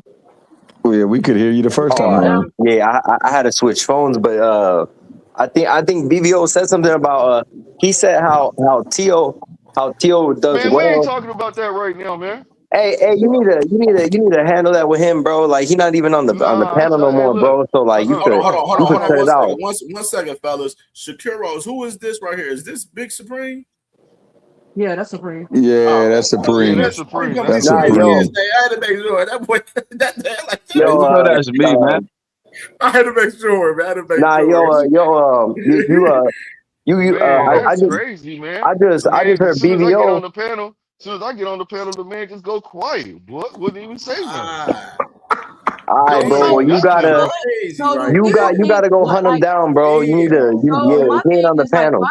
why do people think that Rolly is just an easy lick for Tio? Man, Like, He I'm not. honestly not understanding that logic at Nah, all, nah, nah. Cam. I Two don't two get it. cents. 2 cents. You know what? BVO said Tio does well with people that come forward, but I feel like a lot of people forgot the Ryan fight and how disciplined Rolly really looked, and he ain't really do what Ryan normally wants, like these fighters to do, to come after him so that he can, put it on you. And I feel like it is a risky fight because we might see a different Tio at 47. Aside from him looking like shit at 40, I Nigga, you about to get sparked. do I believe Tio's gonna win? I don't, but I just feel like if Rolly stays disciplined and if Rolly's able to stay composed and to keep the game plan same way he did with Ryan Garcia, I do believe we could see Rolly beat Tio. And Tio, what does Tio do when he gets frustrated? He comes towards you and he tries to put you out. So what goes to say Tio gets frustrated and he throws some shit and Rolly counters it and he drops him or he knocks him out. I have to disagree with you, fam. These The niggas only is both person that trash, dog. I don't think that Tio's gonna Ran off on floor Rolly. I twice. don't think that I don't think that Rolly. This is what I meant to say. I don't think that Rolly's gonna get frustrated. You know what I'm No, no, saying, no, no, to a no, certain not extent. Rolly. Tio might get Well, frustrated. that's We've okay. seen him That's what do I it with meant to say. I Shakur. don't think that Tio's gonna Yeah. get. Yeah, the only reason why I don't think that he's gonna get frustrated, Tio, and that's what I meant to say. Thank you for pointing that out. But the only reason why is because Shakur frustrated the shit out that man. You see what I'm saying? And I think Yeah, he but learned from that. So I want to Well, see. So my no, point no, is no. this: He I ain't want to we learned see. from gonna Hold see that. on, what he man. Hold on. learned. That nigga getting Hold Well, on. fucked, I want to Blue. see. I let me want to say see. this Well, hold on. Hold on. No. Hold on. I want to get my point out. because I was So talking. I just feel like I'll be real quick, 2 cents. I feel like it'll be a good fight because we get to see how the improvement with Rolly And the what has Tio changed? That's why I'm excited to see the fight.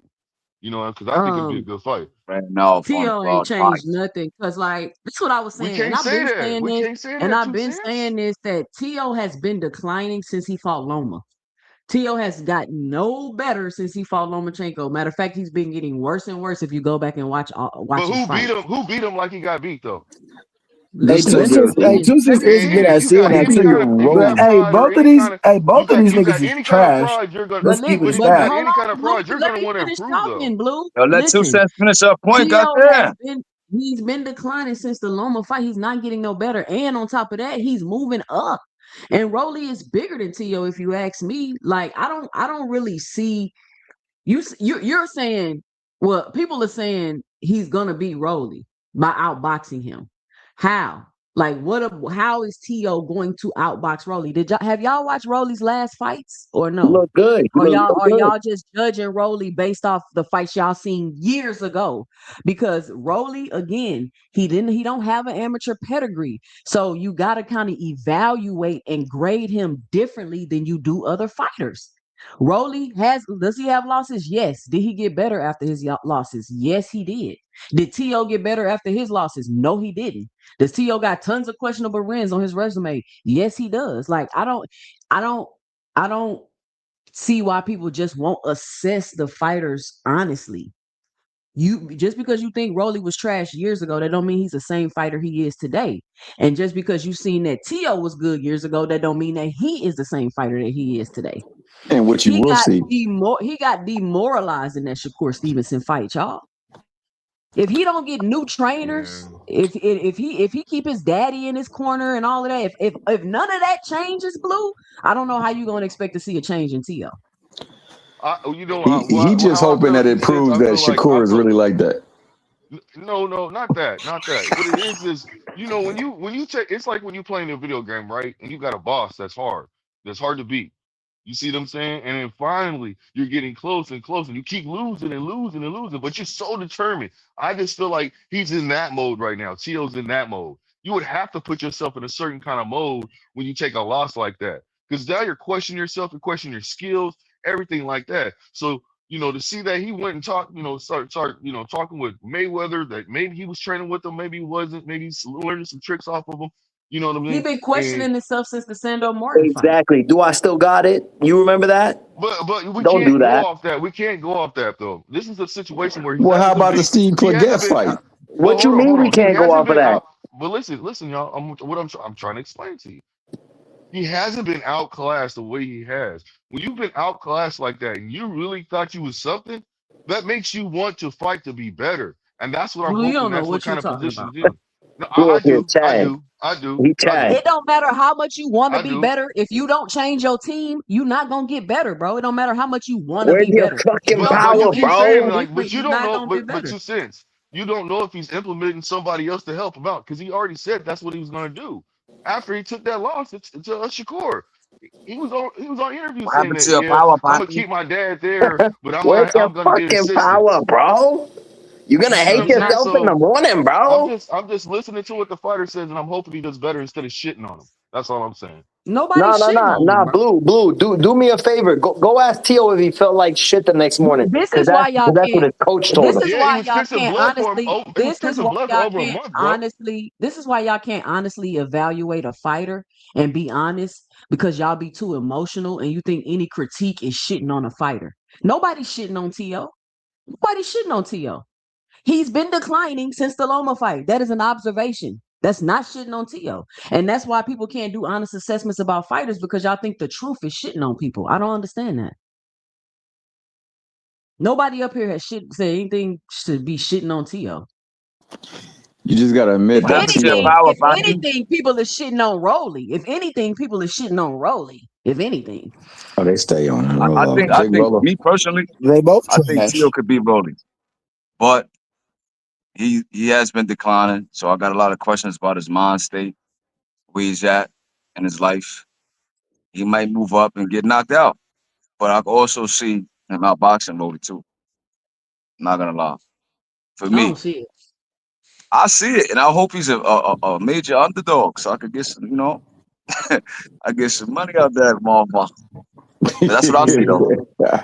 That's personally what No I doubt, see. I no see doubt. Tio moving up. If he could take, if he feels out the weight pretty decent, I feel like he could outbox Rolly. Or Rolly has PBC footwork is want T.O. Want to sign T.O. they want to fight. Maybe that's like, you know what I mean? Hey, welcome to PBC. You know, I hope the odds is in Rolly's favor, so So I can make Rich, some that's money off another Tio. thing. Y'all not telling the truth about Boots and Mason. Y'all not telling the truth. Y'all aren't what yeah, don't get me started too, Rich. That ain't no damn truth. People is just saying they're being what's the word? Overly critical about things that don't even make sense. They be overly critical about shit that's just Well, regular boxing stuff, like getting hit. Everybody gets hit in boxing. tell the truth about Neither one Boots. of them have a link to the PBC, and I don't understand What why is they this nigga throwing talking shade about? at I them. ain't gonna lie. Yeah, he be acting nutty. What's Who? wrong with that nigga? Too rich? Yeah, he be saying anything, bro. Like, Hey, what because is he it to be say about Oh taking Boots niggas. and no. Mason, bro? Like, what is it really to say? Oh, they That's what get I'm linked to saying. Tank, so whatever gets linked to Tank or the PBC, them niggas hate naturally. I They don't get just how come they out. get linked to Tank, and them niggas is on the opposite side. I'm telling you just what it is. That's the only reason why they go at them like that. That's crazy. That's not the reason why they go out them. It's Nah, because Too Mason Rich. said he'll fight Shakur, and Boots said that he'll fight Haney. That's why Too Rich is acting like that. Lady called out Boots. What you mean? He ain't called out Boots. That was cat. Lady not about to fight nobody. They didn't even need to just. Haney Who about he to be fighting on next? Zuffa Island. I don't know. I don't even care to be honest If with he you. Just ducked let me that know when they Kiki fight, announce. it's gonna be somewhere on Zuffa because that belt is How you going say with him. only y'all tell the truth? This nigga, yo, Too Rich, come on the panel, man. Like, I want some smoke, bro. Nah, Too Rich. Come up here Too so Rich you not get gonna come smoked, on the nigga. panel. Don't let them deflect. What? Who said only we tell the truth? That's what I'm saying. You can't That's talk why to I said, people come like up here, nigga. you can't have intellectual That nigga scared as conversations fuck to because come they up want to here. be so emotional all the time, bro. You ain't Let's gonna just come Nah, up have here, too kid. far. You think? You intellectual don't conversation. That nigga scared as you fuck to don't come up want that here. nigga too rich to take you into deep waters. Man, you can't be a Nah, Hanos fan and duck no smoke.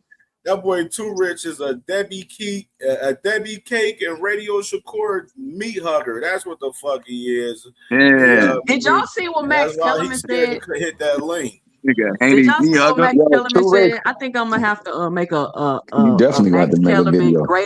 greatest hits video. He be saying some of the Yeah, dumbest shit he I've always say ever dumb heard. shit. I told But you This to say dude gonna anything. yo, say, Primo.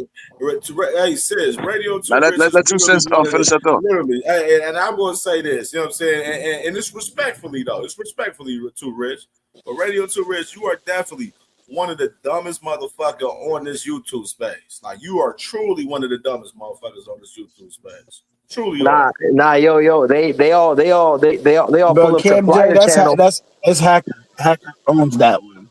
Nah. They all See pull up you up. to Flyer channel because it's like a goddamn session, a therapy session over there. Hey, but that nigga Flyer is I funny as was a acting crazy motherfucker. on Flyer panel That yesterday. nigga is funny as a motherfucker. I'll tell you that. Yeah, Fly funny, he's but Two that funny, cents nigga bro. drop off. definitely He's funny. He's funny Shit. for a truancy Ain't no officer Two pictures cents yet. talking drop about off. he work in the Hold courthouse. on, Isaiah. I cursed Hold on, everybody Isaiah. out on Flyer panel I yesterday. got some right here. Ain't no pictures. Is video footage on audio of you Ain't no meat picture of me hugging. eating meat on the You know what I'm internet. saying? It's footage on you in the That sounds comments mad right weird. now. What type of Meat shit is that? hugging. I'm telling Nigga, you, like he learning all What that kind of shit over there homoerotic with shit is that? Frequent. He learning all that over there with Frequent and them. that's all he Yo, be this doing. nigga weird as hell. That's all that boy be doing. Bro, that boy try to disguise himself as a real boxing fan. All he doing is me hugging for Shakur and Devin, bro. No, Nah, I'm motherfuckers not see gonna lie, right that's real through you, crazy, bro. fucking Rich. so you know it Ain't all no started a pictures of me long eating time meat on ago. the internet. So you saying there's no pictures on the internet, but in real life you eat meat, my nigga? Like, I don't get what's that mean? Yeah, bro, he be goggling this shit. On these panels, Who on Nasty says these that? Like, motherfucker. there's panels, no pictures of me on the internet. Like, what are you talking about, folks? on these That's some panels, weird. on these Yeah, I'm channels. not So gonna For hold his weird. you, favorite Primo. fighter. He Yeah, me hugs for his favorite fighter. He's in the comments defending me hugging for his favorite fighter. That's what I'm Nigga's talking about. crazy, bro. No. But Cam, it started all the way back in the days when he was trying to be a protege of Al Heyman. I guess he did something, and Al Heyman didn't give him the kind of Motherfucking traction Radio that he Too had Rich. He hoped. don't even T Hill, he don't even know how to fucking count. Like you he's don't know how to suspect as count, fuck. He man. green That's as fuck. sad, bro.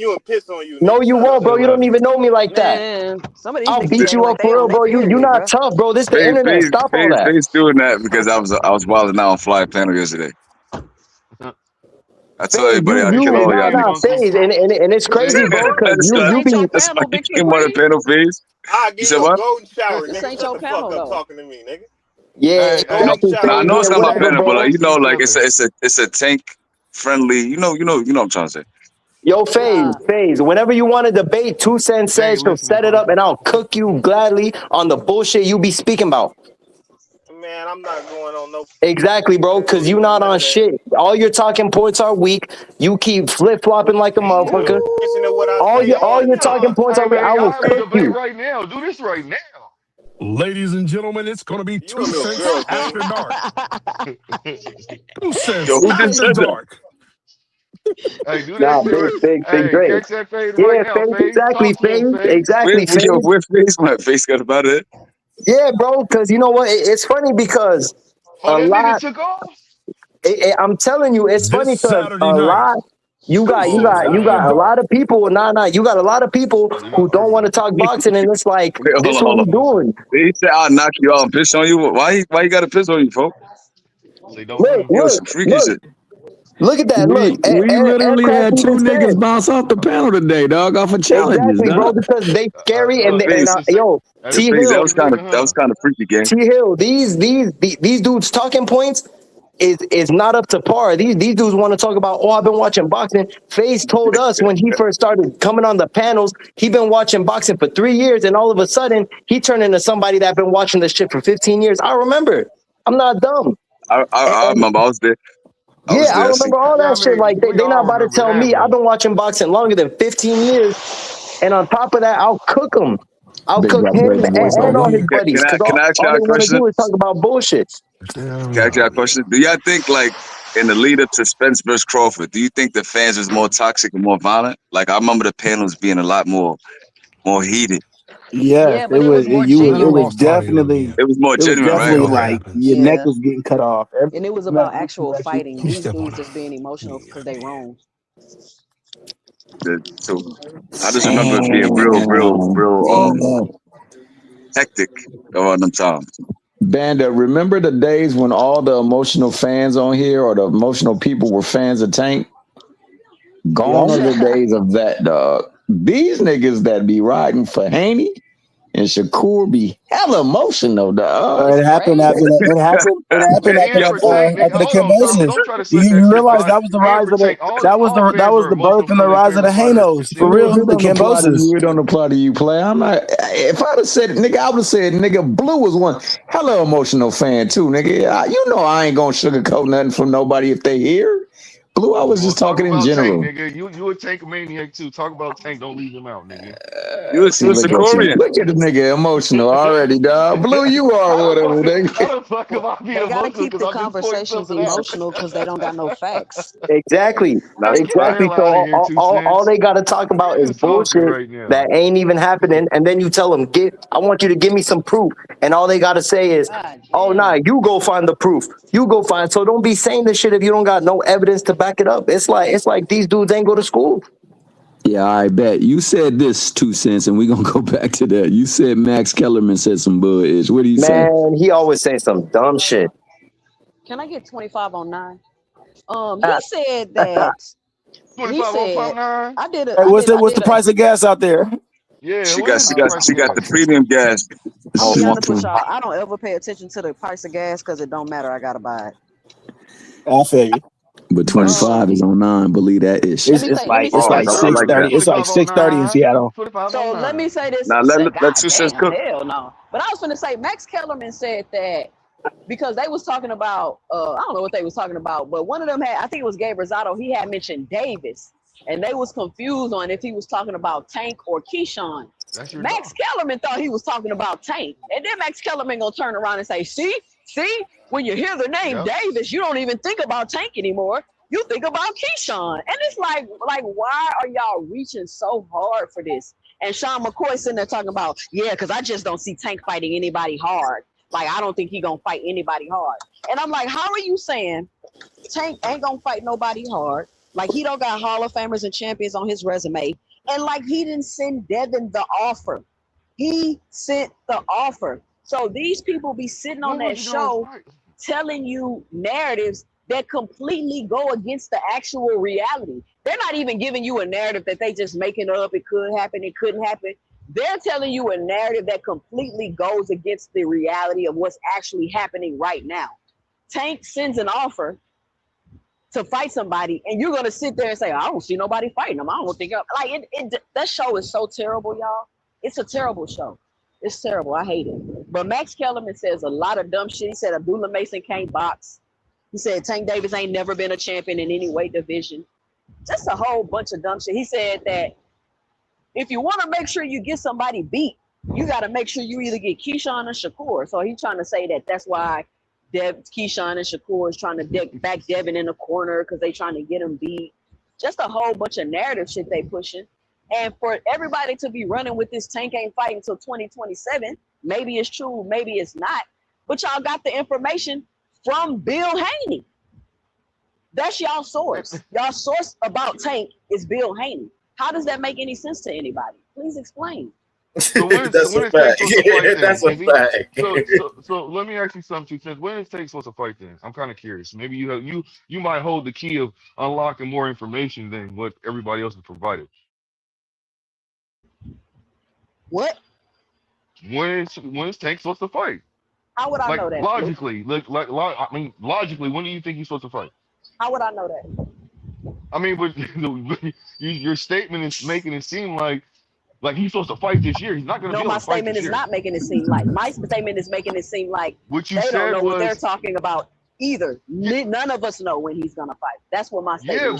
Yeah, but it's like common sense to a certain extent that he's not fighting this year. So that's why people are saying in 2027. How you know he's not fighting this year though? So how's that common sense, bro? So how is he gonna? The only way that he's gonna be fighting this year if he gets off of his court situation, and that ain't happening. Yeah, but we don't know though. There's a Like possibility that he could get off his court situation and fight this year, right? Very slim. Exactly. See, Okay, it's, slim. how you saying Okay, that? then. All right, so now go ahead, let's cook him. Go ahead. No, okay then. You agree with me. So what are you talking about? No, what I'm saying is that the simple fact is that I agree that he is not going to be fighting this year. Because how do you know that? I will bet anybody $50 that Tank ain't fighting this year. That I don't even know if he gonna fight, but I'll just bet. We can just lock in bets right now. You said thank you. If Devin would have accepted the damn contract, you would have found out. We're saying we don't know if he is or if he isn't. That's what we're saying. But you made the comment of with so how a lot of niggas. Let me ask something. Let me ask something. How is he basically sending an offer to Devin when he realistically doesn't even know if he's going to be able to fight this year? Period. How can he send a real offer? Is he going to basically sit? Blow. Hold on. Stop the presser. Stop the presser. I done heard enough. Hold on. I done heard enough of bullshit. Blow. Stop it. Stop the bullshit, bro. Nah, that shit's just stupid. This is stupid, bullshit. This is what they do. Can I answer that, bro? If listen to what I'm saying, bro. This whole 2027 based is off of fucking nose candy fucking Bill. The same exactly. Guy. That's all I'm saying. I don't know why y'all don't see this shit, and you already know. You said nose candy Bill be lying on your guy Shakur. So I'm what are not you talking about? about? But I'm not looking at it. I don't care that Bill said that. Exactly. So just stay out of it. Then just stay where you at, because you don't know what the fuck going on. Just stay where the fuck you at. Cam, you gotta just stay where you at. Let me nah. I don't even want to hear the bullshit. Stay where you at. No, because nigga said nah. It's crazy. I don't even want to hear that bullshit. Let me say what I was saying. That this man is going to be able to fight this year. You don't know. This is my point. Let me say Friendly bet with anybody. $50. The fact Bro, of there's the matter 5 more is, months left in a year. Hold on, Blue. 5 more. Go ahead, man. God damn. The fact of the matter is, the motherfucker Tank Davis sent that man Devin Haney an offer, and them motherfuckers ducked the offer. That's the fucking fact of the matter. Period. But let me say this, Cam. So negotiations let me went say left this. and Hold right, on, Blue. bro. Hold on, Blue. I'm gonna let you cry. Let me finish. So this is what I was saying, right? The whole point that I'm trying to make is we've heard reports that he is fighting, and we've heard reports that he isn't fighting this year. But for some reason, when Bill Haney comes out and says he isn't fighting, everybody like, he ain't fighting. And the only point that I'm trying to make is we don't know if he's fighting. And the source y'all are going off of is Bill Haney. Because didn't other people come out and say that he is fighting? Right or wrong? Absolutely. So we got Okay, so All of we this shit is don't good. know if he's I'm fighting, and I keep I saying want to we say don't this. know. I want to say this, sis. I got some shit where I'm thinking like the niggas that y'all talking about, the Shakurs and Devins, I'm questioning, are they going to fight in 2026? The way they moving right now. That's the real valuable question. Don't we got like 12 I days? think Devin is, but I don't know about Shakur yet. I don't know. He said I don't know what's going on with Yo, Shakur. Face, what bet you But I trying to think make, Devin bro? Tank is. is fighting I or bet not? you What is Tank the don't big fight deal? this year. Supreme, $50. That Tank don't fight this year. $50. We could bet 100. That he We don't can fight this almost year. we could. Hey, they Tank play That he follow don't this fight at CamJ all. Network. Hold on. Whoa. This is CamJ Network. CamJ Network does what the fuck he want to do on CamJ Network. So we know that, brother. We know that. And You let know me I love you, brother. But we do what the fuck we want to do over here on CamJ Network. and let me But I swear that all of this shit is all the context for us, all of these guys right now. All of these motherfuckers lately, for real, what I've been seeing been too much talking and not enough action from all of these motherfuckers. You can question whether we gonna see Devin Haney and fucking Shakur Stevenson in the fucking ring in 2026 as well, the way they moving right now.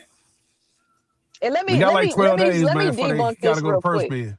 Because listen, whether Yo, Tank fight aircraft, this what you year, doing? whether Tank fight this year or he fight in 2027, cool. The issue is not that, oh, he can't fight this year. So what they negotiate, the issue is that if Tank came to you to negotiate a fight, whether it's this year or in 2027, the issue is you're walking away from it, regardless of when it can be. There's no need to walk away and be like, oh, he offered me 730. That ain't enough. I need this. I need that. I need this. I need that. And then try to act like you're not fighting him because he's not fighting in 26. If you're not fighting him this year, that's fine. But why are you walking away from the negotiations? That's where the ducking is coming in. At I don't think that's not what y'all understand. Y'all not understanding that. It's not about, oh, you're not gonna fight him this year. It's you're backing out of the opportunity to even fight him. Y'all don't get that?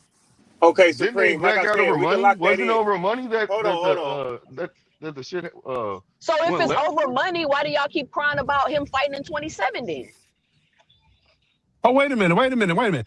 But Now, that's not the if the way the negotiations. tank. Wait, can I get in here for a second? I've been trying to get in for a minute. Let me get in for a second. Now, every Tank fight over the Big last Dre, you 6 a big dude. years. It's hard for you to squeeze in a conversation. Can I say fuck you real fast?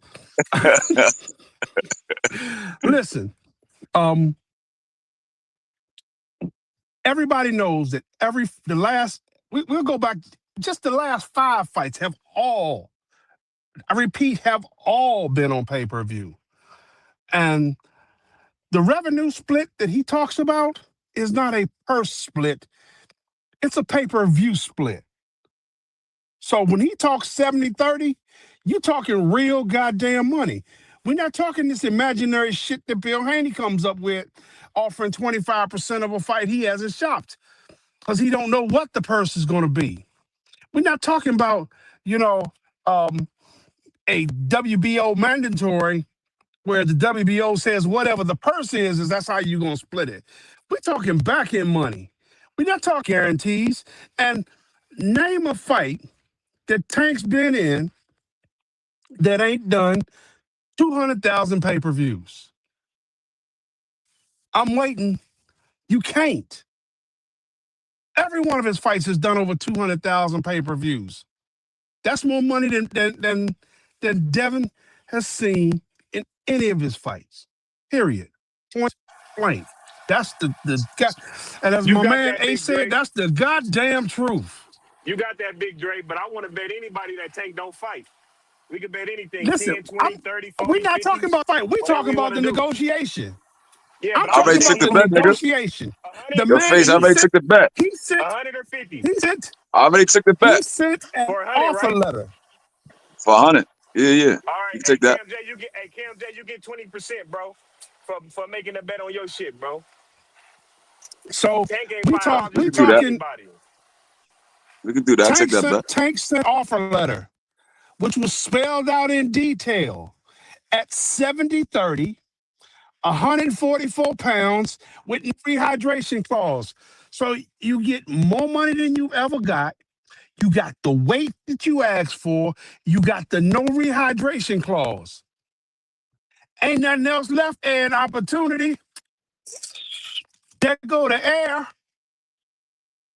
You walk away from that. Come on, man.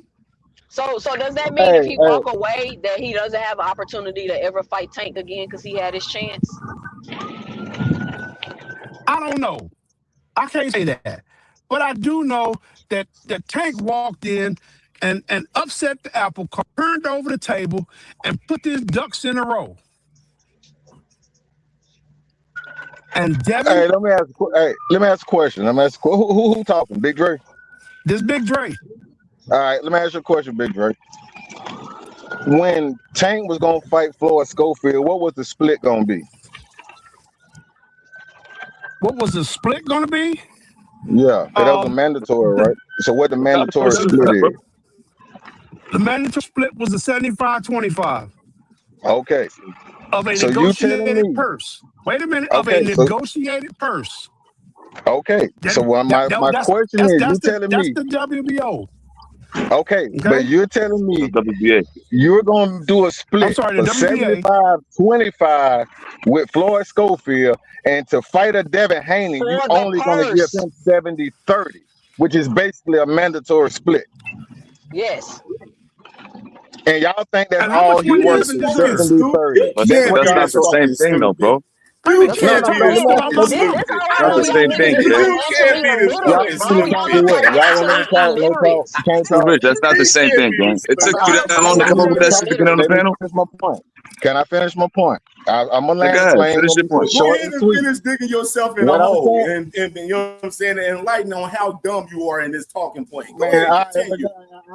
Man, y'all go ahead. Y'all got y'all mind made up, man. What the fuck I'm up here for? I thought I was up here to talk. Okay, we know y'all gonna go ahead, talk, bro. First 5 seconds of you talking already. Go ahead and continue and say that dumb shit. Stupid dumb. I don't know how many times you gonna say it. It ain't gonna make you a better debater, bro. It ain't gonna make you a better debater. Let me make my point. My point is saying a future Hall of Famer only deserves 5% more than the mandatory split. You don't get no future Hall of Famer credit. Talk about my mama. You don't deserve shit. You deserve what I give you. So just for the record, Rich. Bro, Devin, what's going on in the Devin is background? an undercard fighter. What are we talking about? He's an undercard fighter. Okay.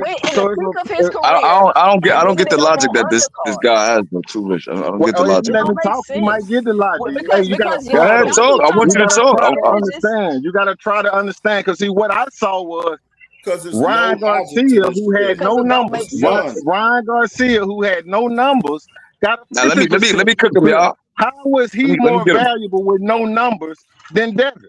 Because y'all presented Devin numbers, whoever Devin did the don't want no fucking numbers. He ain't been no main event. Let me cook him 2 cents. What numbers did Ryan have to deserve a 50-50 split? All right, so let me ask you this question, right? 50-50 split. Ain't nobody answer my question. Now, let me I'm answering right now. Supreme, answer his question. Don't ask him a question. I'm trying to talk, nigga. How you gonna cut me off in the middle of me talking, bro? Talking about answer the question, and I ain't even get a chance to answer it yet, nigga. Does that make sense, Blue?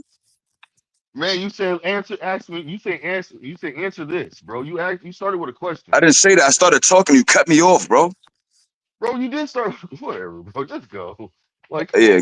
Anyway, like I said, Ryan getting the better split against Devin, but he won't capitulate the Tank. Does that make sense to you, brother? I said, why did Ryan get a 50-50 split against Tank? Ryan didn't get a 50-50 split, bro. That's a false narrative. Okay, so what did he get? That's a false narrative. He didn't get a 50-50 split, bro.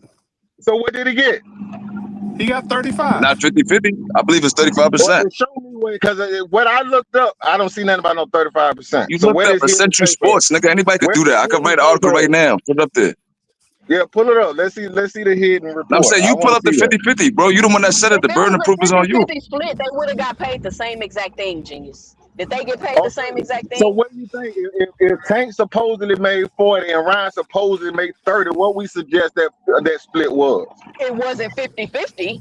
Okay, so if That's Ryan got besides the point. 64, How do if you he got how do you 65 rationalize Devin 45 Haney deciding to with them capitulate to numbers, Ryan Garcia, bro, with but them not Tank? numbers, if y'all presented your fan math chart to show numbers, but y'all actually showed Devin's numbers. So what was Ryan's numbers and why did he deserve more? It wasn't 50-50, so how do you know it's So more? You it was came up more here than saying it was 70 50-50, 30. but they got 40 paid million, two different 40 million is amounts. more than I can 70 answer that. 30. Let me answer That's that. more than Let me 70 answer 30. that.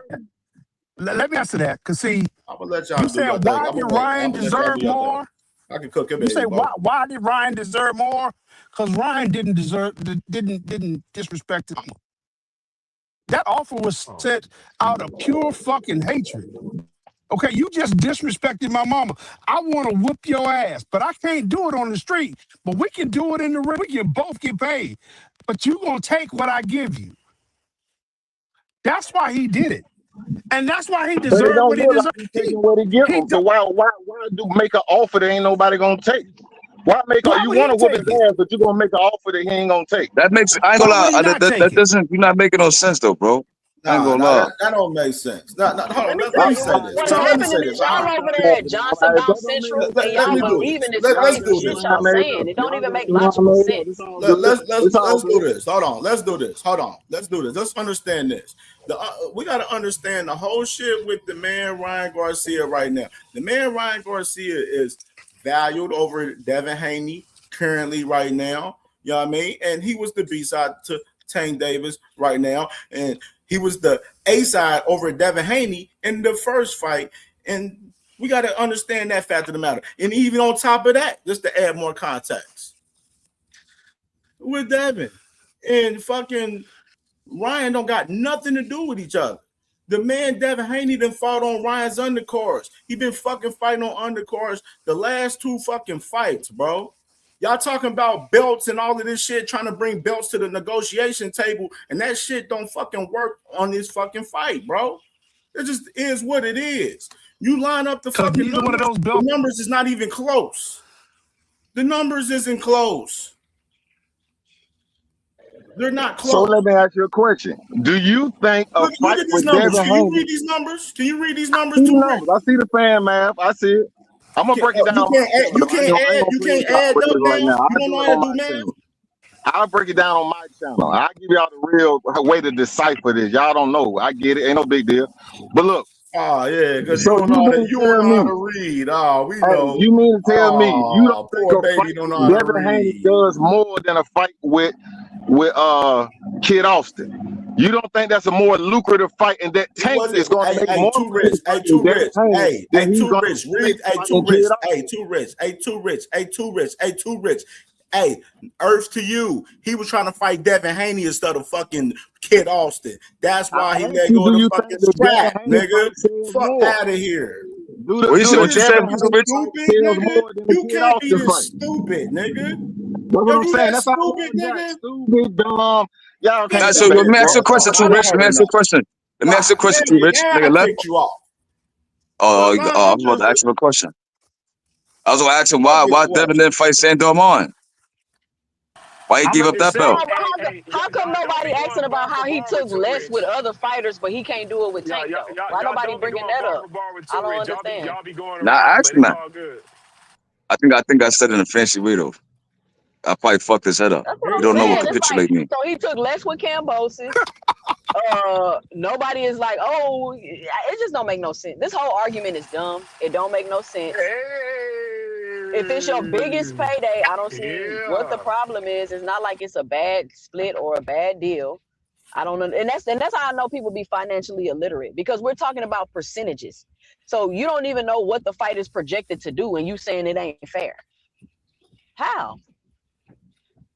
How? And It's then y'all more than make this him fight Just to with like I come up it's thought. here. more than Devin's fight with Sean.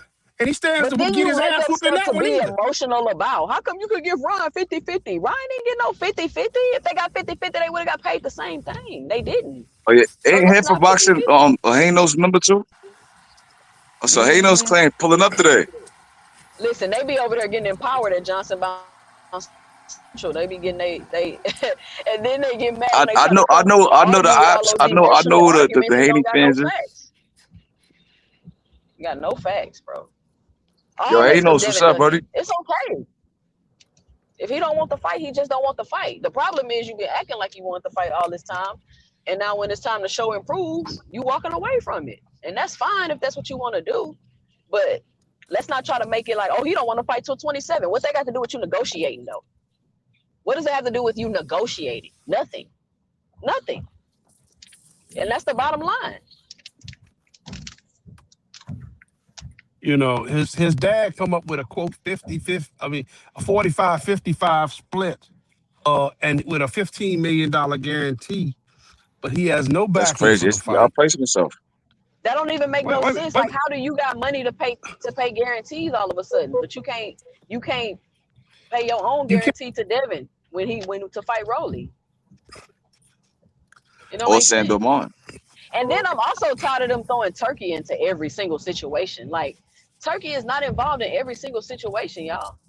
Turkey not saying nothing about Devin and him fighting.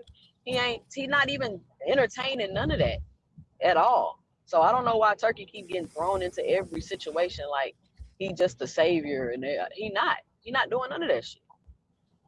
See, and that fight can be put on by GTD Promotions in association with Tom Brown Promotions on Prime on Amazon Prime. So he's got a network, a secondary promoter, and his own promotion company. See, it's not just GTD Promotions in name. See, because GTD Promotions be on the ring apron. That means they put up some money. You got to put up some money. Now it's one thing to have your logo on a backsplash, you know, out there where they talking about things. But when they put it on the ring apron, that means you put some money up. It's on the mat. And that's what I think Tank should do. I think, you know, in 12 days, when the purse bid come up, I think Javante should put $6 million in escrow and bid on that fight. Damn, that's crazy. Put it on his undercard. Make Devin come out right after the Davis. Oh, no. Let me scratch that. Let's just put Keith. Let's put Devin as the opening fight, and put Scooter Davis in front of behind. Yeah. Hell, put Scooter Davis and Lamont Roach on the card. You know, with Tank at the top. Yeah. What happened here for boxing? What happened to him? Duck and smoke. Somebody pulled his Devin card, man, and he kind of jumped off. Man, they're about to come up here with a bunch of emotional arguments. You can't I can't argue with Radio with Too Rich. Like you trying to compare Kid Austin with Devin Haney, bro. Like, when on top of that, bro, the man Tank is trying to fight Devin Haney, bro. You know what I'm saying? And Devin Haney hasn't made the money that he's going to make in a fight with Tank Davis ever in his fucking life. But this the same person that wanted to give Shakur Stevenson 25%. I don't understand y'all's exactly logic. that part too.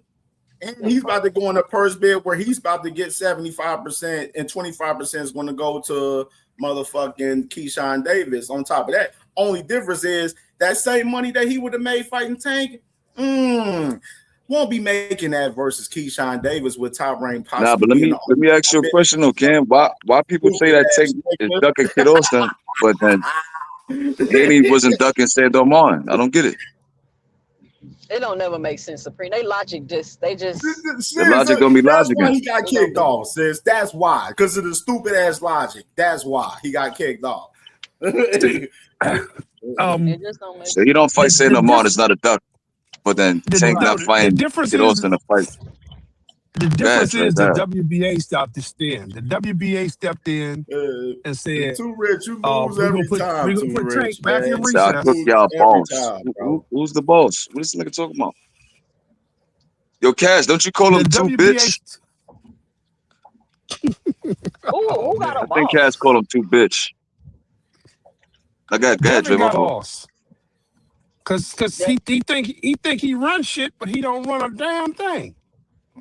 No, he Ready Too Rich, you can't even beat motherfucking you can barely. Only thing you beating is your damn meat, nigga. That's the only damn thing Who you is y'all? beating. What do you mean by y'all your boss? meat. What's up with y'all niggas with that shit? That shit That's what weird I said. to Who's the me. boss? Who's That's the why boss? Cash called I two ain't pay pitch. that man no motherfucking mind, man. That shit weird. His Listen, I boss is gotta go. Two his boss cents. I is gotta Nose ask you a Candy Bill. question. That's his boss. I gotta ask you a question. 2 cents.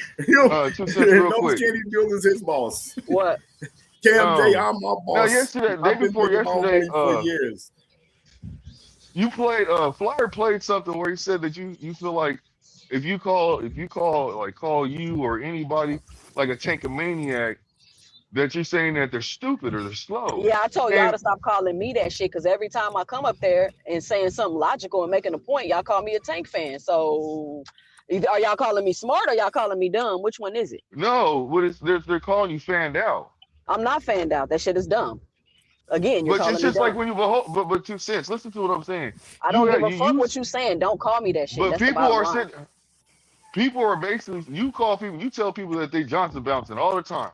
You Yeah. see what I'm saying? Because you're saying that they're fanned out. So when somebody's calling you a tanky maniac, that's all they're saying. They're not saying you're slow. No, they're only saying it when I'm making logical points. But you think So listen, they're dumb then. I got it.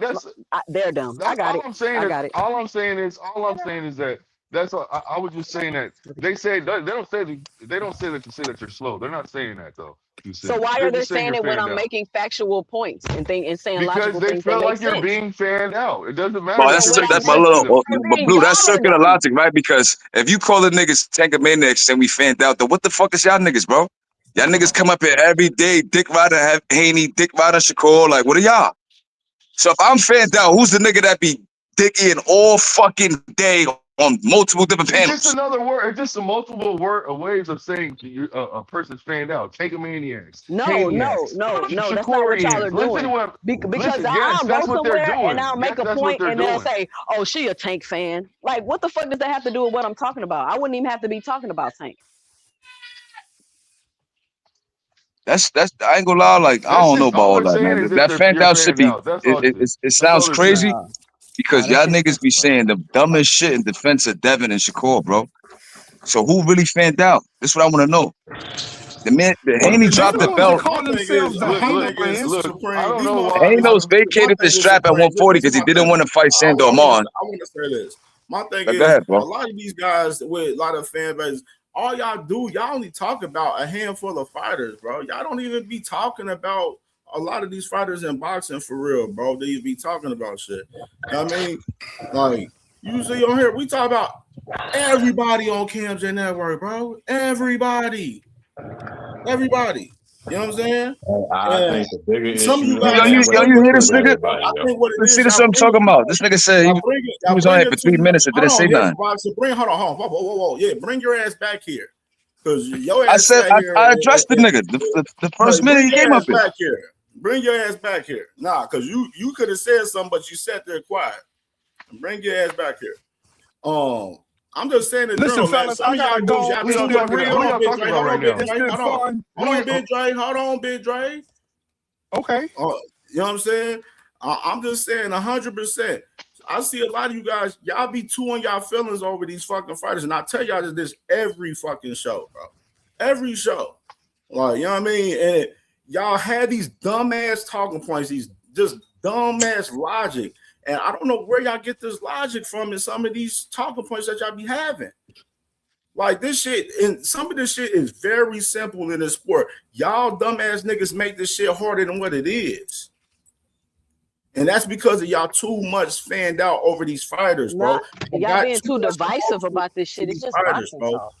Too much emotionally invested in these fighters. Too emotionally invested. Shit gay.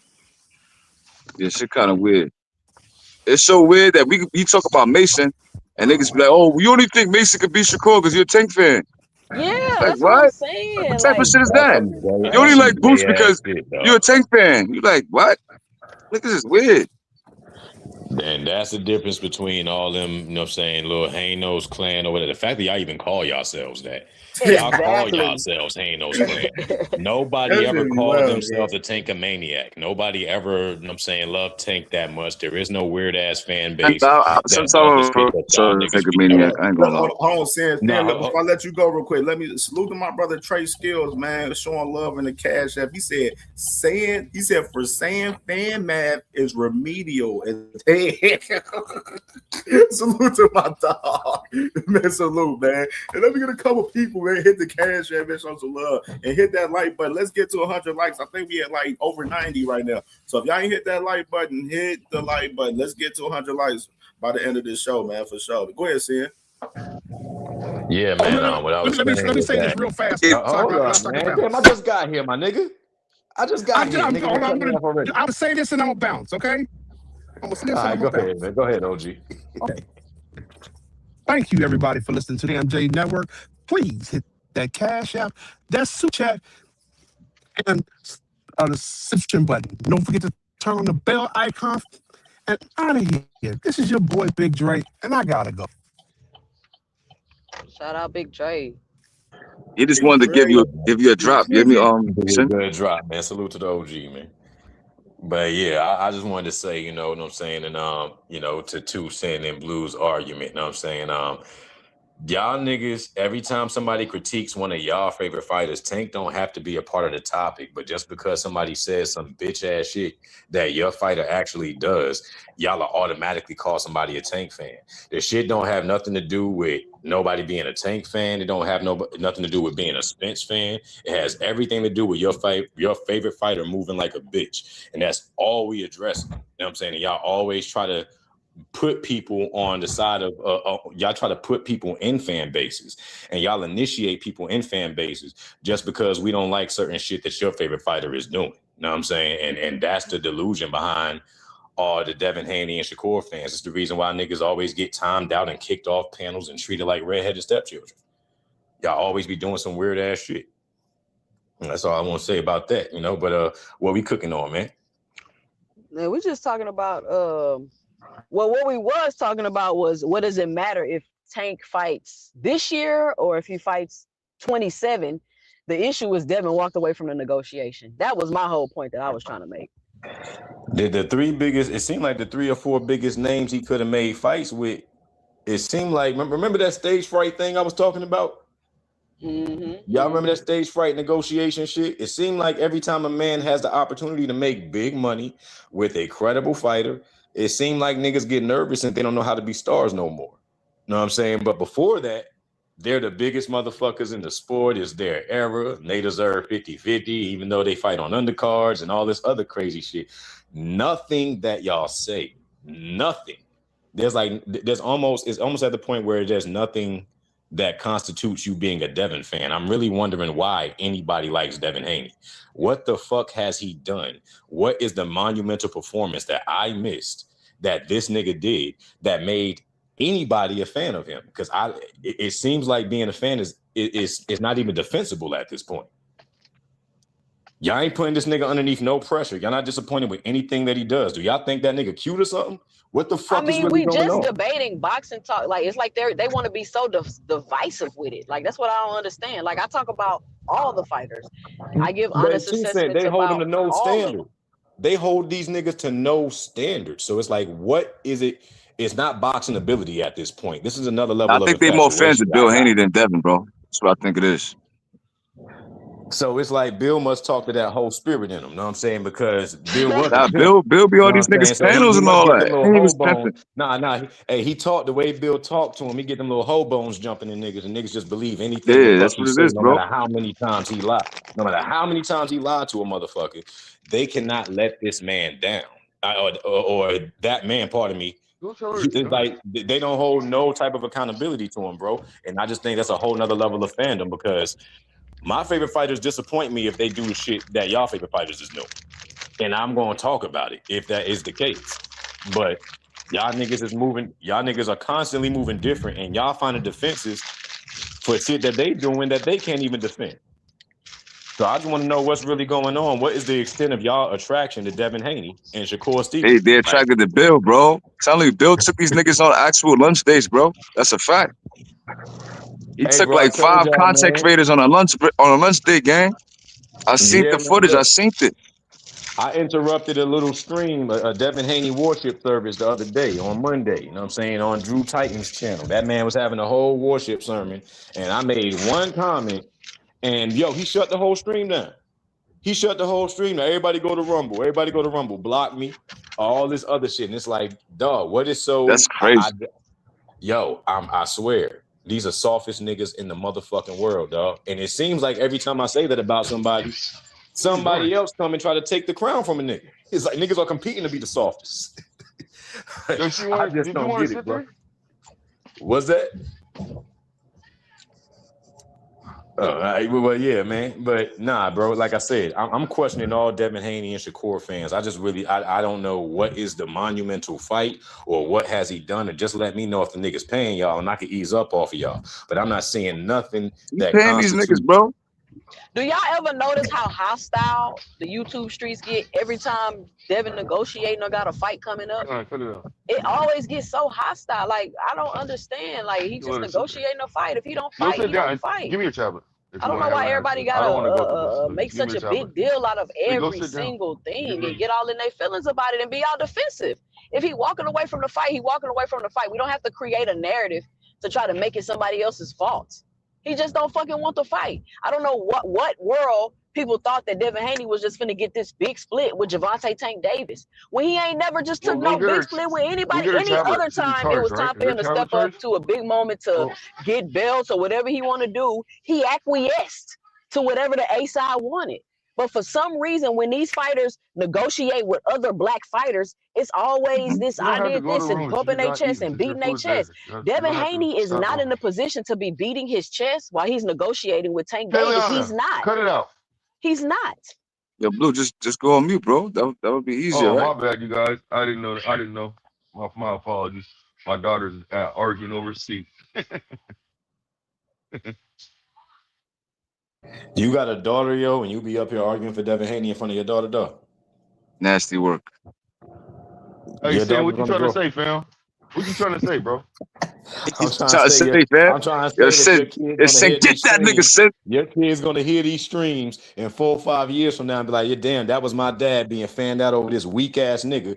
Ain't no way in the fuck. Ain't no way in the fuck. He like, ain't no way in the fuck. My dad like this boxer. Nigga, you the biggest motherfucking hater in boxing, nigga. Your daughter gonna be a Tank fan. Nigga. Your daughter gonna be a Tank-a-maniac. Nigga, you hate all greatness, nigga. You hate Doug. You hate Bud. You hate Devin. You hate Shakur. You really probably even hate Tank, but you have to like him.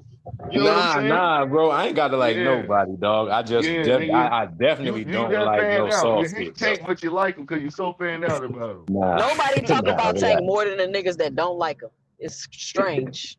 That's a fact. That's a huge motherfucking fact. This nigga's the biggest hater in 2026 and going into 2026. Okay, so is Shakur fighting in 26?